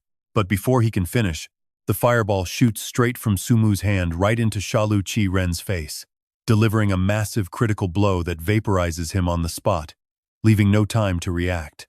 The entire crowd instantly freezes in absolute horror, screaming that their boss got completely wiped out. A single basic spell actually one-shotted him, while Sumu just sighs, remarking that killing players in the wild builds up a nasty crime value. 500 crime points will make you a red-named target, which means 100% item drop rate. But who cares about that? And just 2 seconds later, Shalu Chi-ren spawns back, furiously yelling that he only slipped up because the guy was cheating, so he will report him. But before he can even finish his sentence, Sumu grabs him tightly by the face. The guy shivers in pure terror, realizing too late that the respawn point and the teleportation pad are the exact same place, putting him right back next to Sumu. Too late for regrets, as Sumu serves up another fireball. I mean, this guy literally never learns his lesson. The surrounding players instantly retreat in horror, whispering among themselves, but not a single one dares to step forward. Now Sumu unleashes a flurry of frozen bone shards at the remaining crowd, wiping out the entire group in an instant. Right after cleaning them up, Shalu Chi-ren spawns back once more, alongside his fallen squad, landing dangerously close to Sumu. Just like that, the entire group gets repeatedly slaughtered, resurrected, and then instantly killed all over again. This endless cycle keeps repeating until they finally snap, throwing themselves to the ground to beg, crying out that they give up and admit defeat. They scream that they were wrong, leaving the other players watching from the sidelines completely shocked by the brutal sight. Isn't that Shalu Chi-ren, the leader of the Kinvu Guild who used to bully us, just begging like a dog outside the safe zone? Sumu smirks, asking what they were saying earlier about trying to kill him. Terrified, Shalu Chi-ren stammers out that he was only talking big, begging the great Mushen to please stop killing them. He complains about being forced into this, claiming he is also a victim who has been trapped here for 3 days while all female players were taken. Hearing this, Dark God nods in realization, finally understanding why this massive crowd of hundreds consists entirely of male players. Sumu frowns and coldly orders him to spit out everything he knows. Shalu Chi-ren nods frantically and tries to stand up, but Dark God quickly blocks him. Frightened, he drops back down and begins explaining. He says he was in the first wave to reach Fuangmin Road, where 14 teams of about 2,000 players have already passed the Fox area. Sumu falls silent, frowning. With over 2,000 enemies ahead, Jiang Yuan and Dark God face high risks, so bringing these players along guarantees a safer journey. After considering this, he finally nods. He orders the leader to hand over the command, so he can carry them through the map. Shalu Chi-ren feels like he found his savior and eagerly guides them. They quickly reach the territory of the snow pythons. But watch out, because Shalu Chi-ren is secretly plotting something dirty, as dozens of these beasts usually attack together. Previously, these monsters completely wiped out his squad, so he eagerly waits to see how Sumu will handle this absolute nightmare. Right then, Sumu calls out, telling them he knows they regret choosing Lamdong City. He promises to carry them through if they meet his terms, though the crowd still looks pretty skeptical about his sudden offer. Calmly, he explains that first, they must obey orders, and second, anyone who gets killed along the way for any reason will be immediately kicked. Third, anyone who chickens out and runs when danger strikes will also be kicked from the party on the spot. Ignoring their loud complaints, Sumu continues, pointing out that they have already seen the powerful guild blessing buff he possesses. On top of that, there are plenty of purple gear rewards, and those with high contributions will get a nice cut of the loot. Plus, there is another bonus they will have to work for, as he even shamelessly uses Jiang Yuan as motivation to win them over. After a brief moment of hesitation, they finally agree. Sumu nods in satisfaction, knowing nobody boosts morale quite like him, even if he is basically collecting trash players that other teams treated as pure cannon fodder. Shaking off those thoughts, he immediately commands everyone to reorganize their formation based on their classes. Dark God will lead the 6 assassin squads. Uyen then will handle the sorcerers, and the rest will follow close behind me. With mages taking the lead toward the Snow Lake region, Sumu guides them deeper inside, spotting tons of shed snakeskins along the path. He curses silently, irritated because no matter how many times he sees these snakeskins, they still make his skin crawl. These snow pythons are master stealth hunters, and countless players died here in the past. Realizing the danger, he calls for a sudden halt. Sumu swiftly orders the mages to launch fireball spells directly at the road ahead of them. Some try to complain, but Dark God snaps at them to shut up and just attack like the leader said. Instantly, the complaints vanish, and they unleash a massive barrage. As soon as the smoke clears, giant pythons burst out from beneath the snow. Sumu quickly steps in to keep the formation from breaking.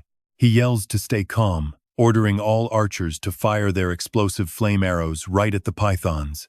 Pushing the monsters back exactly as instructed, a volley of flaming arrows rain down. But Sumu does not let them rest, shouting his next command. He commands the mages to blast the other snowdrifts with fireballs, while archers shred their armor, giving the snakes zero time to react. Just as he planned, fire and ice spells rain down simultaneously. Look at that. The thick, icy armor on those pythons is finally starting to shatter. Sumu orders those out of mana to quickly drink potions. He rallies everyone to focus fire on the snow pythons and fight to the end. Following his orders, they keep hammering the monsters relentlessly. Watching from the edge of the fight, Dark God cannot help but ask if placing the assassins on the outer ring was meant for delivering the final blows. Sumu smiles and nods. Praising him for being quick to learn, Sumu guides them smoothly right through the snake nest, prompting the players to erupt in wild cheers. Sumu looks over the excited crowd and issues his next order, telling them that is enough for today. It is late, and everyone should log off. He tells them to assemble online at 10 a.m. tomorrow sharp, because he will not wait around, and they immediately disperse. But before leaving, Sha Lu Qiren sneaks over to Sumu with a fake smile, trying to brown-nose him by asking about that belt he lost earlier. Sumu plays dumb and pretends to have no idea, quickly sending the annoying guild leader packing. Left completely alone in the silent area, Sumu wanders around, following his past life memories in a specific direction. Sure enough, it does not take long before he runs into someone. A woman in purple clothes stands on a cliff, asking him with deep worry in her eyes, "Brave warrior, have you seen a man carrying a massive broadsword?" Sumu pauses to think before answering, "I haven't, but maybe I can help you search for him." Tuetlok says with deep gratitude, "Thank you. That man is my husband. He was captured by the Serpent King while protecting me." She explains this monster is the ruler of the snow pythons, far stronger than the regular ones.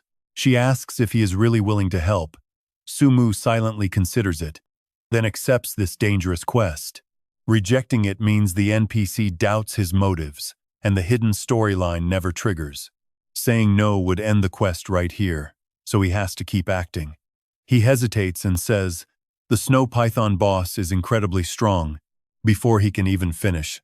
Tuetlak cuts him off. "I know how dangerous it is, but if you help me, I will give you the most generous reward possible." Sumu smirks. It worked. "See? That's how you pull off a quest." He pretends to refuse her scroll before coughing and speaking up, "But maybe this scroll holds some pretty crucial clues. I should take it and study it first." He tells her not to waste any time if she finds more clues. With the quest successfully accepted, they head out and stop at a steep cliff. Tuetlak points down, saying slowly it is right over there. They quickly leap down the cliff and make their way to a dark cave entrance, where they spot a sword. Tuetlak gasps, "That's Lirzung's sword." Sumu quickly reassures her, "Don't worry. He might." But before he can finish, he spots something and shouts in panic, "Look out." Hearing his panicked warning, Tuetlak spins around, only to see a giant serpent charging right at them. It is Zakung, a level 20 elite beast. Tuetlak glares furiously at the beast, screaming, "You monster! Give me back my husband." Instantly, she lunges forward and unleashes 2 heavy sword strikes. Suddenly, a tiny purple serpent shoots straight out from the massive beast's mouth. Startled, Tuiatlok quickly raises her blade to block, but the smaller snake suddenly shifts path. Realizing its target, she screams a warning, "Watch out, it is heading for you." Sumu stays calm, "Bring it on." Just as the massive jaws are about to clamp down on him, a barrage of fireballs erupts from his hands, blasting the creature backward and dealing solid damage. Just as he remembers from his game strategy, normal attacks barely scratch the Serpent King. But if he can land a fireball directly inside its mouth, its ice armor will instantly shatter. While he is analyzing, the Serpent King suddenly breathes absolute frost, instantly freezing Sumu solid.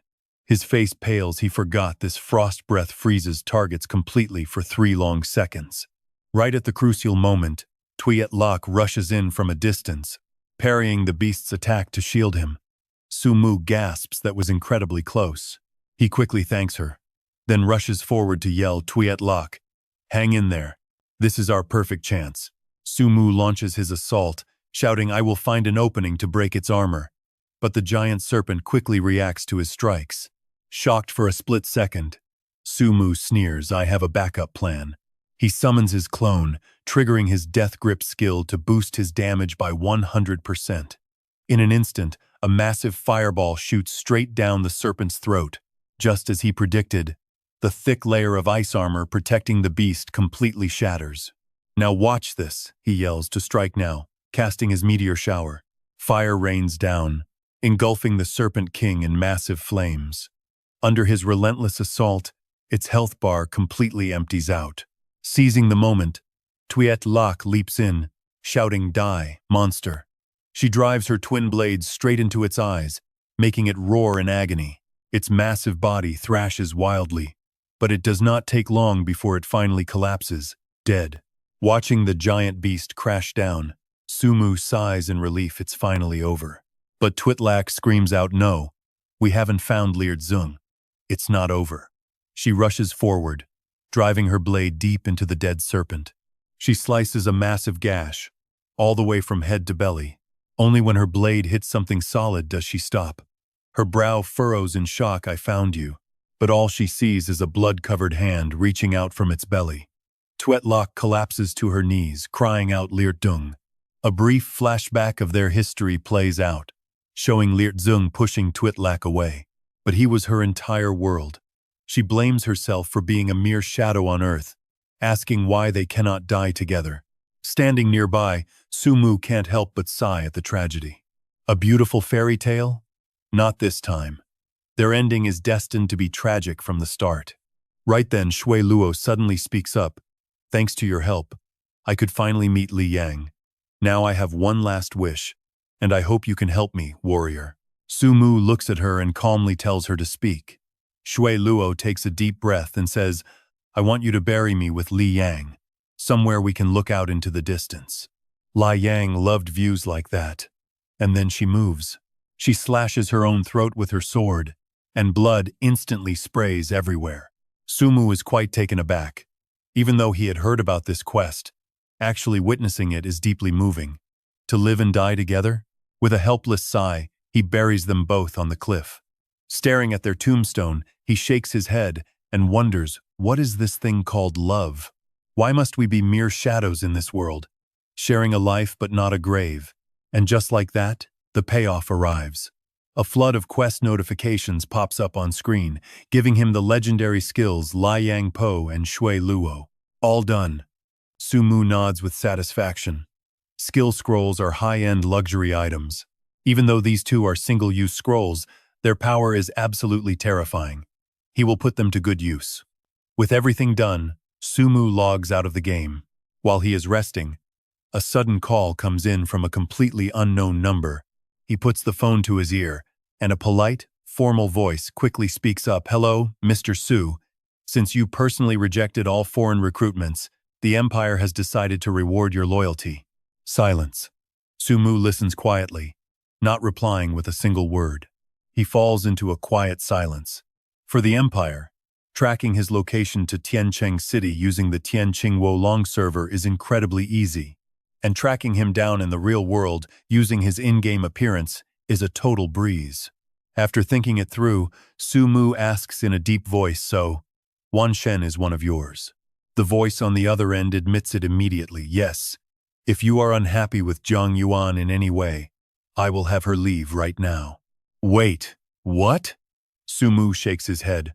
Realizing something is off, Su Mu shakes his head, but suddenly, a realization hits him as he quickly asks back. You just said, Wan Shen is named Jiang Yuan? The one who saved me back then was also named Jiang Yuan. In his past life, Su Mu lay heavily wounded on a stretcher as people carried him back. His injuries were severe. Where was a healer when he needed one? At the critical moment, a slender hand appeared on his chest, gently starting to heal his wounds. Opening his eyes in a daze, all he could see was a beautiful silhouette standing before him. He recognized her. At the final second, she was the one who used a powerful healing spell to pull him back from the brink of death. As he drifted in and out, her gentle voice rang out, asking if he felt any better. He was heavily injured, and since magic could not cure him completely, she told him to rest. Thanking her, Su Mu looked up to speak, but another urgent shout suddenly cut him off. Someone screamed for Jiang Yuan to move because a massive horde of demons had just ambushed Luo Shui's sect. She quickly bid him farewell, explaining that her team was calling, and she had to leave immediately. She wished him the light of Tianqi, telling him to take care. She truly was like an angel to him.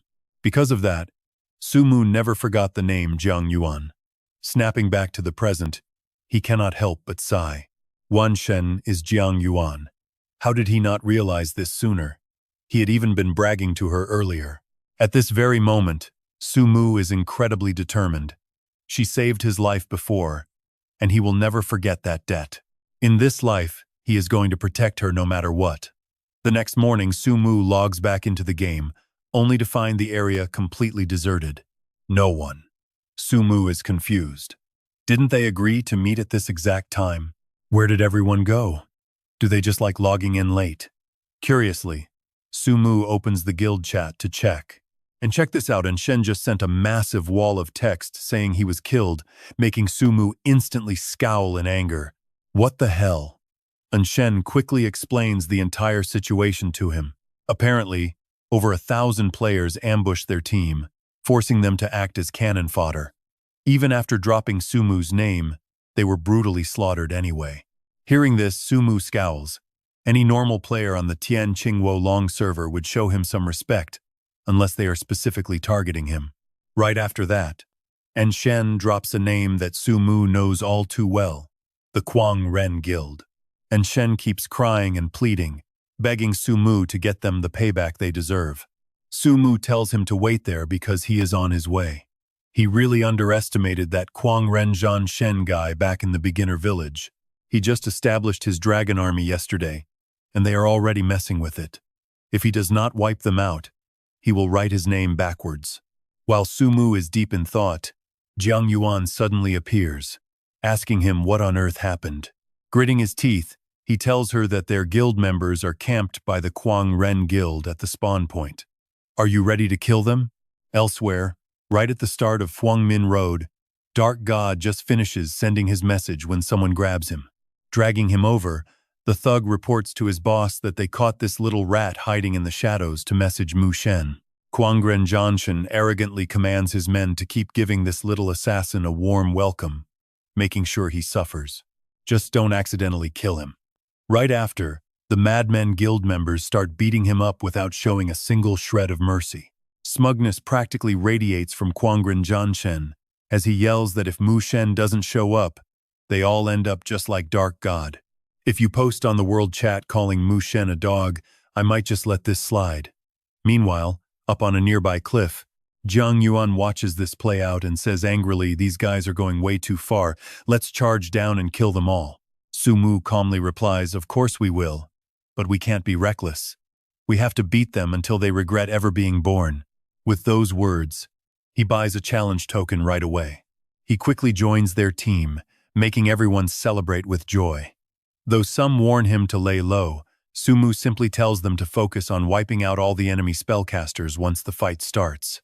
Right after that, Su Mu activates the Sun Hadu map from Tuyet Lok's quest and unexpectedly triggers its highest tier reward, granting him a pretty useful bonus burn effect to melt his enemies. Spotting Su Mu in the crowd, Quangren Jianshen sneers, "So you actually decided to show up after all. Long time no see, Mu Shen. I hope you've been well. I thought you'd keep hiding like a coward behind a woman's skirt." Su Mu scoffs. "Wasn't it you who hid from me last time after getting absolutely trashed?" Hearing this completely sets him off. "Things are different now since I'm way stronger. Even giving you a chance to speak is doing you a massive favor." He completely ignores him because someone else catches his eye. Standing right there is Quangyan Qiande, a legendary warrior from his past life, who looks completely out of place with this pathetic mob. Word is, even at this early stage, his weapon is already upgraded to +10. Growing impatient, Quangren Jianshen barks out angrily again, "What? Staying silent because you're scared out of your mind. You're nothing special. If you've got guts, don't log off. We still haven't settled our score from the beginner village." Losing his patience, Su Mu coldly snorts, "Cut the crap. If you're so worried about me logging off, accept this deathmatch challenge." And here's the kicker, he slams down a challenge flag right in front of them, instantly silencing the entire crowd. No one saw this coming. Even Quangren Jianshen is stunned. He turns to the man behind him and asks Qiande, "Is the scout squad back yet?" The warrior calmly replies, "There's nobody nearby except for a few random players, no other threats." Hearing this, Quangren Jianshen immediately accepts the challenge. "Fine. A 2-hour deathmatch is perfect. Let's see how I strip every single piece of gear off your corpse. Qiande, get ready to fight." Quangnan Qiande just glares at him. "Are you trying to tell me what to do?" Qian then grows annoyed. "What's that supposed to mean? Are you, a mere vice guild leader, really going to look down on me, the actual guild leader?" Completely ignoring him, he walks right up to Su Mu and says, "I've heard all about your stunts back in Beginner Village 818, and I'm not impressed. Attacking your people was Qian Tan's call, not mine." Drawing his sword, Qiande raises an eyebrow and continues, "I don't have to get involved in your little feud, but I do have one condition. Once they're done with you, I want you to accept a life-or-death duel with me." Hearing this, Zhang Yuan's face completely pales, knowing that accepting such a duel has devastating consequences. He's level 15, and she suspects that besides his higher level in gears, he definitely has a secret trump card up his sleeve. Meanwhile, Su Mu hesitates, realizing that this guy is trying to test him to see exactly how many secrets he's hiding. Dealing with Qiande is dangerous, but Su Mu still decides to accept, telling him, "Your life and death duel. I'll take it." Quangren Jianshen steps forward, pulls the flag from the ground, and grins smugly, "I respect your bravery, but I won't go easy on you. Today, I'm going to beat you so hard, you'll regret ever entering this world." And just like that, the official deathmatch contract is locked in between the Quangnan Guild and Fongvan Valley. In an instant, the battleground erupts into pure chaos, with dust flying everywhere and deafening battle cries echoing. Su Mu quickly shouts out to his team, "Everyone activate defenses, mages and archers counterattack their backline immediately."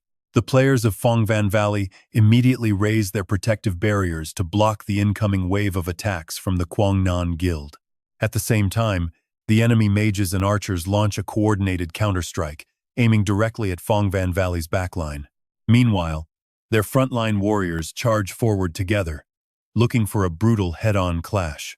Leading the charge is Quangren Jianshen, swinging a massive battle axe as he roars like a maniac. "Prepare to die, Mu Shen.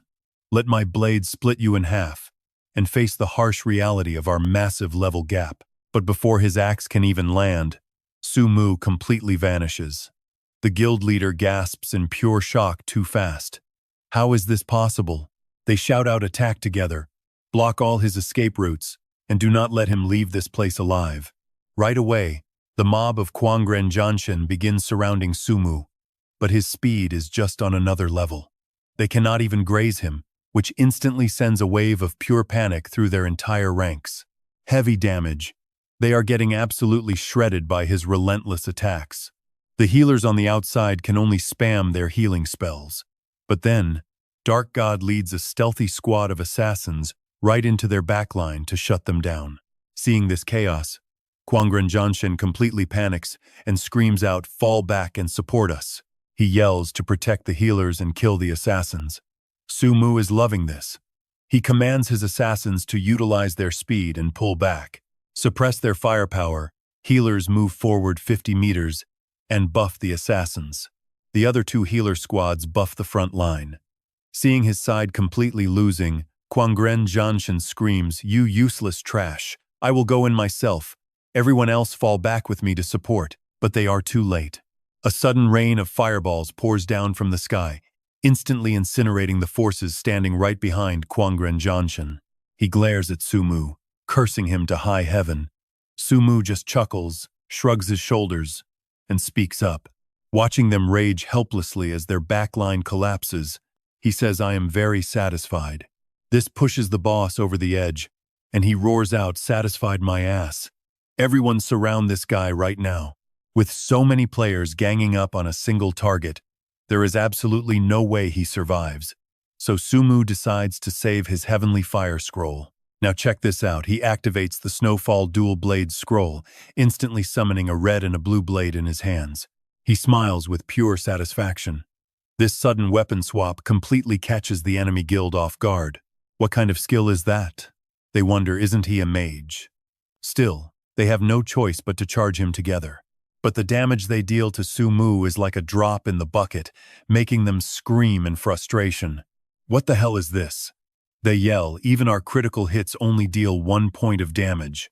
Sumu just smirks with the insane defense of these dual blades. "I can literally stand here and let you slash me." Right then, Kwangren Janshin charges in with his giant axe. The instant the boss gets close, Sumu sweeps his frozen blade. Slice. In the blink of an eye, Kwangren Janshin gets completely frozen solid, muttering in pure shock, "How is this even possible?" But whether he believes it or not, he is already dead. Seeing their leader fall, his minions immediately try to coordinate their burst attacks together. Even if each hit only deals 1 damage, when 100 players attack at once, it really starts to add up.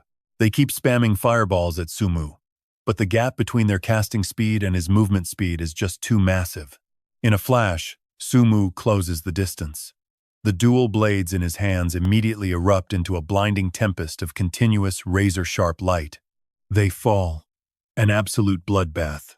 Looking at his dual weapons, Sumu mutters happily, "The ice and fire elements of these blades are way too much for average players to handle." Even so, his health bar has still dropped below half, so he needs a quick heal. But before he can use a potion, Jiang Yuan casts a healing spell on him from behind.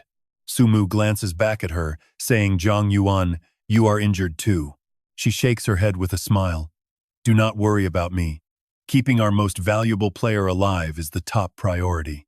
Sumu looks at her to thank her, but his face suddenly freezes. That bastard Kwangren Janshin has just respawned and brutally cuts down Jiang Yuan, laughing maniacally. "Did not see that coming, did you? I am back. And now that your precious healer is dead, wearing you down is just a matter of time. And right now, you can literally feel the absolute fury radiating from Sumu. He grits his teeth and roars out, "You guys are nothing but absolute trash." His eyes are filled with pure bloodlust.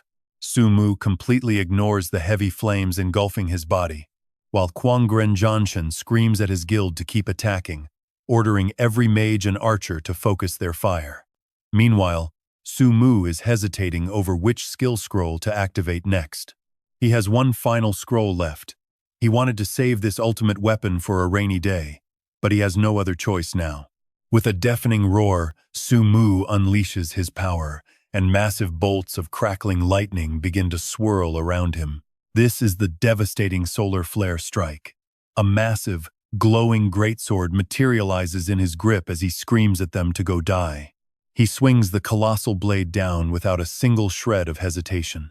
The earth splits open, throwing massive rocks in every direction, while wiping out the entire enemy squad instantly. Instantly, the dust settles, and only the allies of Sumu are left standing. Watching from the sidelines, Chiande witnesses the entire slaughter in absolute shock, wondering what kind of insane skill he just saw. Can a regular player even unleash that kind of absurd, destructive power? Is this guy seriously supposed to be a mage? How is he this terrifying? And what does this mean for his own life and death token? Meanwhile, back in the real world, inside a high-rise office building in the city, someone is getting absolutely reamed out. A man points directly at his subordinate's forehead and snaps, "Look at this. Look at the mess you made." It was not easy for our Madman Club to train 1,000 elite players. This angry speaker is the club owner, Tu Her Fong, and the guy getting chewed out is Li Thit Tru, known in-game as Madman War God. All this screaming? It is all because of his recent disastrous duel with Su Mu. Tu Her Fong sighs in sheer frustration with our strength. We could have easily chosen an A-tier or S-tier main city to develop safely. But you went out of your way to ruin everything. Now, it is way too late. Just then, a secretary walks in and says, "Boss, Ha Tian is still going through with the life or death order. We need your final decision now." Right in the next room, inside his gaming pod, Madman War Emperor Ha Tian is already locked in.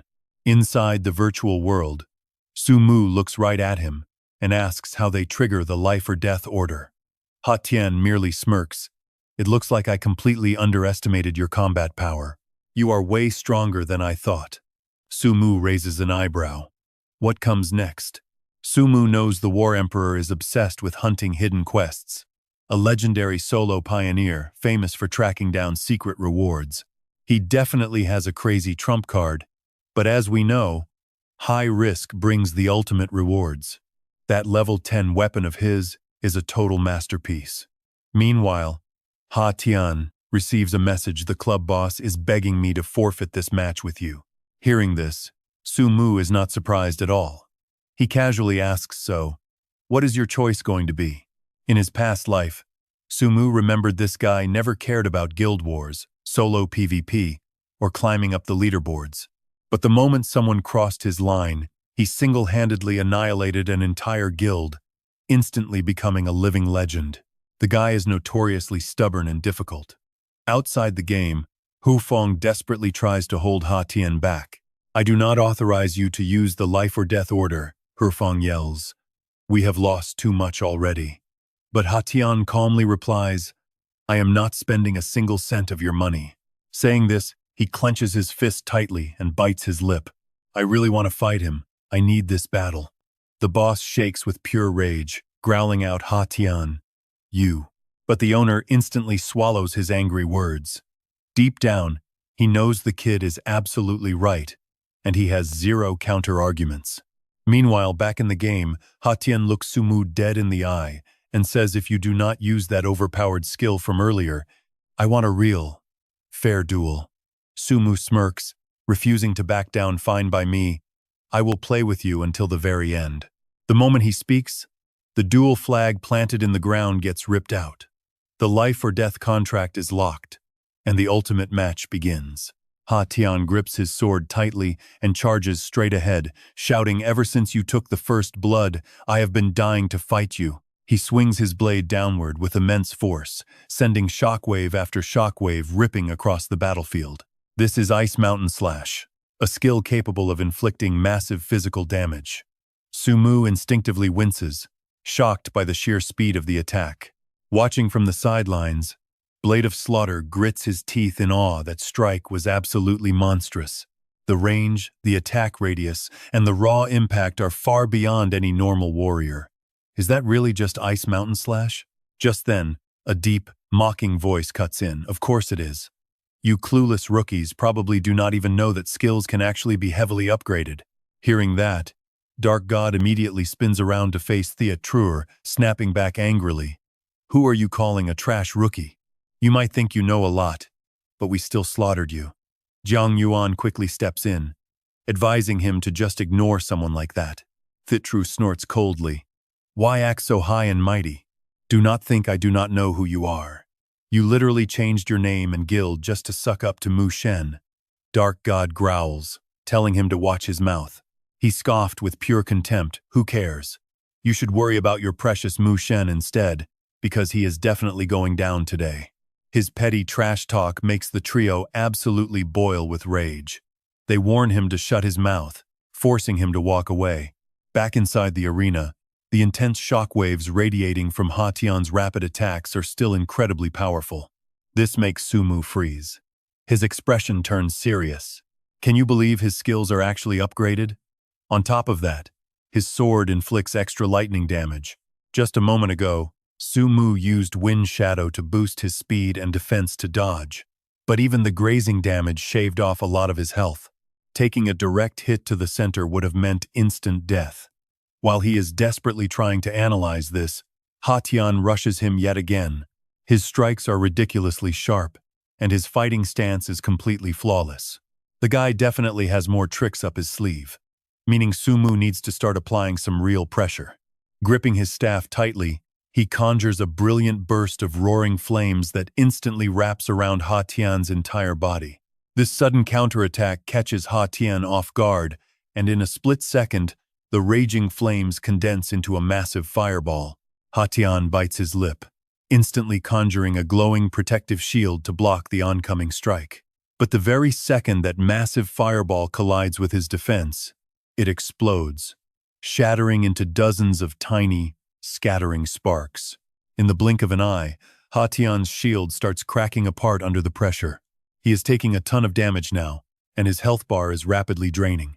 The moment his shield completely shatters, Ha Tian leaps high into the air, gripping his massive sword before delivering a devastating downward strike. Crackling lightning fills the sky before a massive boom completely obliterates a 10-meter area around the blade, forcing Sumu to desperately dodge.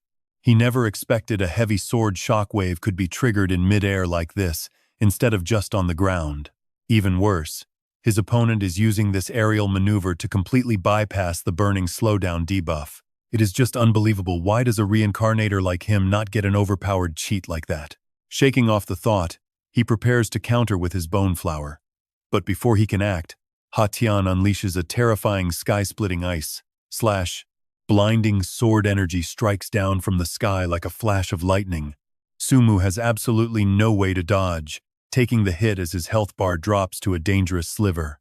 Biting his lip, he curses inwardly. How is that even fair?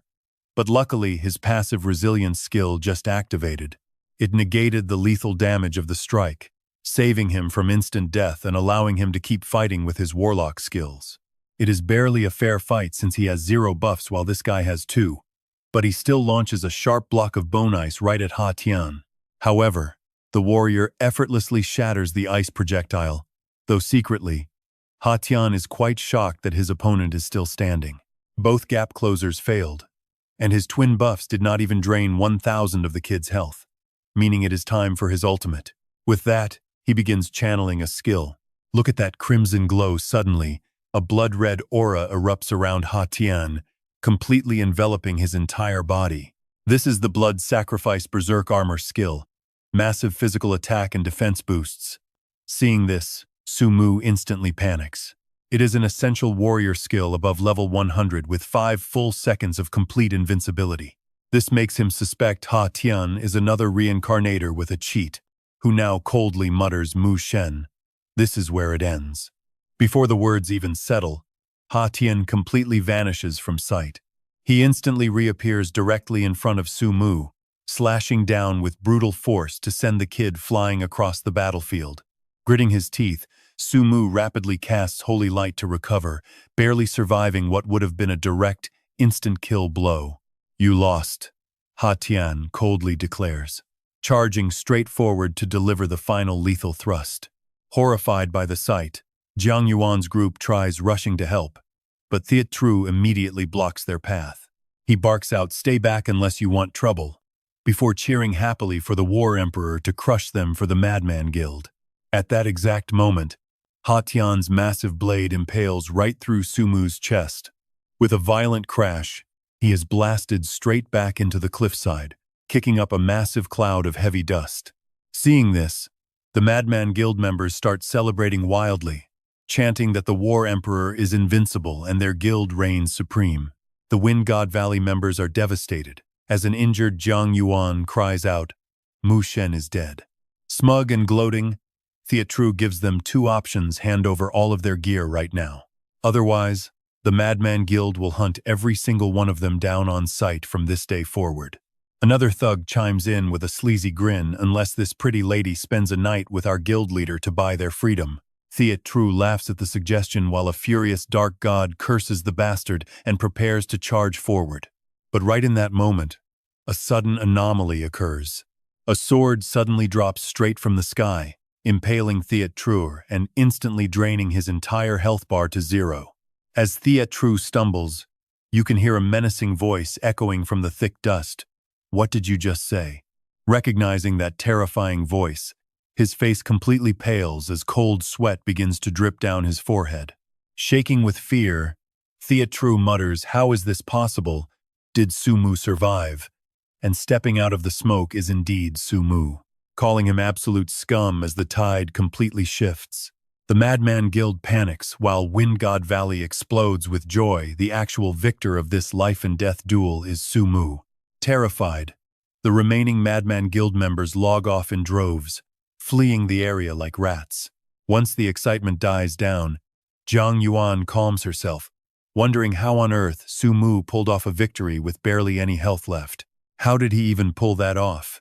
And meanwhile, over at the respawn point, Ha Tian materializes. He stares up dazed, letting out a heavy sigh he really lost. Flashing back 5 minutes earlier, amidst the thick dust and smoke, Ha Tian drove his blade right into Sumu. He exhaled in relief, thinking the fight was finally over. But his relief is cut short. Ha Tian's face instantly freezes when he realizes the opponent before him is actually a clone. As Ha Tian stands there in shock, Sumu's voice rings out from behind. He easily slipped away from that deadly attack. Talk about a close call. Ha Tian spins around in pure shock, asking, "When did your real body get behind my back?" Sumu calmly replies, "It happened in the final half-second before you swung your sword." Instantly, Sumu binds him with bone ice, making him scream in a panic that his defense and health can't possibly survive this. Sadly, Ha Tian's desperate struggle is completely useless. Sumu's fire blast hits, vaporizing him on the spot. Back to the real world, Ha Tian struggles to sit up, letting out a frustrated sigh. His gear is broken, and hundreds of thousands of EXP are gone. At least his skills and potential points are intact, but damn, Sumu is just way too overpowered. Right then, his sword suddenly flies in out of nowhere and stabs straight into the ground of the respawn point, leaving him utterly baffled. Sumu appears right behind it, declaring coldly, "From this day on, Fengshen Valley and the Madman Guild cannot coexist." Ha Tian glares back and tells him flat out, "The winner takes all. So if you want to kill me, just do it." "Now check this out." Sumu smirks, conjures a fireball, and throws it without a single second of hesitation. But his target isn't Ha Tian, it's Tianqi, who just respawned. Caught completely off guard, Tianqi is instantly killed again, screaming out in absolute rage. Ha Tian is completely confused, asking Sumu what this means and why he didn't put him down instead. Sumu smiles calmly. "Gold is easy to find, but a true rival is rare. After our fight, I can see you are very different from them. I don't want to be your enemy just because of your ties to the Madman Guild." Saying that, Sumu returns his gear. Ha Tian asks in disbelief if it's really for him, but Sumu just pouts and tells him to decline it then. Ha Tian quickly yells out to stop, and just like that, the trade is done. With his business finished, Sumu turns around to leave. Before walking away, he waves and smiles, saying he hopes they can clash again in the future. But next time, not as opposing guild members. Once Sumu returns, Anshen curiously asks why he gave that gear back. "You don't even have any gear yourself, so why throw it away?" Sumu calmly replies that he plans to form a 5-man team, that's all. In reality, Sumu has other plans brewing in his mind, but he keeps them to himself. Clueless about this, Anshen can't help but sigh in excitement, begging his boss to let him join the permanent team too. Sumu nods. An assassin is indeed a must-have for any solid team. Scared of being left behind, Anshen desperately clings to his leg, crying out. Sumu lets out a helpless sigh, telling him that while normal teams are ordinary, they are anything but so. Of course, they need him as their assassin. Soon after, Sumu receives a friend request from Ha Tian. He accepts it right away, Noticing Ha Tian's name has already changed talk about fast results. They start a private chat, with Ha Tian thanking him for returning the gear. He also mentions he left the Madman Guild and promises to defeat Su Mu when they meet again tomorrow. Su Mu drops a bomb, telling Ha Tian that he will be leading his team into a hidden dungeon tomorrow. Disbelief flashes in Ha Tian's eyes at the news. Now watch this back in the real world. He leaves his gaming pod only to get endlessly scolded by Yu Feng. He goes on and on about Ha Tian leaving the guild. Ha Tian sighs helplessly, telling the annoying old man that he has something very important to do, which happens to be about that hidden dungeon Su Mu mentioned. He messaged Su Mu to ask about it, begging to tag along. But Su Mu set a strict condition: he must join Fengshen Valley. This puts Ha Tian in a pretty tight spot. If he joins right now, how is he going to show his face in the game again? But wait, he doesn't want to throw away his lifetime reputation just for some hidden quest either. While he's debating, Su Mu sends another text, setting their meeting time for 10 a.m. tomorrow. Secondly, he wants Ha Tian to warn the madman battle god Su Mu will crush their guild until it completely disbands. In the end, Ha Tian still agrees to join Su Mu's side. Su Mu isn't surprised Ha Tian is acting exactly like his past life. But to join Fengshen Valley, he must follow orders. Reading this, Ha Tian loses his mind in anger. As the proud war emperor, there is no way he is obeying, yet despite his complaints, he ultimately agrees. Just like that, Su Mu successfully recruits a powerful expert into his guild. Back in the real world at Kunlun Mountain, a group of people stand outside a mysterious cave, seemingly discovering something major. At Kunlun Mountain, the greatest mountain of the nation, after sacrificing an entire squad at a painful cost, the scientific research team finally makes a groundbreaking discovery right at the entrance. They discover a frozen phoenix statue in this place, with absolutely no clue how it was even formed, or how long it has been here, especially since it is pierced by a massive sword, breaking all logic.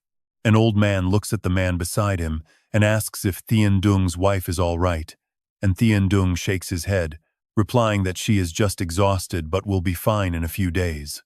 Chu teacher Qin then brings up the son of the couple, and when Thian Dung complains his son only plays Thian Koi, Chu teacher Qin sighs, advising him not to speak like that. The game became a global hit right at launch, making many people rich, but they must keep exploring as they head out. Meanwhile, inside the game world of Fengmin lore, Su Mu leads a group of players toward the Snow Fox territory. He slowly speaks up: this cliff is the boundary of the first stage, so everyone move forward. Dark God cries out in surprise: this snowy cliff is so majestic, and Zhang Huiyan nods in agreement.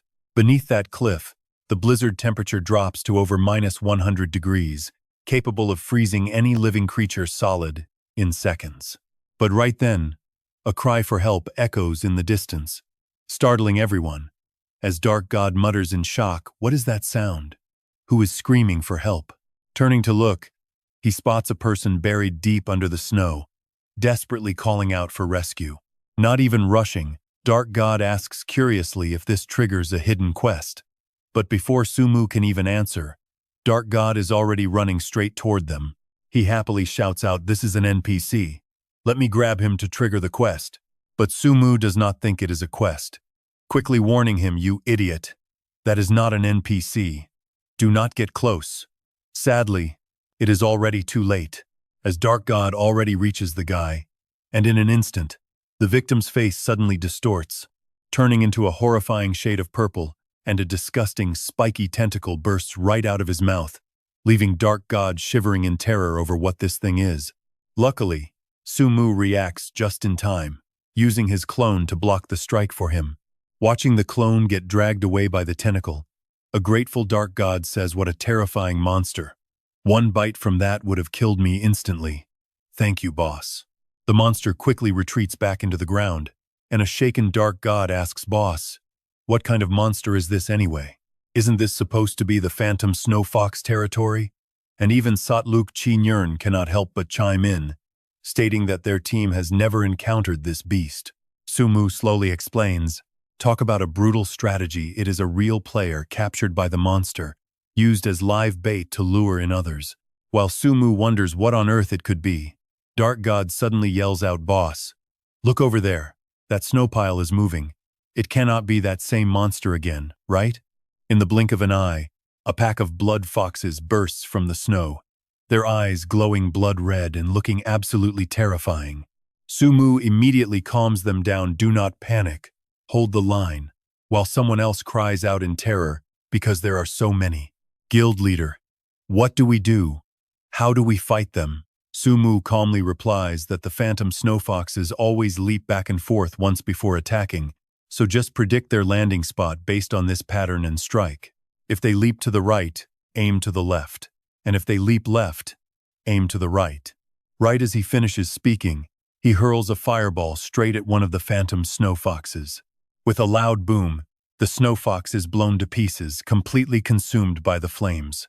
Seeing this, Satluk Chinyern quickly yells out for the vanguard to defend the outer ring, while damage dealers strike from the inside, following the guild leader's orders, and they form up in an instant. The snow foxes are pelted with fire and ice spells. And right then, Sumu immediately commands them, "Do not just stand there. Fight your way toward the bridge. Because once we cross it, we will enter the second stage of Fengmin lore and unlock the next respawn point at the same time." Following his orders, they form a defensive circle and slowly make their way across the bridge. Sumu continuously shouts directions for archers and mages to cross first to provide cover, followed by assassins, other mages, and finally the warriors, as they rush across, though some are too terrified to move while others sprint in a panic. On this side, Sumu continues to direct the remaining players as they battle the phantom blood foxes, before giving another swift order. "It is almost done. Everyone go. I will clean up the rest." And Satluk Chinyern quickly responds, "Boss, see you on the other side." Right after saying this, he leads his group and dashes across the bridge. Slaying the phantom snow foxes while keeping an eye on them, Sumu cannot help but think that although their damage is low, their reaction speed is actually pretty solid. And just when they think they are safe, a massive hand bursts from the snow, making Sumu's face immediately darken as things go horribly wrong. He looks toward the bridge and screams there are still players on the bridge. It is going to attack the suspension bridge. "Watch out, everyone." The purple beast rises from the snow, wrapping its tentacles around a massive ice pillar, sending Sumu into a sudden panic. Oh no, it is that same monster from before, trying to destroy the suspension bridge with the pillar. And just as he feared, the beast hurls the giant ice block straight at the bridge. Those who have not made it across are instantly plunged into the abyss below as the bridge snaps. Sumu stumbles as the entire bridge violently shakes beneath him. Desperate, he clings to the dangling vines to keep his balance. On the opposite cliff, his team watches in sheer panic. Sumu carefully steps onto the last intact rope, his mind racing. What kind of monster is this to be so insanely tough? He cannot stay tangled with it forever. He has to cross this bridge now. From across the gorge, Dark God yells out, "Boss, watch your back." But just as Sumu nears safety, the beast hurls yet another massive ice pillar straight at the bridge. Sumu freezes in panic. How is there still more? You can feel the desperation here. This monster is dead set on keeping him trapped. Sumu leaps high, dodging the incoming ice spike with pure instinct. He whips around and hurls a raging fireball directly at the beast, sneering coldly. "I am not just going to sit here and take this." Then boom! An earth-shattering explosion erupts, but the force of the blast knocks Sumu backward, sending him hurtling off balance before the monster even sinks into the flames. Watching this, the group on the cliff loses their minds as Dark God screams out, "Boss, do not fall. It is too dangerous." Luckily, before plunging into the rushing river below, Sumu hooks his magic staff onto a dangling vine, catching himself just in time. He looks up to reassure his terrified crew, calling out, "I am fine," but that was way too close. Biting his lip, he curses himself for losing control of the fight. Back on the edge, Dark God desperately barks orders, "Quick, we need a way to pull the boss back up." But the others shake their heads, saying our range is too short, and that damn monster is already closing in on him. Dangling precariously in midair, Sumu realizes he needs to find a way to reach the opposite side, fast. Suddenly, The creature looms right over him. Up close, its grotesque, twisted face is absolutely horrifying. So this is its true form. A repulsive, living chunk of corrupt flesh, severed directly from the body of an ultimate evil deity. It survives by parasitizing human hosts, and a single touch of its skin will rot a person's entire body in seconds. Sumu grimaces. The thing looks exactly like those mutated fusions from the sacred temple. That undigested arm sticking out must belong to the player killed in the snow. They did not even get a chance to respawn. This nightmare goes far beyond anything Sumu knows, but he cannot let it cross. If it reaches the cliff, everyone dies.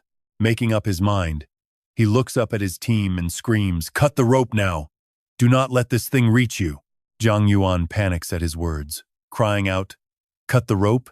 Nearby, Shalu Ren immediately shakes his head. "No way, the boss will plunge to his death.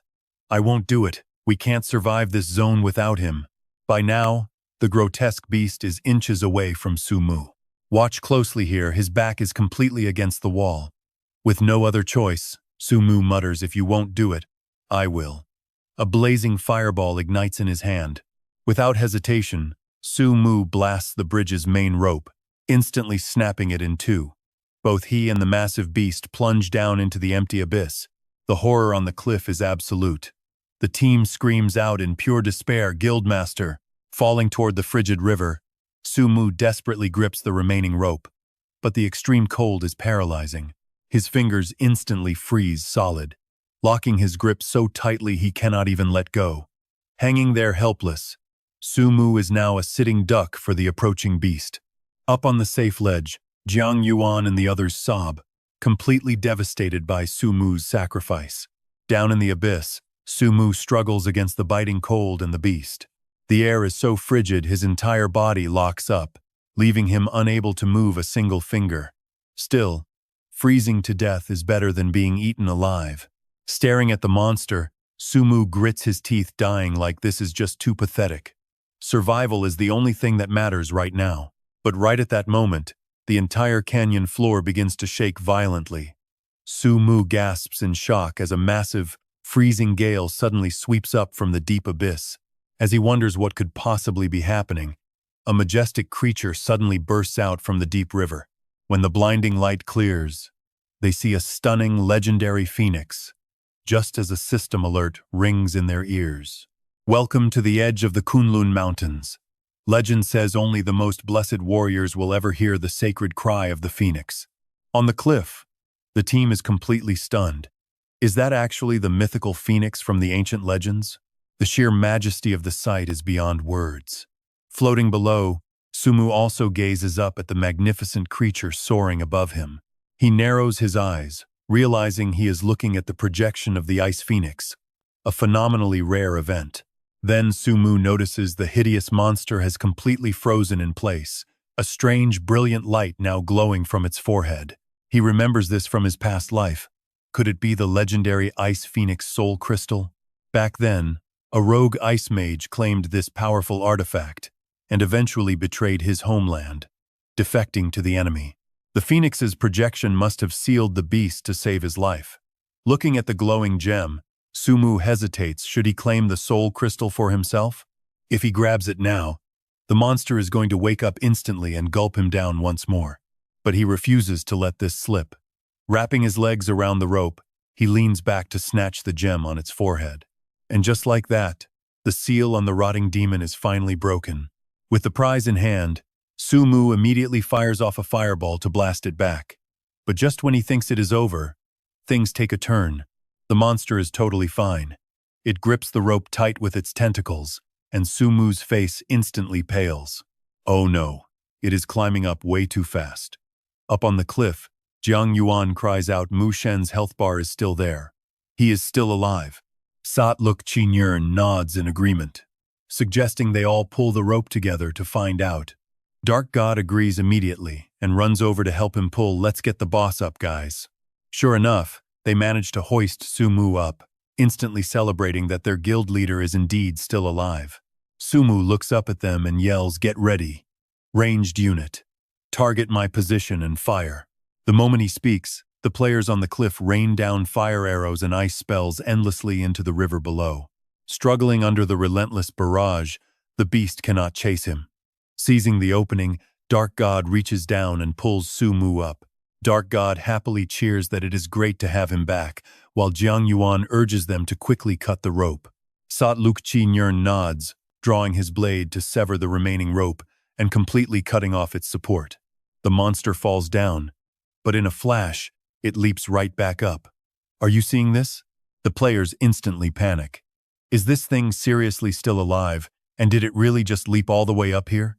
This triple S rank City Lord quest is brutally hard. Su Mu quickly summons his clone to double-team the beast. At the same time, the other mages and archers unleash their attacks on the creature. Under the heavy barrage from Su Mu and his team, the beast finally plummets off the cliff. Afterward, Dark God asks, what on earth was that thing? Su Mu slowly explains that, according to the system, it was just a piece of rotting flesh from the evil demon. To keep everyone from worrying, he reassures them do not overthink it. These demon shadows appear in many places as a special event. Either way, we survived this nightmare. So let's get moving and continue our journey. Meanwhile, in the real world, the archaeological team at Kowloon Mountain is resting in their tents outside the cave, waiting for rescue.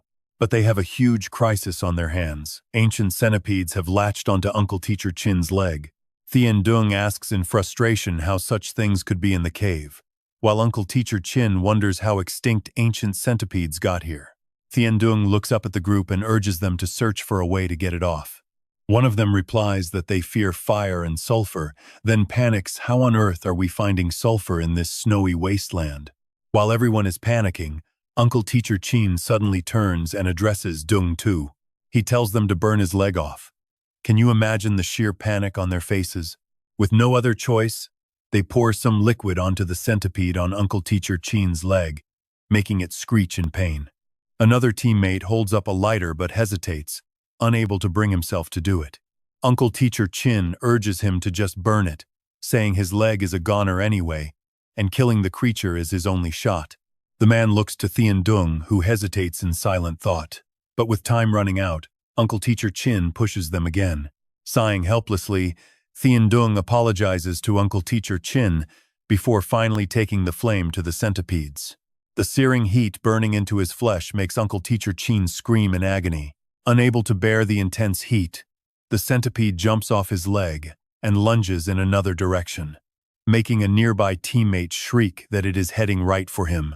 Without panicking, Thien Dung slices his own hand with a knife and goads the beast to come over here. His teammate frantically yells for him to be careful, but the moment the centipede gets close, Thien Dung slams a bronze basin over it. He quickly secures the lid, successfully trapping the monster inside. Only then does his teammate breathe a sigh of relief, glad that they finally caught the damn thing. After a moment, he mutters that they might have touched something they shouldn't have. Kowloon Mountain has endless legends, but finding a creature from 300 million years ago is crazy. At this point, Thien Dung sighs helplessly again, admitting that besides that ancient insect, he saw something else, and he is not even sure if it is alive or dead. His spooky words send shivers through the team. As they quickly make their way out, they immediately notice that something is terribly wrong. Someone gasps in utter shock. Is the position of this ice statue actually not facing west anymore? Did this ice statue just move? Meanwhile, inside the game at Fengming Road, Su Mu leads his team through the snowy mountains. He calmly speaks up ahead, is the second phase of Fengming Road. He tells everyone to rest for a bit, but they do not even get a chance. Su Mu suddenly reaches down to pluck a small flower from the snow and says we have a quest. When you are moving freely, keep an eye out for this familiar flower. He warns them no matter how many there are, they must harvest every single one. Before logging off, report the number of small white flowers you found to Jiang Yuan. Meet back here tomorrow at 10 a.m. With that, everyone rushes off to rest. Jiang Yuan looks at him, pouting as she sighs, looks like my beauty sleep is completely ruined. Su Mu chuckles and asks, what beauty sleep? By the way, give me your wheat account. Let us connect. Jiang Yuan asks in surprise, are you not a hidden powerhouse being hunted by major factions? What if my real-life identity gets exposed because of this? Smiling softly, Sumu calmly replies, because I trust you. Jiang Yuan stares in utter shock as her face turns completely red. She mutters a quiet thank you to the master. Later that evening in the real-world city of Tianqi, right now down in the public square, a wild live match is drawing a massive crowd of people gossiping non-stop. Sumu is also in the crowd, eating ice cream while criticizing this warrior is way too weak. A girl nearby instantly asks in shock, "Hey bro, do you really think the archer is going to win?" He nods, sending her into a panic. Up on the screen, the warrior continuously slashes at the archer, but she easily uses a teleportation skill to dodge every hit. This move leaves the spectators completely amazed. Immediately after, she fires a single arrow high up into the sky. In an instant, a rain of arrows pours down on the warrior, completely draining his health bar to 0. The archer actually won. The girl turns to Sumu in absolute awe. How did you know she would win? Sumu calmly explains. Her cooldown management is brilliant, and she understands the warrior class inside out. Even without a class change, she was guaranteed to win. The winner is Yue Mei, a level 15 player from the Xiecheng Guild. The next match is between her and Xiaozhu Sisi. A moment later, Yue Mei walks out and looks at the girl standing nearby. It is your turn, Juicy. Juicy panics, but I am only level 12. Yue Mei sneers, maybe you should have leveled up more. Yue Mei coldly snaps, if you are too scared, just admit you are useless. But Juicy refuses to back down. I do make contributions. But Yue Mei just scoffs like what? Serving as some brothel girl? She even glares at Sumu and calls him a clueless country bumpkin, making him choke on his ice cream. Yue Mei steps down to face Juicy. Her voice freezing cold. Xiecheng has no room for trash. Either fight me or surrender right now. Get on stage, publicly admit you are a useless loser, and get out of our guild. The crowd is loving the drama, cheering and egging them on to fight, but Juicy refuses to yield and yells out, "Mages are not trash, and neither am I. Even if I lose, I will lose with dignity." Yue Mei sneers, bring it on. Immediately, Juicy panics, oh no, I talk too much big game. Master, you are an expert. Can you teach me how to beat her? I will treat you to a late-night snack. Sumu sighs helplessly. Where did all that fiery pride go? A level 12 fighting a class-changed level 15 is basically suicide. But despite his complaints, he ultimately decides to help her anyway. And just like that, we are jumping right back into the virtual world with her. Her in-game name is Xiaozhu Sisi. But the moment Sumu checks her stats, he immediately starts complaining. You are a mage. So why on earth did you dump your stat points into health and defense? At level 12, your magic damage is not even 200. Sumu stands right outside of her gaming pod, coaching her through the intense battle. Meanwhile, in a private room, a spectator watches and chuckles. Momo really refuses to back down. The guy next to him cannot help but chime in. Since you care so much about Juicy, is not Momo going to get jealous? Hearing this, Qin Lang smugly raises an eyebrow. I got sick of Lu Momo a long time ago. His friend scoffs in disgust. You really are an absolute scumbag. It looks like your plan to make Juicy the vice leader is going to be incredibly difficult. Back in the arena, Momo fires off an arrow, sending her health bar plummeting. Seeing this, Sumu instantly panics. What are you doing? Why are you just standing there? Quickly use Wind Shadow to dodge, you dummy. Juicy innocently replies. But I was waiting for your instructions, master. Right at that moment, Momo fires yet another lethal arrow. Before the projectile even hits Juicy, it suddenly splits into two, making her scream in pure terror. I cannot dodge all of these attacks. Sumu quickly yells from the side, activate your light shield to absorb the impact. Juicy immediately obeys, raising a defensive barrier to block the incoming damage. But she can't hold out much longer. Luoju too tremblingly cries out that she is at her absolute limit. Sure enough, right after that, her shield completely shatters. Just then, Mat speaks up mockingly, pointing out that her positioning and predictions have actually improved. But all of that is completely useless. She sneers. Let's see how you dodge this next shot. Suddenly, Mat unleashes a deadly new barrage of arrows. Luo Jiutu panics, desperately asking her guide what she should do. Sumu stays dead silent. He is deeply analyzing those words Mat just muttered. Without his directions, Luo Jiutu is totally lost. She has no choice but to take the incoming damage. Finally, Sumu speaks up to remind her, "Start charging your great fireball spell because her opponent's dragon arrow technique is almost over." He immediately begins counting down. Once 3 seconds pass, he barks the command to fire. The spectators outside gasp in pure shock. How could anyone react that fast? She exploited a tiny delay in her opponent's skill casting, striking first to catch her completely off guard.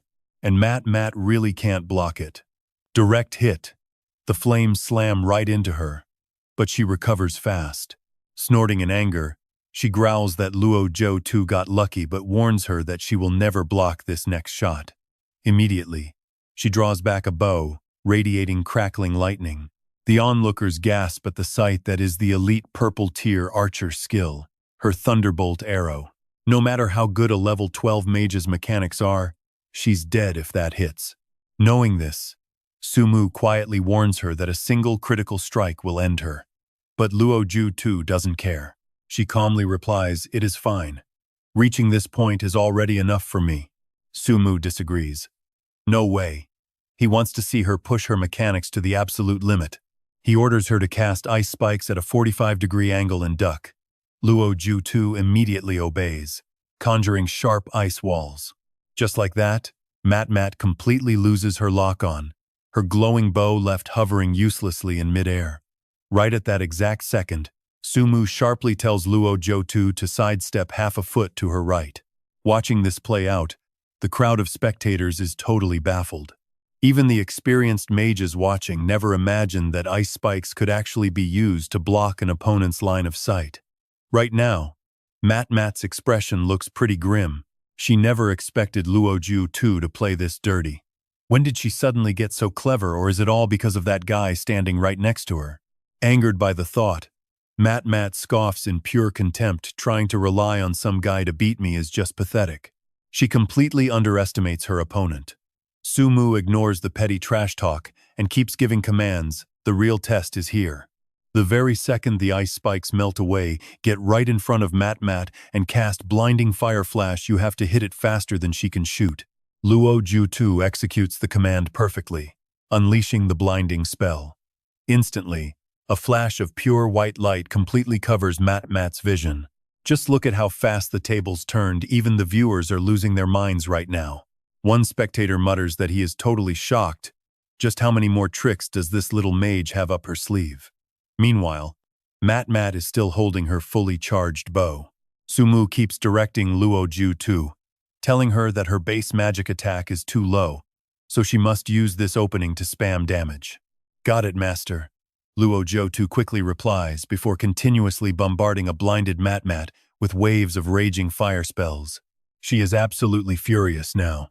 Biting her lip in frustration, she knows that using Shadow Step to dodge right now would completely waste all the charged power of her Thunderbolt arrow. Meanwhile, Sumu keeps analyzing, warning Luo Jiutu that her blind effect is wearing off. Her passive triggers are too low, and with her current health, she is still in extreme danger. He tells her to just trust her luck, and sure enough, Mat's vision suddenly blinks back to normal. She instantly screams out that she can see her now, telling her to drop dead. The fully charged Thunderbolt arrow shoots directly toward Luo Jiutu at lightning speed. Sumu calmly points out that Mat is completely out of mana to cast anything else. He tells Luo Jiutu to keep spamming fireballs and not stop until her opponent hits the dirt. Luo Jiutu nods quickly and launches another flaming sphere. Don't you think this fight is getting crazy? The crowd is definitely getting their money's worth tonight. The duel is incredibly exciting, but the gap in their base levels is still just too wide. Just when everyone assumes Luo Jiutu is done for, she suddenly triggers her meteor shower skill. Fireballs rain down relentlessly, causing Mat's health bar to plummet. But at that exact moment, Luo Jiutu gets pierced by a stray arrow, and her health bar instantly drops to 0.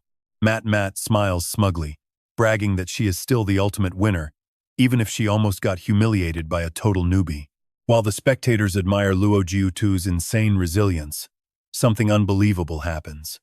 Another meteor shower begins falling from the sky, making Matmat scream in absolute terror. She can't believe her opponent managed a double skill trigger. Watching the fire rain down, she desperately bites her lip, cursing her luck. Boom! Violent chain explosions rock the entire arena. The duel ends in complete chaos. Both players are completely dead, leaving the final outcome totally undecided. The crowd outside erupts in cheers even if it ends in a tie. This match was still an absolute thriller full of massive twists. But just as the dust starts to settle, someone in the crowd notices something is pretty off. That spectator yells out, "Look, the match is not over yet. Little Juicy is still standing." Everyone pivots back to the screen, gasping as they see that Juicy's Windfire Trinity gear just triggered its passive life-saving effect. It left her hanging on with exactly 1 health point. She actually clutched the win. Even now, Momo cannot accept reality. There is no way she just lost to a total blockhead like Mu Luo Juicy. Meanwhile, Juicy is jumping for joy, cheering that they won and she actually did it, master. But when she turns to thank him, Su Mu is already gone, leaving only a quick message behind. His text congratulates her, saying luck is also a form of strength, and promises a late-night dinner next time. Next morning, Su Mu tries to call his parents right after waking up. Still no answer. He figures they are probably busy excavating some ancient ruins, but since he is pretty used to it, he does not mind. That is when Su Mu notices a message from Jiang Yuan, making him realize she must have worked incredibly hard late into the night. Logging back in, Su Mu immediately tracks down Jiang Yuan. His order is simple: hand out those white flowers. Divide everyone into 10 squads, with everyone getting exactly 150 flowers. Jiang Yuan nods to confirm. With that settled, he pulls out the frozen starstone he obtained from his previous quest to examine it. These legendary grade items are real treasures, and activating it instantly boosts the overall damage of his skeleton flower rain skill. Next, he officially appoints both Shadow God and Jiang Yuan as vice guild leaders, sending Shadow God into an absolute state of joy. Su Mu chuckles, thinking any wealthy member willing to fund the guild makes for a perfect vice leader. Right then, a lone figure slowly approaches them from the direction of Fang Minglu. It is none other than Ha Tian, and seeing him instantly throws the entire crowd into a loop. But when a system notification pops up welcoming him as a new recruit, they get even more baffled. Ignoring the stares, Ha Tian walks up to Su Mu, who smiles and welcomes him to the team. Ha Tian gives a curt nod to thank him, though both players are secretly hiding their own hidden agendas. Ha Tian is after the top-secret database of game info Su Mu holds, but Su Mu is entirely confident in his play. Once you step onto his ship, you are not getting off easily. He turns to the crowd, announcing that the party is full, and it is time to set off for the hidden Snow Forest Altar dungeon. As they march, Su Mu warns them that the Snow Forest Altar is an incredibly dangerous hidden zone. He explains how a friend of his accidentally triggered a trap here and got sucked in, wiping his entire squad instantly, so everyone needs to stay fully alert. Jiang Yuan frowns at his words, wondering if this mysterious friend is the source of all the insider knowledge Su Mu has that even the official company does not. Pay attention here. Further down the path, they run into a rather bizarre figure. Shadow God walks up, pats the stranger on the shoulder, and asks what the old man is looking at. But the moment his hand makes contact, the figure crumbles into dust, and Shadow God's health bar starts rapidly draining. He panics, screaming about what is happening and what he should do, because his character is about to die. Fortunately, Su Mu reacts instantly and shoves a white flower right into Shadow God's mouth, narrowly saving his life from the lethal curse. Su Mu looks back at the group, warning them that while hidden dungeons offer top-tier loot, they also carry absolutely fatal traps. He warns them to stop touching anything weird, or he will leave them to rot, causing everyone to nod quickly before they push further into the unknown. They pass plenty of similar statues on the path, but no one dares to touch a single one. Keeping to the back, Ha Tian secretly notes that there is basically zero public database info on this Snow Forest Altar. Realizing Sumu is a total mystery, Shadow God, who is still completely freaked out by his near-death experience, asks what on earth these statues actually are. Sumu explains they are players who had their souls and flesh completely stolen, basically leaving behind nothing but empty shells. Suddenly, a blood-curdling scream echoes as a player accidentally smashes through a stone wall, prompting Sumu to lock eyes with Zhang Yuan and order her to strike. Zhang Yuan nods in agreement, immediately casting her soulbind ability to trap the frenzied player before he can do more damage. Next, Sumu tells them to force-feed him a white flower. So Shadow God steps up and asks why he suddenly lost his mind and if there is some poison. Once the victim regains his senses, he frantically explains that he saw one of those stone things actually move. Hearing this, Sumu calmly tells him that it was nothing but a total illusion. He orders everyone to keep a white flower in their mouths so they can swallow it the moment they see something weird, allowing them to test if it is a mind trick. Even though the white flower tastes pretty bitter, everyone obeys and pops one in. Before long, the group emerges onto a massive, open plain. But get a load of this, the entire open plain is absolutely packed with countless other players. Sumu pauses to think before ordering them to move forward, reminding everyone not to lose their white flowers, leaving Shadow God completely speechless. Tian, however, finds the situation rather fascinating. Right after that, as they slowly walk past the endless rows of kneeling statues, an intense, icy numbness creeps over them, making their entire bodies shiver. Right at this moment, a sudden gust of wind sweeps through, completely blinding them as the surrounding stone walls begin to crack and shatter. They quickly shield their eyes to block the flying debris. Dark God panics and screams out, "These are human bone fragments, get away from me. This is absolutely disgusting." Within seconds, the altar ahead gets completely buried under the flying debris. Moments later, a shadowy figure materializes in midair as a low, ominous voice echoes through the cavern. The voice says it has been a long time since the living set foot here, and you carry the scent of the purification flower. The figure smirks and says, "Since you made it this far, come inside and see. This place has been lonely for too long." And just like that, the system quest triggers. Sumu immediately shouts out, telling everyone to accept the quest and enter the altar.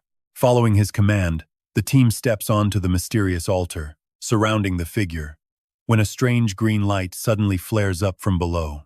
Zhang Yuan spots something in the shadows and gasps, "Look over there. Those empty husks." Hearing her warning, everyone whips their heads around, only to see the stone statues charging straight toward them. This sudden ambush sends everyone scrambling backward. Honestly, how are they even supposed to survive this massive horde? While they panic in fear, the altar suddenly collapses beneath them. A massive sinkhole opens up, dragging the charging statues down with it as the entire altar plummets at high speed, crashing deep into the dark subterranean world below. Right then, the system voice chimes in, "Welcome to the Snow Forest altar." Its original history is completely lost to time, but this place once carried a much darker name, the birthplace of the demon god. Sumu quietly listens before issuing rapid commands to his squad. Warriors to the front, mages guard the rear. Everyone else stay in the middle and support each other. They quickly lock into a tight formation as Sumu leads the way. The bone-chilling, eerie atmosphere of this place makes Dark God shiver in fear. He trembles and whispers, "Boss, why does this feel like we just walked into a biological research lab? Does the Apocalypse game have its own evil corporation?" Zhang Yuan replies with a serious expression. "One thing is for sure. Those husks were once actual humans, and they are nothing but failed, discarded experiments. If they created failed experiments in here, then a successful, perfect product must be waiting for us." As they discuss this, Sumu raises his hand to silence them because something is shifting in the dark shadows just ahead. Holding their breath in anticipation, they watch as a decaying arm slowly stretches out, revealing razor-sharp claws on a hand covered in sickening, infected sores. "This is a level 18 elite monster called a Tichka Thursday." Sumu immediately warns them, "We can only revive after clearing this stage, so be careful." Right after his warning, they launch a coordinated attack on the beast. A barrage of fireballs and ice arrows rain down, dealing massive damage. In the blink of an eye, the creature's health bar is nearly emptied. Sumu slowly walks over to the monster lying defeated on the ground. Ha Tian steps up alongside him, drawing his sword to slash the beast before smirking that was simple. But Sumu just grins, saying, "I wouldn't be so sure about that." Right as he speaks, the bisected monster quickly fuses back together, its health bar instantly refilling to the maximum. Sumu urgently yells, "Do you see that long bone spike? If you don't cut off that bone spike, it will keep regenerating." Hearing this, a teammate charges forward, shouting, "So that is the secret. Watch me chop this bone spike off and end it for good." Sumu tries to stop him. Too late. No matter how hard his axe strikes the monster, the bone spike won't shatter, sending a wave of sheer panic through him. While he freezes in terror, the monster drives its mutated arm right through his chest, instantly wiping out his entire health bar. Sumu explains with a helpless sigh, "The Tianqi's bone spike is incredibly hard. You must use fire magic to soften it first." The team quickly unleashes their fire spells, but the creature moves way too fast to be hit. Just then, countless glowing green dots appear behind the doorway, sending a collective shiver down everyone's spines. And just like that, the entire room is crawling with monsters. This is getting crazy, and everyone is panicking. Sumu's squad falls into chaos as they desperately attack, trying to soften the bone spikes. But it is too late, as they are surrounded from both sides and pinned down. Left with no other choice, they blindly swing their weapons, blocking what they can, knowing failure means certain death. Yet, no matter how many times they slash, the beasts keep regenerating, relentlessly tearing the players to pieces. Watching this absolute bloodbath unfold, Sumu can't help but sigh. He never expected so many Tianqi to ambush them, leaving them no time to react as casualties continue to rise. Gritting his teeth, he summons his clone and unleashes a devastating psychic energy blast to push back the horde. He conjures an absolutely massive wall of fire that completely engulfs the monsters, while yelling out for the mages to shield everyone immediately. Warriors and assassins go chop those bone spikes, while mages and archers back them up. The massive flames deal heavy damage and inflict severe burns, reducing their defense by 10% and cutting their movement speed by 20%. Seizing the moment, Sumu shouts out to slice those bone spikes right now, and Ha Tian quickly obeys by striking down hard, instantly slaying a Tianqi. Taking note of this, the nearby players also find their courage and rush forward to slash at the monsters. Even Dark God, who usually plays it pretty safe, charges right into the front lines. He smirks and says he needs to test the combat skills his boss taught him. Earlier, Sumu had taken the chance to teach Dark God that assassins do not deal area damage, and since they have no elemental weapons, they completely lack healing skills, meaning they can never go head-on. They must become phantoms in the shadows, using their high speed, moving constantly, and seeking out the enemy's weak points. He acts immediately, flashing behind Dark God like lightning, and saying coldly that an assassin is a lethal razor-sharp blade.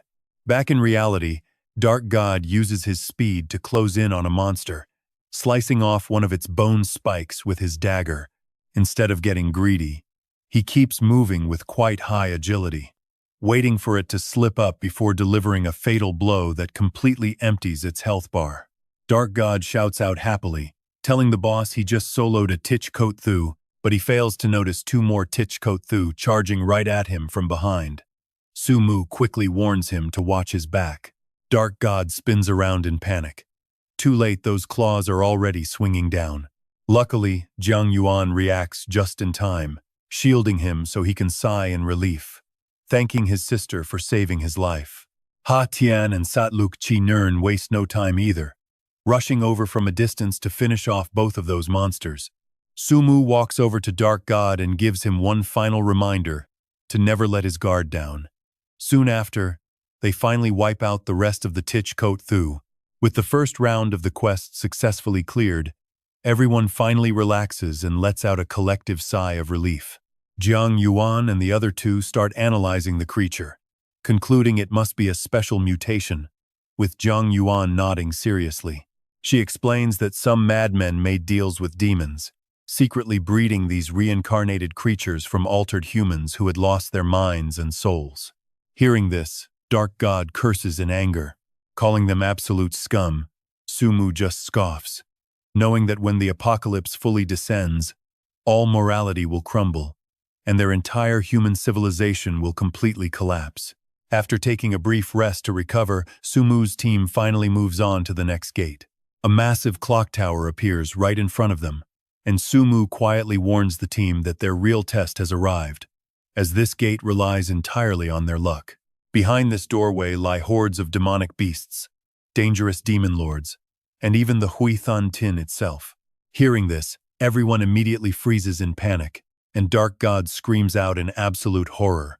He asks if this is a joke, pointing out they are only level teens and questioning if this system is even playable. Turning to Jiang Yuan, he asks if they really have to face another special boss like Apophis, just like that dead guy did. Jiang Yuan sighs helplessly, knowing a demon lord or the Hui Thun Tin is simply too much. Meanwhile, Sumu picks up some strange items and calmly instructs everyone to choose a white lotus flower for themselves and quickly hide inside it. They quickly follow his instructions. The trial officially begins now. The giant clock hand, which had been frozen, suddenly begins spinning at a crazy speed. Let's watch this closely. Everyone holds their breath, praying they do not pull the Hui Thun Tin. The spinning needle finally stops, landing right on the dangerous demon lord Huk Lin Kim, forcing Sumu to sigh and wonder why they always draw the worst possible options. In a split second, a blinding light erupts, and once the glare fades away, they find themselves standing in a horribly scorching, fiery wasteland. The unbearable heat has them dripping with sweat when someone suddenly points up, yelling for everyone to look at the sky. Floating right above their heads are 10 blazing suns, fully explaining this unbearable heat. But the real trouble is the massive horde of monsters surrounding them. Dark God panics and asks the leader if this is really only the second gate, which makes it feel like they are completely doomed. Sumu just chuckles and tells him to relax, since they only rolled the single hardest demon lord. Unable to hold back, Dark God snaps at his response. Would a normal human even say that? Then, check this out, a massive rain of arrows suddenly pours from the heavens. The arrows target the Tichkot Thu crawling on the ground, and in the blink of an eye, the monsters are completely engulfed in flames. Thousands of monsters are wiped out instantly. Just then, a booming voice echoes through the scorching air, warning them that anyone disturbing this fiery street will be burned to ashes and banned from reincarnation. The voice strictly commands all mortals to leave immediately. The players are pretty terrified, trembling as they yell out, "We want to leave too, but weren't we just dragged here against our will? Or can you just tell us where the exit is?" Wait, is this the boss? Only Sumu remains completely calm, questioning the entity. He warns them that the Nger Thon Hori is going to slaughter every single one of them. We're simply taking the initiative, getting a head start. We're delivering justice for heaven now. Show yourself and fight. His bold words absolutely infuriate the entity. A furious roar echoes from above, and a sudden bolt of fire strikes down, instantly scorching the player's hair. Right then, a blinding light erupts once more. As the glare fades, a woman's figure stands revealed. It's the formidable boss, Huk Lin Kim O. Look at them. 1 second they're absolutely terrified, and the next they're literally drooling over her. Is she really an evil demon? She looks like a total goddess. Huk Lin Kim O glares at them, coldly spitting out foolish mortals. With that, she sweeps her massive spear across. Raging fire instantly explodes through the air. The players take massive damage, looking like they're about to be burned to ashes. Observing from the outside, Ha Tian can't help but speak up, because it seems the dungeon's exact setup has significantly weakened this demon lord's true power. Sumu nods slightly, saying that is why he brought the team here to test them. He glances at the crowd, warning them in a stern voice, "Do you value your lives at all? Getting hit by Huk Lin Kim O means instant death." Shaken by Sumu's warning, the team immediately scatters and begins their assault on the boss. But no matter how hard they strike, Hak Lin Kim O stands tall, barely taking any damage. They look back at Su Mu in confusion, making him sigh. Did seriously nobody read the dungeon guide? Mages drop fireballs. Archers forget explosive fire arrows. Since this boss is highly immune to fire, you guys simply aren't doing any real damage right now. And then, Su Mu launches a relentless barrage of fireballs straight at Hak Lin Kim O, causing an absolutely massive explosion of damage that completely blindsides the entire party. They stare at Su Mu in disbelief, silently asking how he did that. Su Mu smirks proudly, saying that, obviously, he is built different. This sends Hak Lin Kim O into a violent rage as she screams, "How dare you, foolish mortals!" She immediately takes flight, soaring far out of their normal attack range. As the panicked players scramble below, Hak Lin Kim O begins casting a giant, glowing circle. It is wrapped in searing flames. Intolerable heat sweeps down, putting everyone into a heavily burned state. Their health bars rapidly drain second by second, and it doesn't take long before some begin to collapse. Suddenly, Hak Lin Kim O dives straight down, coldly spitting out her contempt. Challenging a god leads to only one end: death. Seeing this, Su Mu quickly shouts, "All mages, use Frost Flower Rain to slow her down and boost our damage." Following his order, a barrage of icy frost shards relentlessly pelt her, dealing heavy damage. This only enrages her further as she yells, "How dare mere mortals injure me?" She swings her spear in a wide arc, sending a massive wave of fire rushing forward. The players are quickly swallowed by the sea of flames. Su Mu quickly warns them, "Don't bunch up, the burn spreads fast. Everyone focus on driving up your attack speed." The mages instantly summon more frost shards, launching them at Hak Lin Kim O. Su Mu keeps reminding everyone to stop attacking the second her health drops to 100,000. With their relentless and fierce onslaught, they actually force Hak Lin Kim O onto the defensive. Consumed by fury, her eyes burn with a literal fire as she screams out in rage, "Disrespectful mortals, prepare to face the raging wrath of a true god. I will use divine fire to cleanse your wicked souls." Right then, Su Mu urgently screams out she's down to 100,000 health. "Everyone stop attacking now. Right now. Think of the woman you love the most. Focus on her completely. Let yourself get lost in the feeling." Hearing this, the players begin diving deep into their memories of beautiful things. Stunning women start filling their minds, while a pretty awkward Jiang Yuan asks, "What about me?" Knowing exactly what she means, Su Mu quickly responds, "Think of a man. If you don't have anyone, think of me. It's a boss mechanic. Hurry." "Oh, you are not ready for this." Hak Lin Kim O just activated her Burning Heart skill. The players' mental defenses quickly crumble as their health drains away, and even Su Mu struggles to resist it. Haunting memories from his past life flash relentlessly before his eyes, forcing him to his knees in agony. Echoing whispers constantly invade his mind. Su Mu forces himself to stay conscious, desperately blocking out the dark thoughts. He needs to focus on something that brings him true happiness. And the only thing that can do that is the memory of meeting Jiang Yuan in his past life. She was like an angel, saving him from the brink of death, grabbing Su Mu's hand and pulling him right out of his personal hell. Jiang Yuan was the one spark of light in his otherwise pitch-black world. Instantly, Su Mu snaps back to reality. He quickly looks around, only to see Ha Tian standing there completely unharmed. Su Mu asks suspiciously, "How are you totally fine?" Ha Tian slowly explains, "I do not have as many stories as you guys." He is slightly helpless, not knowing how else to respond. Su Mu then turns his attention toward Jiang Yuan.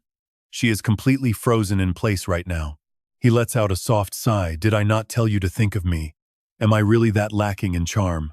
This burning heart skill drags people into their absolute worst memories, leaving them unable to escape or even causing their death. The only way to break the illusion is to focus on happy thoughts from the very start. Realizing this, he suggests they attack the barrier together. Immediately after, the two of them start smashing the shield of Hak Lin Kim O. Within moments, everyone starts snapping out of it. As soon as they regain their senses, they immediately begin whispering among themselves. Some let out huge sighs of relief, realizing they would be dead meat if Sumu had not warned them. Witnessing this, Haklin Kimo completely loses her temper and screams, "This is impossible. Absolutely impossible. You mere mortals. How on earth did you manage to break my burning heart spell?" Hearing her words, the players raise their eyebrows and glare back at her with mocking eyes. This sends Haklin Kimo into a wild rage as she screams, accusing them of using such underhanded tricks. "How dare you disrespect a god?" she yells before instantly unleashing wave after wave of fire directly at the players. Terrified, the crowd scatters in absolute panic. Haklin Kimo scoffs coldly, telling them to witness the difference between gods and crawling bugs. But right at that moment, her legs are frozen solid, locking her completely in place. Gritting her teeth in anger, Haklin Kimo snarls, "Damn it, a little ice is not going to stop me." But Sumu tells her coldly, too late. Even a fallen god is nothing but food for ants on the ground. He then summons his clones, prompting her to curse him for being incredibly arrogant. Ignoring her, Sumu mutters a chant under his breath, powerless and exhausted. "Yet you still think you belong on a pedestal." In the blink of an eye, Haklin Kimo is engulfed by twin beams of fire and ice energy, taking massive damage. Sumu does not stop there, instantly activating his meteor fall skill as thunderous explosions echo through the area. Seizing the chance, the surviving players rush forward to unleash a brutal barrage on Haklin Kimo, while ice spikes summoned by Sumu pierce straight into her body. Her weapons clatter to the floor. Weakened, Haklin Kimo collapses to her knees, muttering in disbelief, "How is this possible? How could I lose? I am a god." Hearing this, Sumu lets out a cold scoff. "Do you honestly think you are worthy? You think you are above everyone else, yet you do not hesitate to plot with demons." Haklin Kimo screams in utter defiance, "What is good and what is evil anyway? Only the strong have the right to survive." Ha Tian watches her state closely, feeling quite suspicious. Even though draining the boss' health should make things return to normal, he feels the reaction of this in-game character is somehow completely off. But wait, look at this. Dark energy suddenly starts swirling all around the body of Haklin Kimo. She lunges madly towards Sumu, screaming out, "Human, your scent is filthy, so why don't you go to hell with me?" But the moment she gets close, a glowing jade stone flies out from his body, freezing her in her tracks. Sumu is completely shocked. The Ice Phoenix Crystal Origin Stone. Could this be the trigger for his next awakening stage? While he stands there confused, the crystal stone begins draining every drop of power from Haklin Kimo, sending her into a furious panic as she screams, "What did you do to me?" Sumu snorts coldly, obviously. "I am turning you into dust." He tells Haklin Kimo that he will keep slaying gods until they are all dragged down from their high pedestals. Haklin Kimo is too furious to speak. She can only leave a final warning before being completely drained by the crystal. "We will meet again." Showing no fear, Sumu clutches the stone tightly and scoffs, "I look forward to it." Meanwhile, Hatian finally realizes where this unnatural feeling is coming from. Other teams slaying Haklin Kimo never triggered this scene. So why is it happening now? Was it because they got the first kill? Or some unique trait of Sumu? At the same time, the youth checks the attributes of the stone. He nods with satisfaction, confirming it has indeed reached the awakening phase, apparently requiring the energy of a god to power up. But divine bosses are never easy. Fortunately, their quest is officially done. The next stage now lies just ahead. They finally arrive at the massive stone door of the final boss.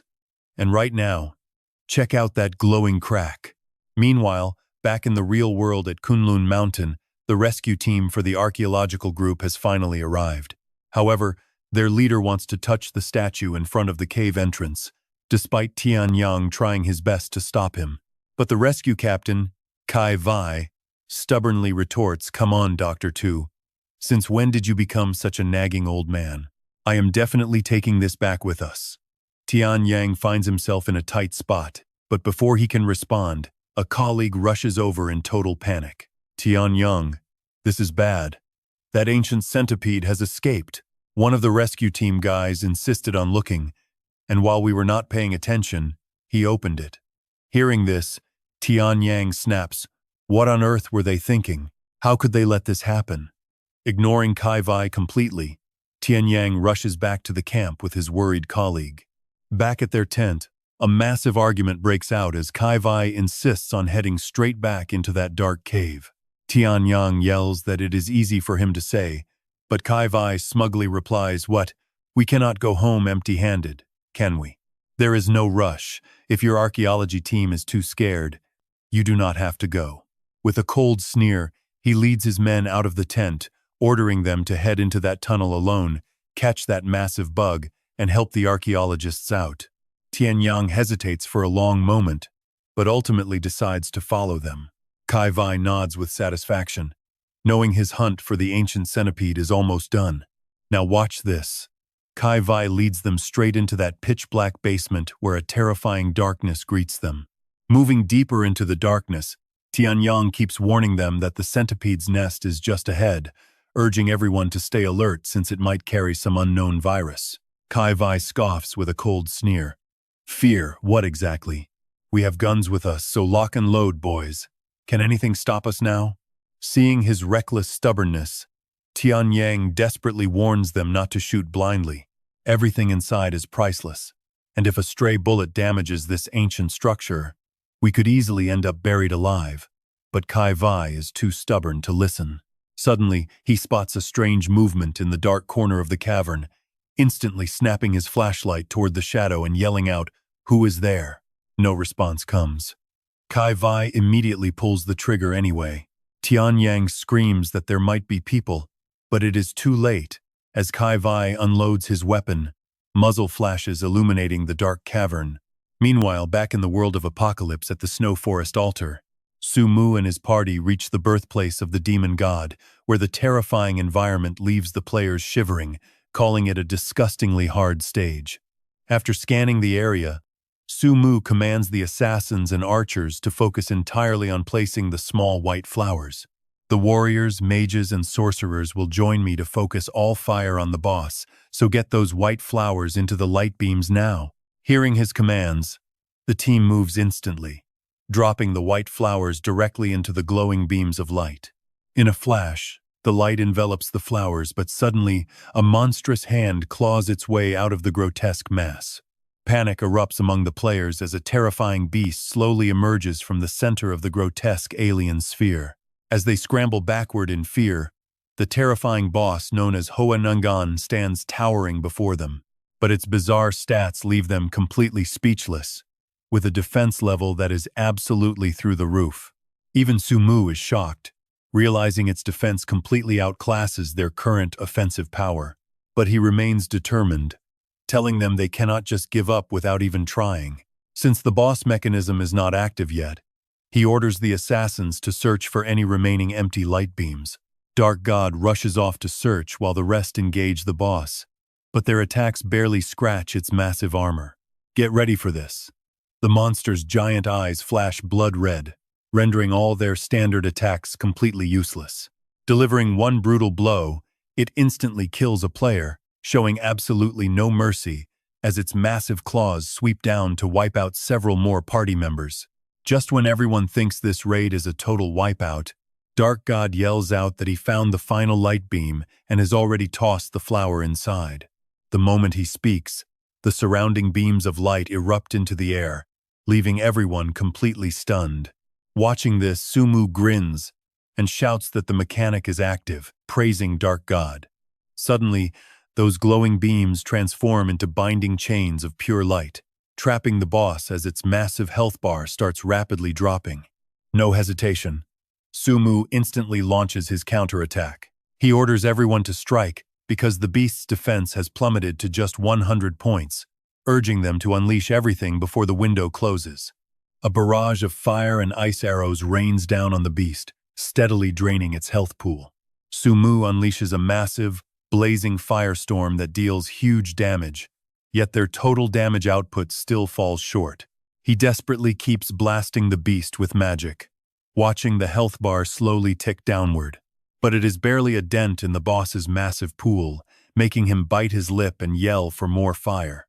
But just as they push forward, the bindings on the monster begin to shatter, The flowers inside that light are also slowly getting destroyed. Sumu hurriedly screams, commanding the melee fighters to bind it and fall back. But it is already too late. The chains are gone. Its defense skyrockets as every single white flower turns to ash. Now that it is free, the monster immediately starts ripping into the players. Bodies pile up, brutally torn apart, blood sprays everywhere. The sight is horrific. Sumu bites his lip and quickly shouts, "Scatter, spread out and run hit-and-run tactics now. Draw the aggro and pull the boss." Then he yells, "Archers, get ready." The next light beam is about to refresh. Everyone jumps into action just like he ordered, raining down fire and ice magic. But they can't even scratch the beast. Right then, Ha Tian charges straight forward with his sword raised. He lands a heavy slash, but the damage numbers are so embarrassingly low he can barely look. 19 damage. He gasps in shock. Even his charged greatsword attack barely tickles the beast. But he refuses to quit, swinging again only to get the exact same result. But check this out, the boss is actually regenerating health. Talk about a complete nightmare for Ha Tian. Just then, the glowing beams flash back to life. Dark God quickly shouts, "The light is back. Drop the white flowers in now." The second they hit the light, thick vines erupt and bind the giant beast once again. Everyone rushes into position, letting loose with a continuous barrage of attacks. Sumu doesn't idle around either, constantly casting his heavy fire spells. Sumu knows this is going to be a brutal war of attrition. Going in with this current lineup means they could easily get wiped at any moment, but he still wants to test their absolute limits. Meanwhile, over at Fengmin Road, a group of players emerges from the snowy forest, led by a guy named Maktu Fap. He asks his subordinate in a low voice, "Are you sure this is the Satluk Chinyern Guild?" The man quickly nods and says positive. But that popular guy, Mu Shen, is also with them. Hearing this, Maktu Fap snorts. Seems this Mu Shen guy has some serious backing. The scout adds Mu Shen and his crew must have scored some pretty insane loot in there. "Maybe we should," but before he can finish, Maktu Fap cuts him off with a murderous glare, asking, "Are you trying to tell me how to do my job?" He bows in fear. "Best to shut up." Maktu Fap scoffs, "You tell me Mu Shen is only level 11. So how does a low-level noob get 2 major guild leaders to follow him?" The subordinate cowers in silence, while Maktu Fap gets even cockier. He says, "I really want to meet this Mu Shen guy. Get ready. We'll wait right here for them to come out." His men immediately prepare. Standing there, Maktu Fap's eyes are locked with cold determination. Mu Shen is a nobody now. Everyone has their peak, but you're still just level 11. If you're too weak to survive, don't blame me. Back at the Snow Forest altar, an entire hour has slipped by, yet Sumu's team still hasn't taken down the boss.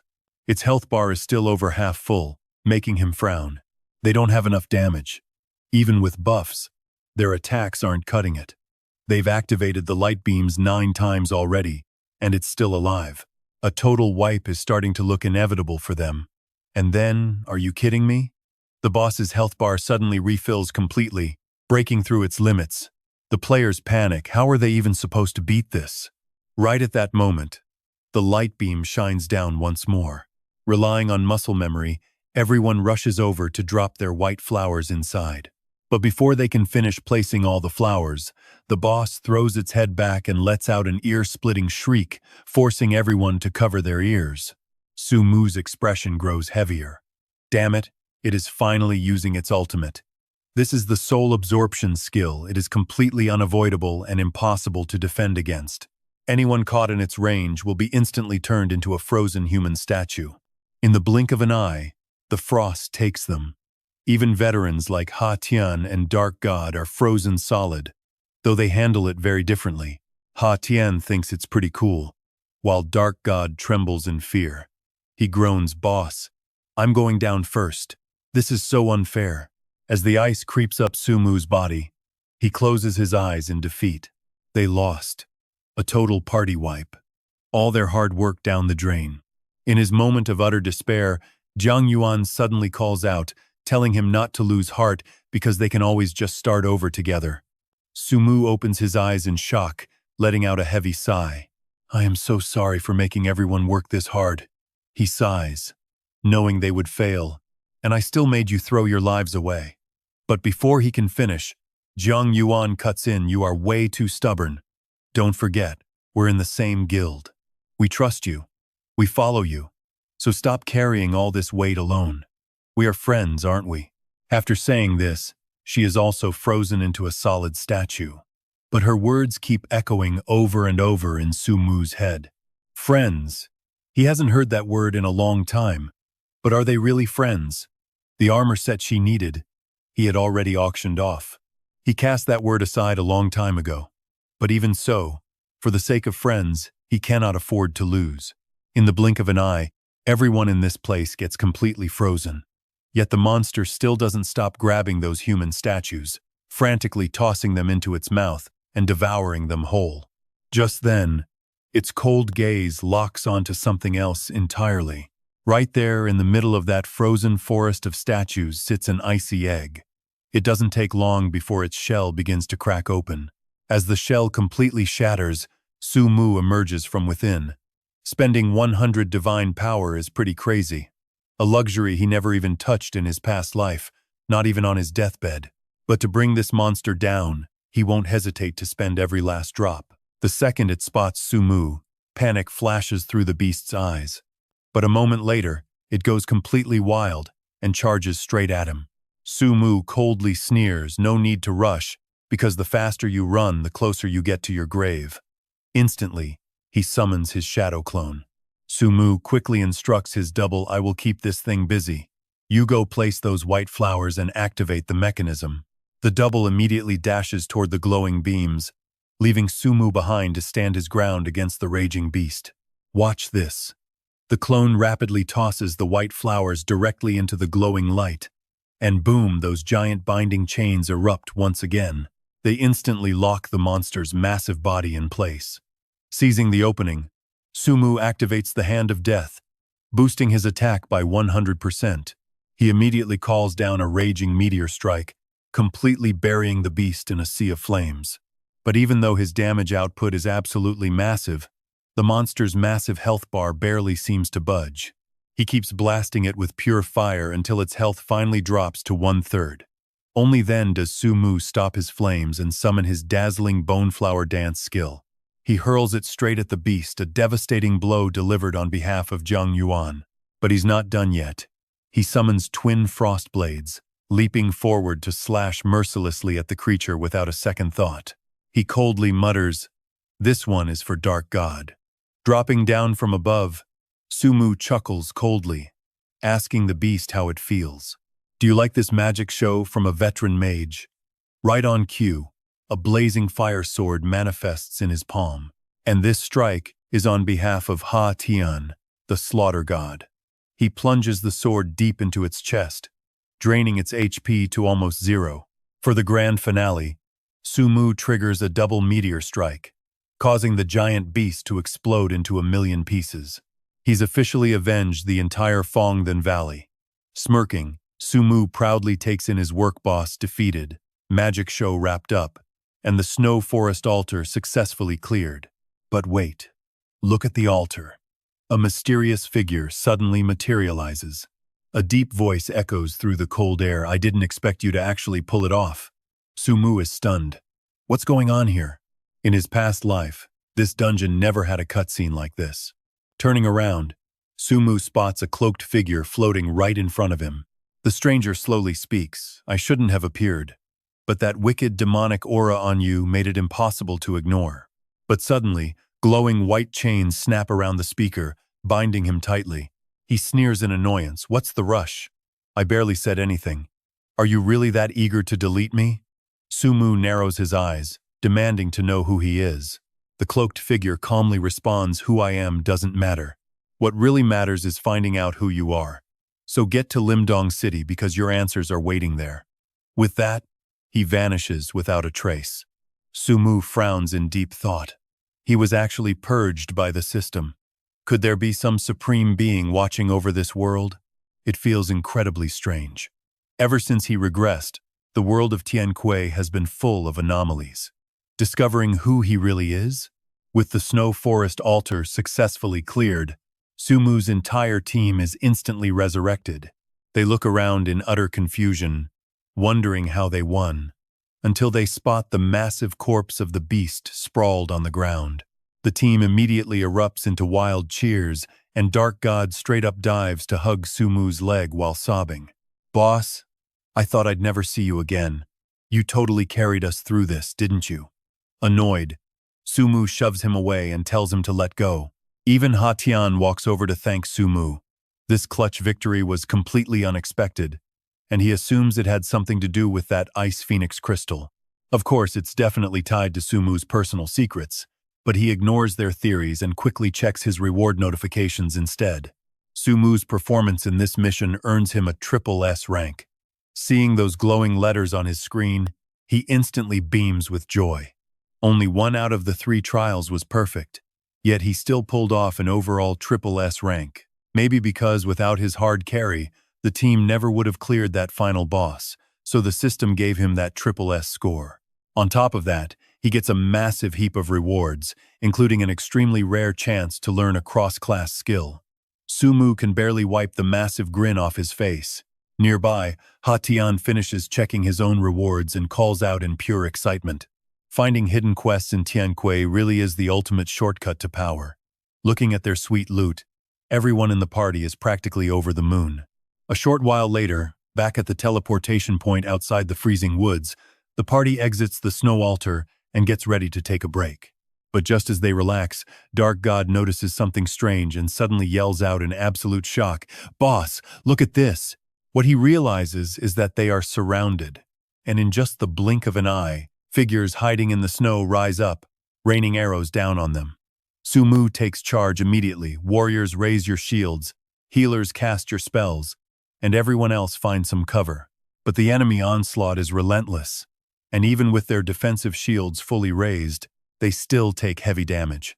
Huddled behind cover with Zheng Yuan and Dark God, Sumu says in a low voice, "Dozens of enemy mages are approaching from afar. They definitely planned this ambush." Dark God hesitantly asks, "How do you want to handle this?" Sumu does not reply directly. Instead, he messages the guild chat and lays out his strategy. "Our assassins will stealth and infiltrate their mage backline, while Dark God, Zhang Yuan, and Tian move together." Right on cue, Shalu Qiren leads the charge. Sumu himself leads Zhang Yuan and the other 2 straight into the enemy lines. Watching them rush in, Fa sneers with pure contempt. "Just 3 players dare to face 100 of us. Sumu really thinks too highly of himself." He immediately screams out his orders, "Kill Sumu first, then bring me every single piece of loot they got from that hidden dungeon." On command, fireballs rain down on Sumu's squad. But Tian acts fast, raising a massive shield that blocks every single flame. Watch this. Sumu leaps high into the air, summoning a glowing blaze with total ease. Fa laughs off the move, calling him a total idiot for jumping into the open sky. He orders everyone to focus fire and wipe Sumu out once and for all. Hearing this, our main character just smirks. Sumu casts his skyfire, and a massive, brilliant flame erupts high in the air. The fire sweeps down, engulfing Fa's entire squad. Only then does the arrogant leader realize he is in deep trouble. Shaking, he stammers out, "This isn't a normal mage skill. What on earth is this?" With Sumu's attack landing, the real hunt begins. The enemy's health bars rapidly drain, giving the Fong Shenkei assassins the perfect opening to strike. Watching his men drop one by one, Fa's face turns pale with horror. "I am level 17 and do not even have this. He must have unlocked a hidden skill. Kill him at all costs." Right after he yells, a reckless enemy assassin rushes straight at Sumu, screaming, "Prepare to die, Sumu!" But just as the blade descends, Shalu Qiren leaps in to take the blow. Fa screams in shock at the betrayal, while Sumu looks on with worry. "Are you okay?" Shalu Qiren shakes his head, saying he is fine, but they were definitely targeting him. Sumu quickly executes the assassin and catches his ally. Zhang Yuan immediately casts a healing spell on Shalu Qiren. Feeling guilty, he apologizes for bringing trouble to the guild leader. Sumu scolds him, telling him to stop talking nonsense. He tells him to look around, nobody cares who started this. But anyone targeting Feng Shenke is an enemy of the whole team. Starting today, Su Mu is going to show everyone that Feng Shenke is not to be messed with. He commands his guild members, relentlessly wiping out Mak Tufa's entire crew. Watching the slaughter, Mak Tufa snorts in rage. He never expected Sha Luqi Ren to find such a powerful backer. Their carefully planned ambush was completely dismantled, and his own allies are already begging to retreat. But check out this savage move. A cold blade instantly presses against Mak Tufa's throat as Dark God stops him. The leader instantly freezes, trembling as he begs for his life. Dark God just sneers in contempt, and why should I spare you? Are you supposed to be handsome? He forces the guy to look at him, then scoffs, nope, not handsome at all, time to die. Without a single second thought, Dark God slits the arrogant jerk's throat. Clutching his throat, Mak Tufa drops to his knees in utter shock as his remaining teammates instantly turn tail and run. Su Mu walks over to the dying leader. Sha Luqi Ren immediately points out, "This is the guy who forced us into a suicide squad." Standing nearby, Dark God raises an eyebrow and asks, "Did he not say he was going to steal our gear?" Su Mu just pouts, "Oh, really? I did not hear him." He tells a healer to revive Mak Tufa so they can hear it again. As they casually discuss horrific ways to kill him over and over, the guy nearly wets his pants. Meanwhile, over on stage 5 of Fuang Min Lo, a level 20 wild snow tiger wanders through the frozen woods, when suddenly, a deadly arrow charged with lightning comes flying in. It strikes the beast dead on, instantly draining its massive health bar all the way to 0. Up on a high branch, a woman sits with a smirk on her lips, looking down.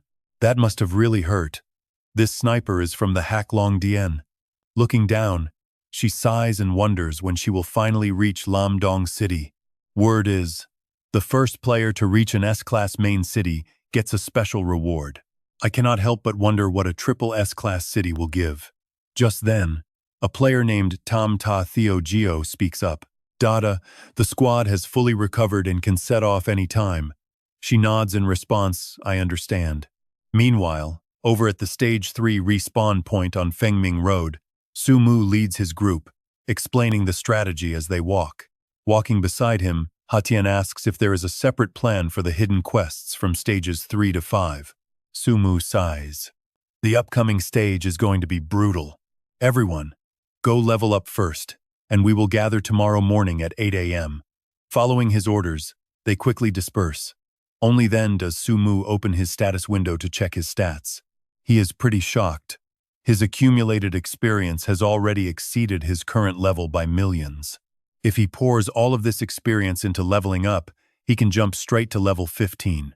However, Su Mu ultimately chooses to upgrade his Hand of Death instead, and an instant gale sweeps in, making it quite hard for him to stand his ground. He purses his lips and mutters in disbelief. Did upgrading this bone skill just summon the death god? But here is the thing, this sudden blizzard on stage 3 of Fengming Road is no ordinary storm, making it tough for everyone.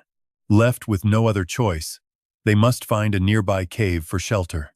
This group of 5 belongs to the same guild, and they are all level 16. Right now, some of them are complaining endlessly about moving on to stage 4, but their leader remains completely silent.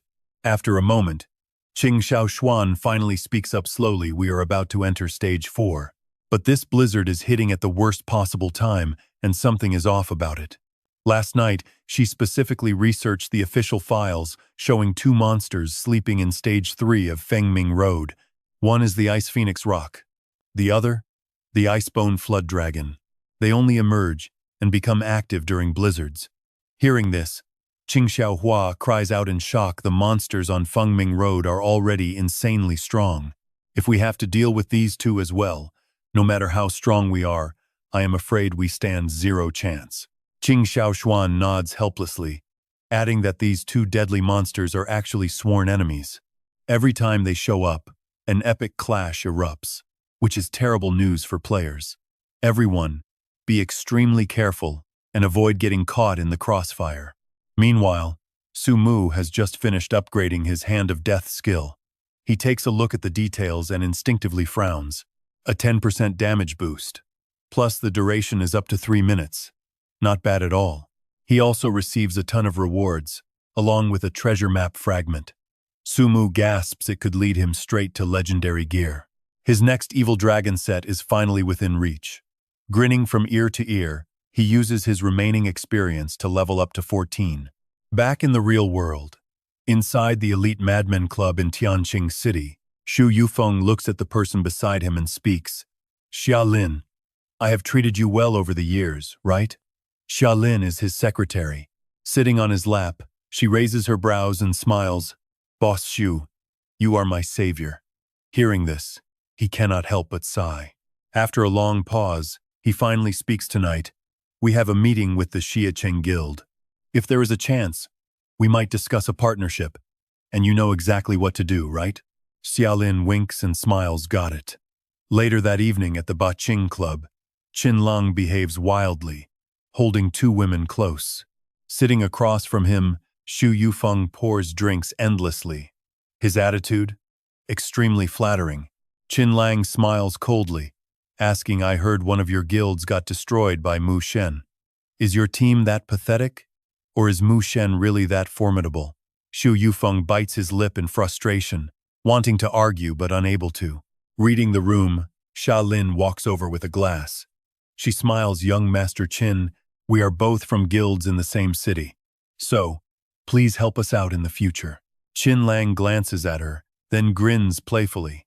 All right, the rest of you can get out. Just leave this beautiful lady here with me. Momo, you should also leave right now. Momo leaves, looking incredibly resentful. Meanwhile, Xu Yufeng exits with a highly satisfied smile.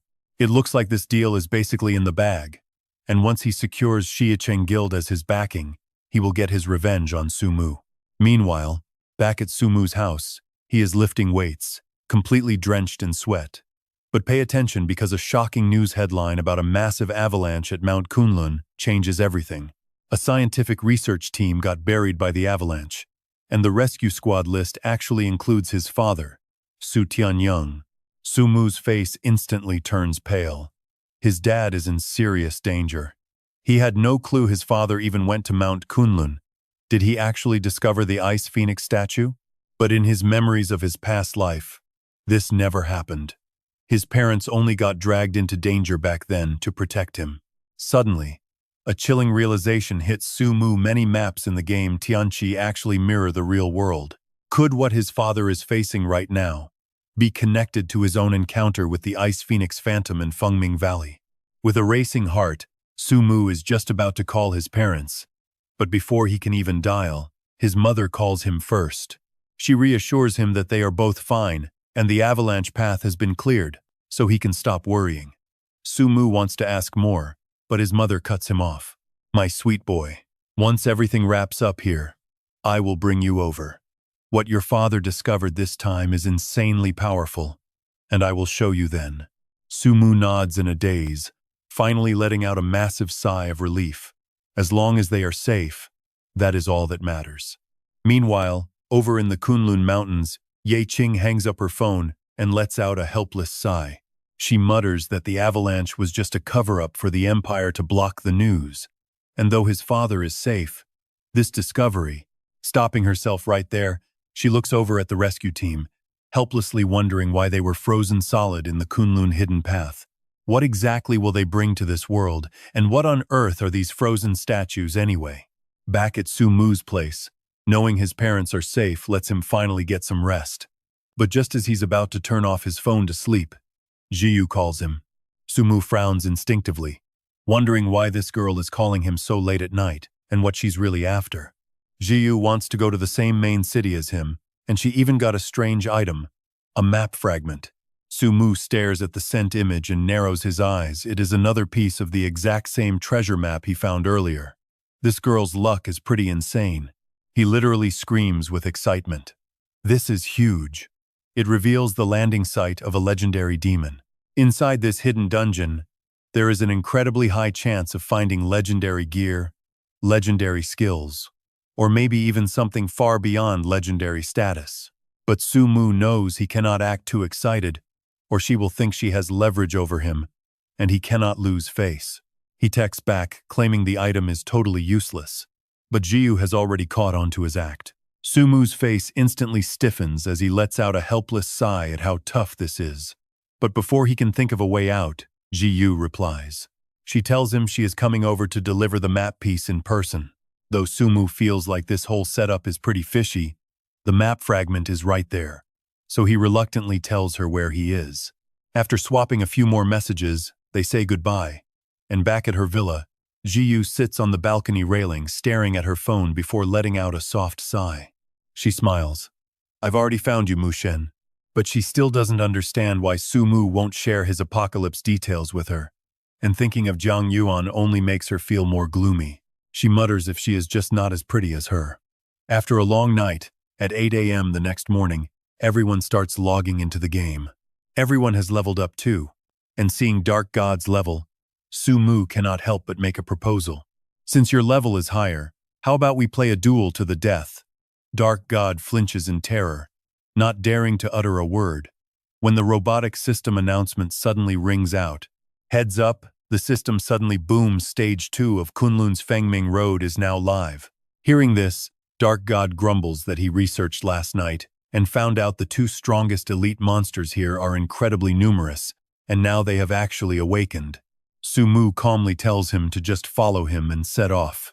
While elsewhere, inside the cave where Xiao Xuan's group is sheltering from the snow, the players huddle up as Xiao Xuan speaks with a serious look. She warns that while everyone thinks a higher-tier main city is better, nobody has reached the triple S-class main city yet, and players at other difficulties are already level 25. They cannot delete their characters, and they cannot afford to delay any longer, making her think everyone would be terrified. But the entire squad has total trust in Xiao Xuan. After thinking it over, she tells them she believes that as long as they reach Lindong City, every sacrifice will be worth it, so they must fight their way out together. No cowards allowed. The Qingmong squad charges forward. With that, they leave the cave, and Xiao Xuan keeps warning them that they have no assassin to detect danger, so everyone must remain extremely careful. They slowly push forward into the snowy wild, but before they can get far, Xiao Xuan senses trouble and quickly warns the group. And just seconds later, a massive ice phoenix eagle suddenly appears in the sky above. Everyone scatters instantly, raising their Sunder Mountain shields to shield themselves from any incoming attack. As their archer, Qing Xiaoyu takes the lead to strike first, yelling for Xiaoji to keep an eye on her health while she suppresses the beast. Ordering Xiaoyan and Xiaohua to unleash their attacks, they continuously bombard the massive ice phoenix eagle. And then earthquake. The ground beneath them shakes violently. Xiao Xuan shouts in sheer panic that something is rushing up from under their feet. But before she can even finish her warning, a massive monster bursts through the ground and flings her far away. The moment the beast emerges, it charges straight toward the ice phoenix eagle circling in the sky. Instantly, the 2 monsters clash in a brutal brawl, creating massive shockwaves that blow the Qingmang squad members away in every direction.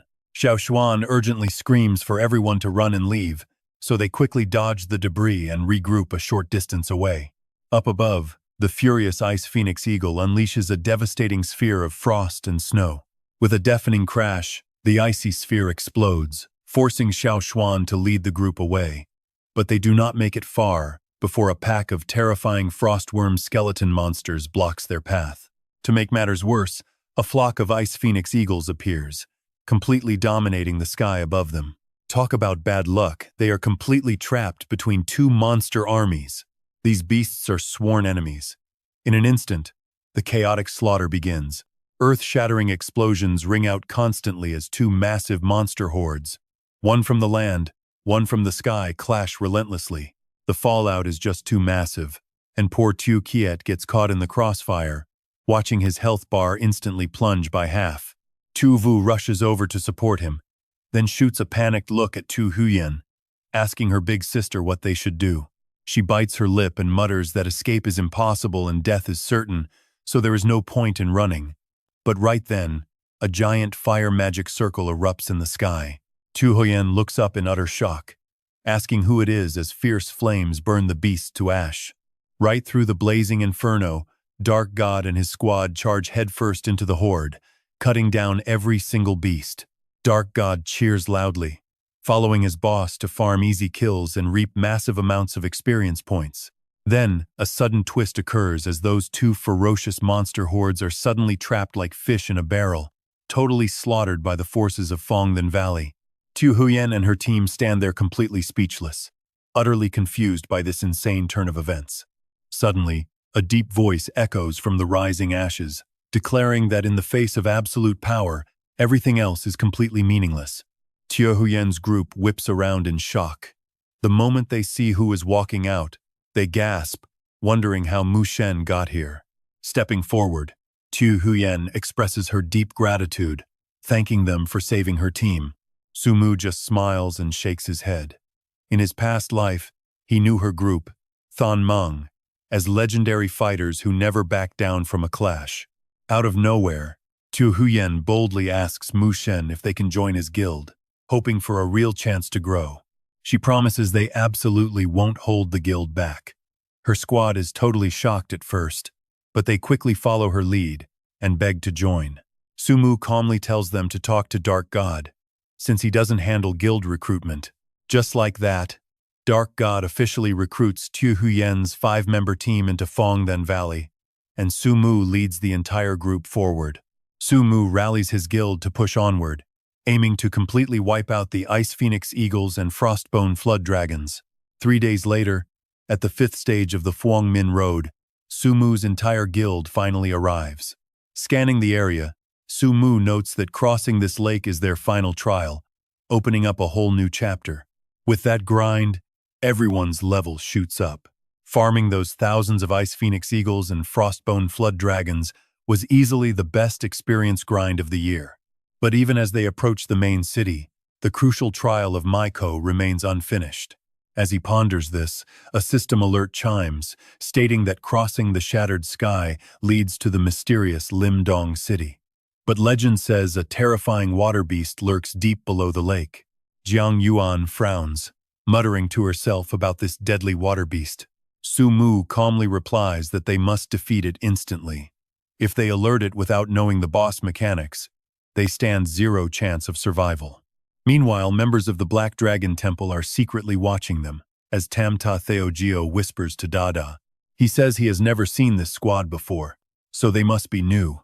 Beside him, Betrivo Ditch chimes in. The guy points out that their leader already snagged the legendary first kill achievement twice, while Dada quietly warns everyone to make sure their assassins do not spot them. She adds that even though the path ahead looks pretty difficult for this new squad, the system would never design an impossible dead end on the road to a triple S-class main city, so keeping a close eye on them might just pay off. Oblivious to the spies, Su Mu has no idea they are being watched. He carefully guides his team on how to cross safely, while Dark God excitedly volunteers to take the lead. With a grin, he recites the mechanics, claiming that on parallel ice slabs, they should choose the left side, step on the thinner spots, and circle south around the red zones. But right after saying that, his memory completely blanks, and he is unable to finish his sentence. Su Mu and the others can only sigh in sheer helplessness. But hey, they still follow the path he managed to clear, and pretty soon, they are almost safe. But right at that moment, things go south as Dark God spots a terrifying threat rushing straight toward them. Luckily, Ha Tian reacts instantly, raising a protective barrier over them. Unfortunately, a massive sniper arrow shatters his shield, forcing him to take a ton of direct damage.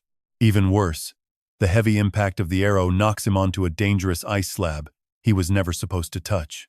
And just like that, the entire lake violently shakes, throwing everyone into pure panic. Su Mu's expression turns incredibly dark, especially since Ha Tian's defense is high, and his shield should have blocked this easily. Yet that single arrow still shaved off 700 health. This opponent is seriously dangerous. But right now, Su Mu has to worry about the beast beneath the ice. In the blink of an eye, a massive shadow completely covers the lake, and seeing it makes Su Mu panic even more. This is the giant Yuan beast, carrying the legendary Kuan bloodline and serving as the guardian protector of Limdong City. Roaring, the massive Yuan beast spews a freezing breath, causing violent, icy tornadoes to erupt all over the frozen lake. Every single place these storms touch means instant death for his team, and before long, Sumu's entire guild is wiped out. A moment later at the Stage 5 respawn point, Dark God is still absolutely furious about the previous attack, yelling out in a rage to find out who just did that. Sumu glances around and speaks coldly, accusing them of spying on their route and sabotaging their lake crossing. He demands to know why they are still hiding if they already made a move, prompting a teasing voice in the air to mockingly admit they got caught. As expected of the legendary Mu Shen who snatched up 2 first clears, a sudden gust sweeps through the area as the entire Hak Long Dian crew emerges, led by none other than Dada, who sneers and asks what they plan to do now. Sumu frowns, recognizing them as the absolutely massive, unshakable #1 guild from his previous life. They are the elite of elites who weed out the weak using ruthless survival trials, making every single member an incredibly dangerous opponent. While Hak Long Dian could easily wipe Sumu's entire squad, he is still pretty confident he can take down their leader. He warns them coldly they are no pushovers, and she needs to apologize right now. Dada just sneers with pure contempt, mockingly asking him to repeat what he just said. An apology is completely out of the question, but she actually wants to thank them for showing her team how to cross the corpse lake. Standing nearby, Bitrai Vodich urges them to quickly beat these guys and head to Lam Dong Than. Hearing this, Dark God flies into a rage and roars for them to bring it on, declaring he is done holding back, and this ends in a fight to the death as his allies back him up. Dada's expression shifts as she realizes these opponents might actually be pretty tough to handle. Plus, she knows other rival squads could show up at any second, dragging them all into a massive, chaotic brawl. That would be pretty bad for Hak Long Dian, so she steps forward to arrogantly propose a simple one-on-one duel since everyone just wants to reach Lam Dong Than anyway. She points her finger straight at Sumu in a clear provocation. She promises to apologize if he defeats her, prompting Sumu to smile and accept the challenge, while Dada mockingly prepares to test if the legendary Mu Shen is worth his title. With that, she immediately fires a sharp arrow. Sumu does not just stand there, immediately throwing a massive fireball that collides with the projectile in an earth-shattering explosion. Somehow, Dada's arrow pierces right through the ashes, forcing Sumu to quickly dodge as he silently analyzes the situation. A heavy bow shot with massive power piercing his fireball, but totally lacking in accuracy. Since his health is pretty low, he cannot afford to be reckless and decides to hide to recover first. Dada has absolutely no intention of letting him escape, pulling her bowstring taut once more to fire another shot while calling him a slippery coward who cannot run from her. Sumu is caught off guard, and before he can even think, her arrow rips clean through the massive ancient tree he is using for cover. Even the healing potion in Sumu's hand shows signs of shattering. His teammates watch this in absolute panic while Ha Tian clicks his tongue, admitting that they really should not underestimate this girl from Hak Long Dian. Meanwhile, the Hak Long Dian crew starts smugly bragging, mocking him for thinking he could ever be safe just by hiding behind a tree. Dada is no ordinary archer, and since her attack is far from finished, he has absolutely zero escape.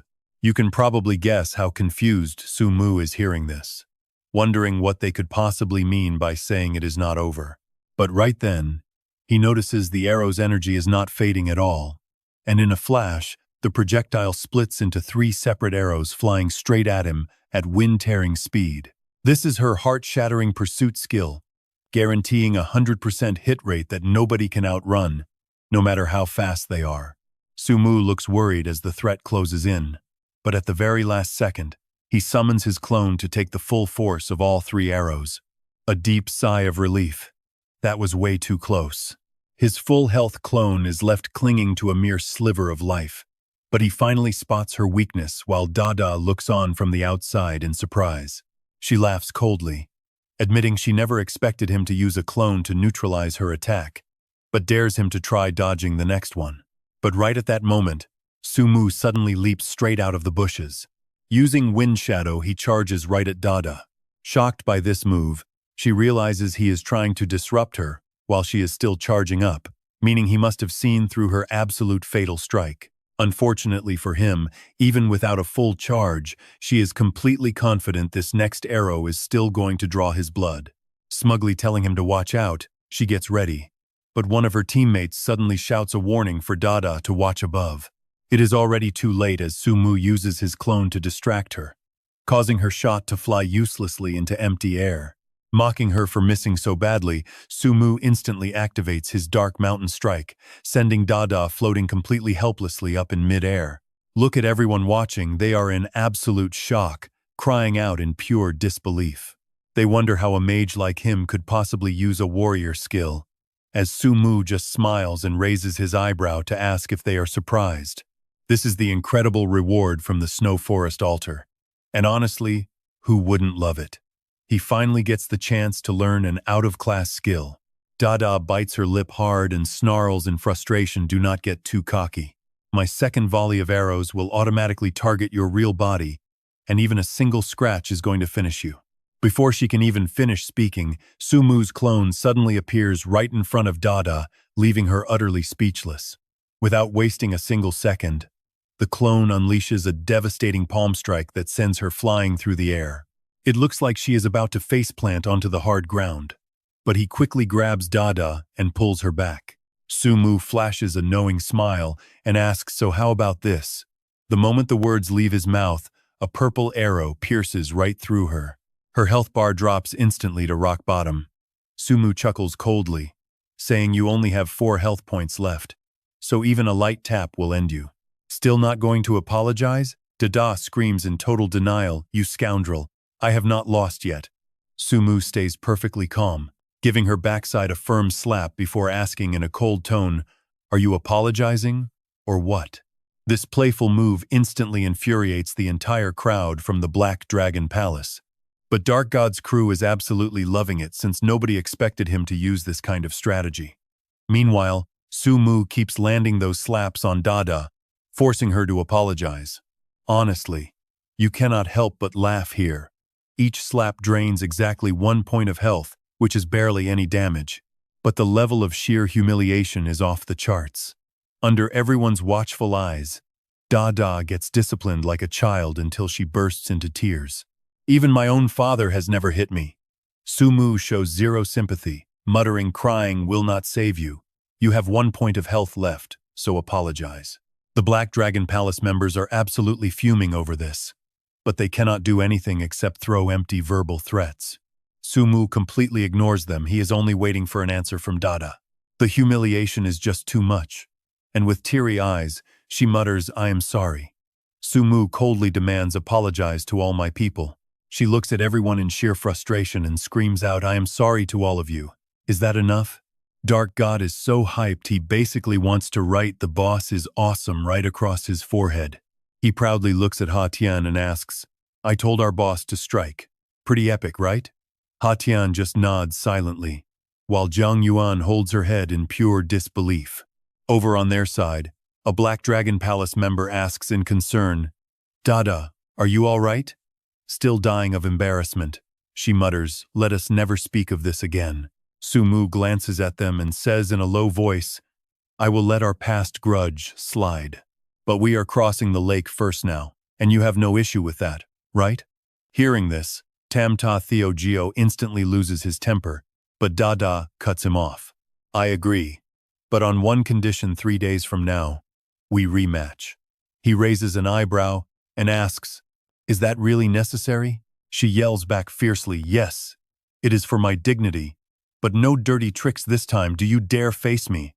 And just like that, they finalize a one-on-one duel scheduled for 3 days from now at 2 p.m. in Winterfrost City Square.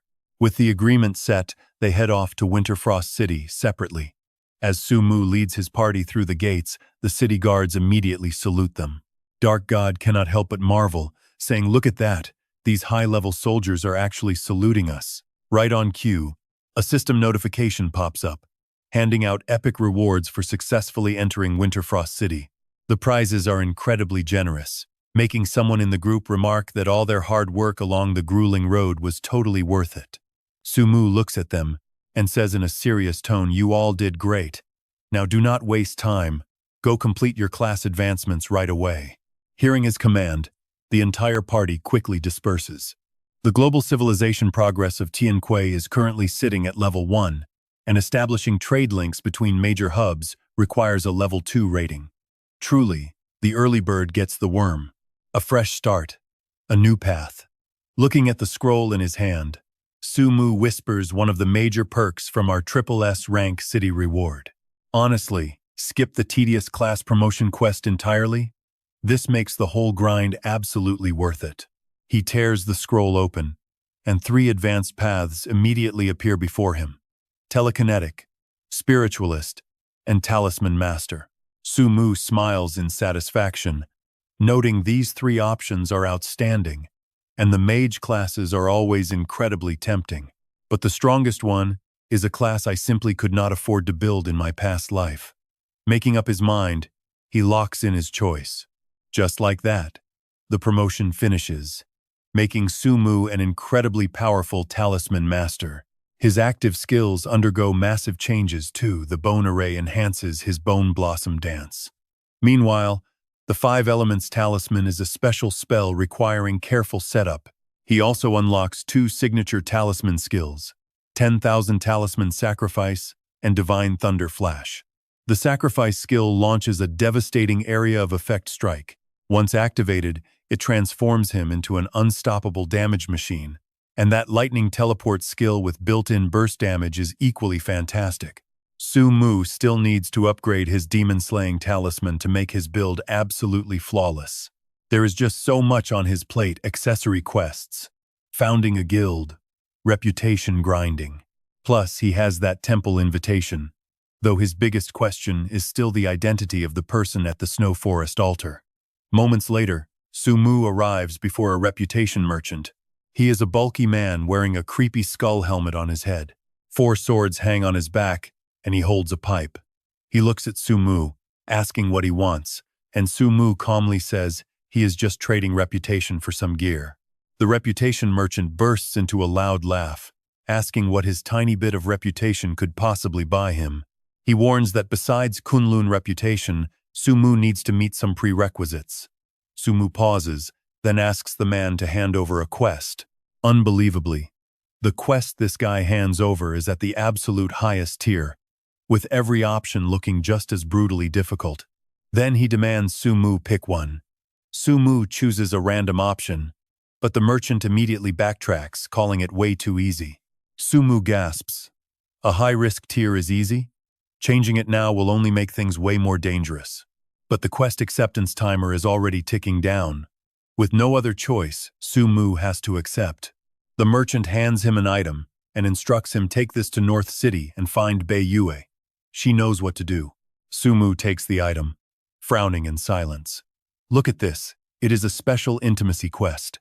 The rewards should be incredibly generous, but traveling to North City to find Bei Yue. As that name sinks in, Sumu's face completely twists with dread. He remembers her now. Bei Yue is the infamous NPC who unleashed sheer terror across the world of Tianqi, with countless players' blood on her hands. Sumu stares hesitantly at the merchant and asks in a low voice if he can just skip this quest. But the merchant's total silence only makes Sumu feel even more anxious. Left with no answers, Sumu has to turn and walk away, wondering if this Bei Yue is even sane right now. If she acts like his past life, he is walking straight to his death. Suddenly, the merchant speaks up. Young man, secrets are not easily uncovered. Sumu gasps, wondering if that warning was meant directly for him. This guy feels too real to be an NPC. Seriously, what secrets is this world hiding? On the other side of Lindong City, Sumu meets a blacksmith who tasks him with finding his lost lover. Sumu takes the job immediately. Just then, a system alert pops up. Global progress has reached 2%, thanks to all players. Sumu smiles. Things are definitely looking up for everyone now. At the same time, the rankings for the Tianqi Wolong server are released.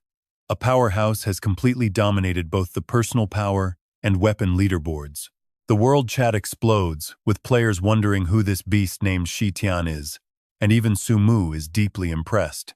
The guy has a level 15 legendary weapon, fully upgraded twice, and enhanced to plus 15. Talk about unfair. But thinking it over, Sumu smiles again. Tall trees catch the wind, meaning Shi Tian is just a big target now. Moving on, Sumu texts his guild. The spam is mostly from his guildmate, Dark God.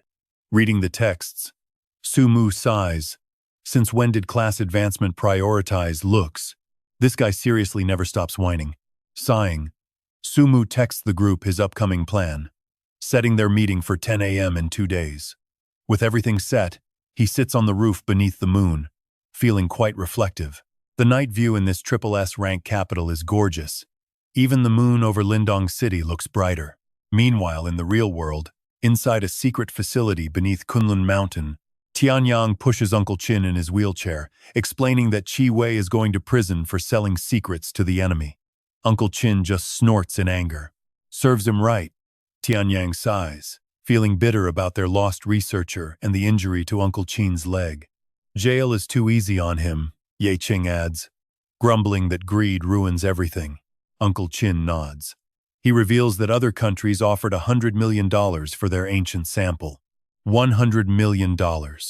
If this were not an era of peace, those thieves would have sent warships to steal it long ago. Hearing this, Tianyang shakes his head in regret. Unfortunately, their research has made 0 major breakthroughs, only yielding a few minor details about those ancient centipedes. And as for the Ice Phoenix and the Ice Soldiers, they have absolutely nothing to show for it. Suddenly, Tianyang lowers his voice. By the way, Uncle Chin. He suggests they check the cold storage because the Ice Soldiers look strange. Startled, Uncle Chin says they should inspect them immediately. A moment later, inside the secret facility's vault where the Ice Phoenix and the soldier statues are stored, Uncle Chin inspects them, asking in surprise if the Ice Soldier statues are completely hollow, and if they are all like this. He pauses, wondering aloud if Tianyang suspects these Ice Soldiers are actually hosts for the parasite centipedes. But no one answers. Suspicious, he asks Tianyang what is wrong. Tianyang's face goes pale. He trembles, whispering that one of the Ice Soldiers just moved. Meanwhile, over in Tianqi, after logging out of the game, Sumu went to grab some late-night food. Meeting Beiyue tomorrow made him pretty anxious, but since panicking was useless now, he decided to just eat first. While he was happily enjoying his meal, an uninvited girl suddenly showed up. She waved at him and asked if he was eating alone. Sumu stared at her blankly and asked who she was, which made Luo Ju Tu look hurt that he forgot her. She introduced herself as Luo Ju Tu and reminded him of how he helped her win that tournament, finally jogging his memory. Thrilled that Sumu remembered her, Luo Ju Tu happily took a bite of a meat skewer and spoke with a big smile. Since she treated him last time, she asked him to pay this time. Sumu was completely speechless, but she totally missed his reaction and just kept chatting away while eating. She asked if he was on the Tianqi Noa Long server, but Sumu gave her a blunt answer. He simply said no, making her sigh with a voice full of regret. She originally wanted to invite him to team up because the main Thanjiang capital city had found a secret map entrance. Hearing that, he asked in surprise. Luo Zhou Tu slowly explained that a random player had accidentally cracked the mechanism which revealed the entrance to this hidden map. He casually asked if this was the Than de Secret Realm, noting that someone must have entered already. Luo Zhou Tu was quite surprised by how he knew. She mentioned players on the forum were talking about someone having great luck there. Finding a new dungeon so quickly was crazy, and the main city teleportation channel was activated today. Sumu quickly texted Jiang Yuan and the other two to meet tomorrow at exactly 9 in the morning by the teleportation tower. But get this, when he saw the ridiculous reply from Dark God, he seriously started to regret letting that guy join the guild. After warning him that he would be left behind if he was late, Dark God immediately started whining, which got him kicked from the chat. The next morning at Lamdong City, Jiang Yuan and the other two had all arrived on time. Seeing Dark God bouncing around, Sumu scoffed and asked why he even showed up. But the guy happily replied that girls could never compare to his boss. Then, Dark God pulled out his blade, boasting that he class-changed into a hidden killer blade master, adding flashy light effects to his look. As for Jiang Yuan, she had changed her class to a light priest, significantly boosting her healing capabilities. On the other hand, Tian had not class changed yet, making Dark God curiously ask why he was delaying it. Tian shook his head, saying he was still undecided, while Sumu warned him that this class choice was absolutely crucial. Just then, Jiang Yuan broke the news that the Black Dragon Palace was going to move all their players here. Sumu frowned, saying that this was pretty bad news, so they needed to gather their strength and grow together quickly. A short while later, right by the teleportation tower of Lamdong City, an adorable little pixie appeared in the air, asking the brave warriors where they wanted to go, to which Sumu calmly replied, they wanted to go to Thanjiang City. Hearing this, the pixie winked, warning them that too many players were traveling there today, forcing a long 2-hour wait. Suddenly, the pixie offered a special shortcut method that would let them bypass the wait entirely. However, the cost of casting this magic was quite high, requiring a fee of 5,000 coins per person. Without any hesitation, Sumu pointed directly at Dark God and asked if it was just a simple teleportation spell. The guy just stared blankly at him, but in the end, he still pulled out his wallet and paid, sending them right to Thanjiang City. Just like the pixie said, a massive crowd of players had gathered here, clearly drawn by the secret realm, and you won't believe who they run into next. Familiar rivals from the Black Dragon Palace who had already changed their classes. Sumu kept a close eye on them. Their leader, Dada, had actually become a string controller, a pretty solid setup that easily killed with one shot. Too bad for her. He was no ordinary mage. Dada mocked him with a loser sign but secretly added him as a friend. She warned him not to forget their planned one-on-one duel before they headed to a small forest, where a massive crowd had gathered near the entrance. Since this secret realm had appeared in his past life, Sumu acted as their expert guide. Stepping inside, they were instantly greeted by a completely ruined and desolate wasteland stretching in all directions. The dark atmosphere felt quite similar to the ancient world everyone had always imagined. Jiang Yuan remarked that even in the apocalypse, different regions had unique cultures, comparing this ruined place to their classic Shanghai myths. She pointed out the ancient mountain range over there, but Sumu shook his head, explaining those were actually ancient giants. As details about the massive giants flashed before them, Sumu pointed toward a specific direction, suggesting they head over there. Tian glanced in that direction and cried out in disbelief, asking if that object was a sword hilt. Dark God looked terrified, asking if they seriously had to climb to the very top of that creepy sword hilt. Despite their fear, they followed Sumu forward, quickly arriving at a wide clearing. Right then, Dark God suddenly cries out, "What on earth just slapped the back of my head?" Jiang Yuan glares at him, asking in annoyance what is wrong with him now, always jumping at shadows. He quickly shakes his head. "I am not joking." Immediately after, Dark God spots dark, shadowy figures floating in the air. Out of nowhere, they keep swirling right around the group. But look closely, in a split second, they completely vanish from his sight. Frustrated, he yells out. They vanished again, even though they were just standing right there. Dark God panics, gripping his sword with tight lips. No physical bodies, total immunity to attacks, and ignoring blood chi defense. What kind of monsters are they? Hearing this, Tian calmly replies, "They are decoy." Dark God looks around blankly. He can see absolutely nothing, yet that painful sensation of being hit is still very real. He cries out in pain, "It hurts so much. Are we taking real damage?"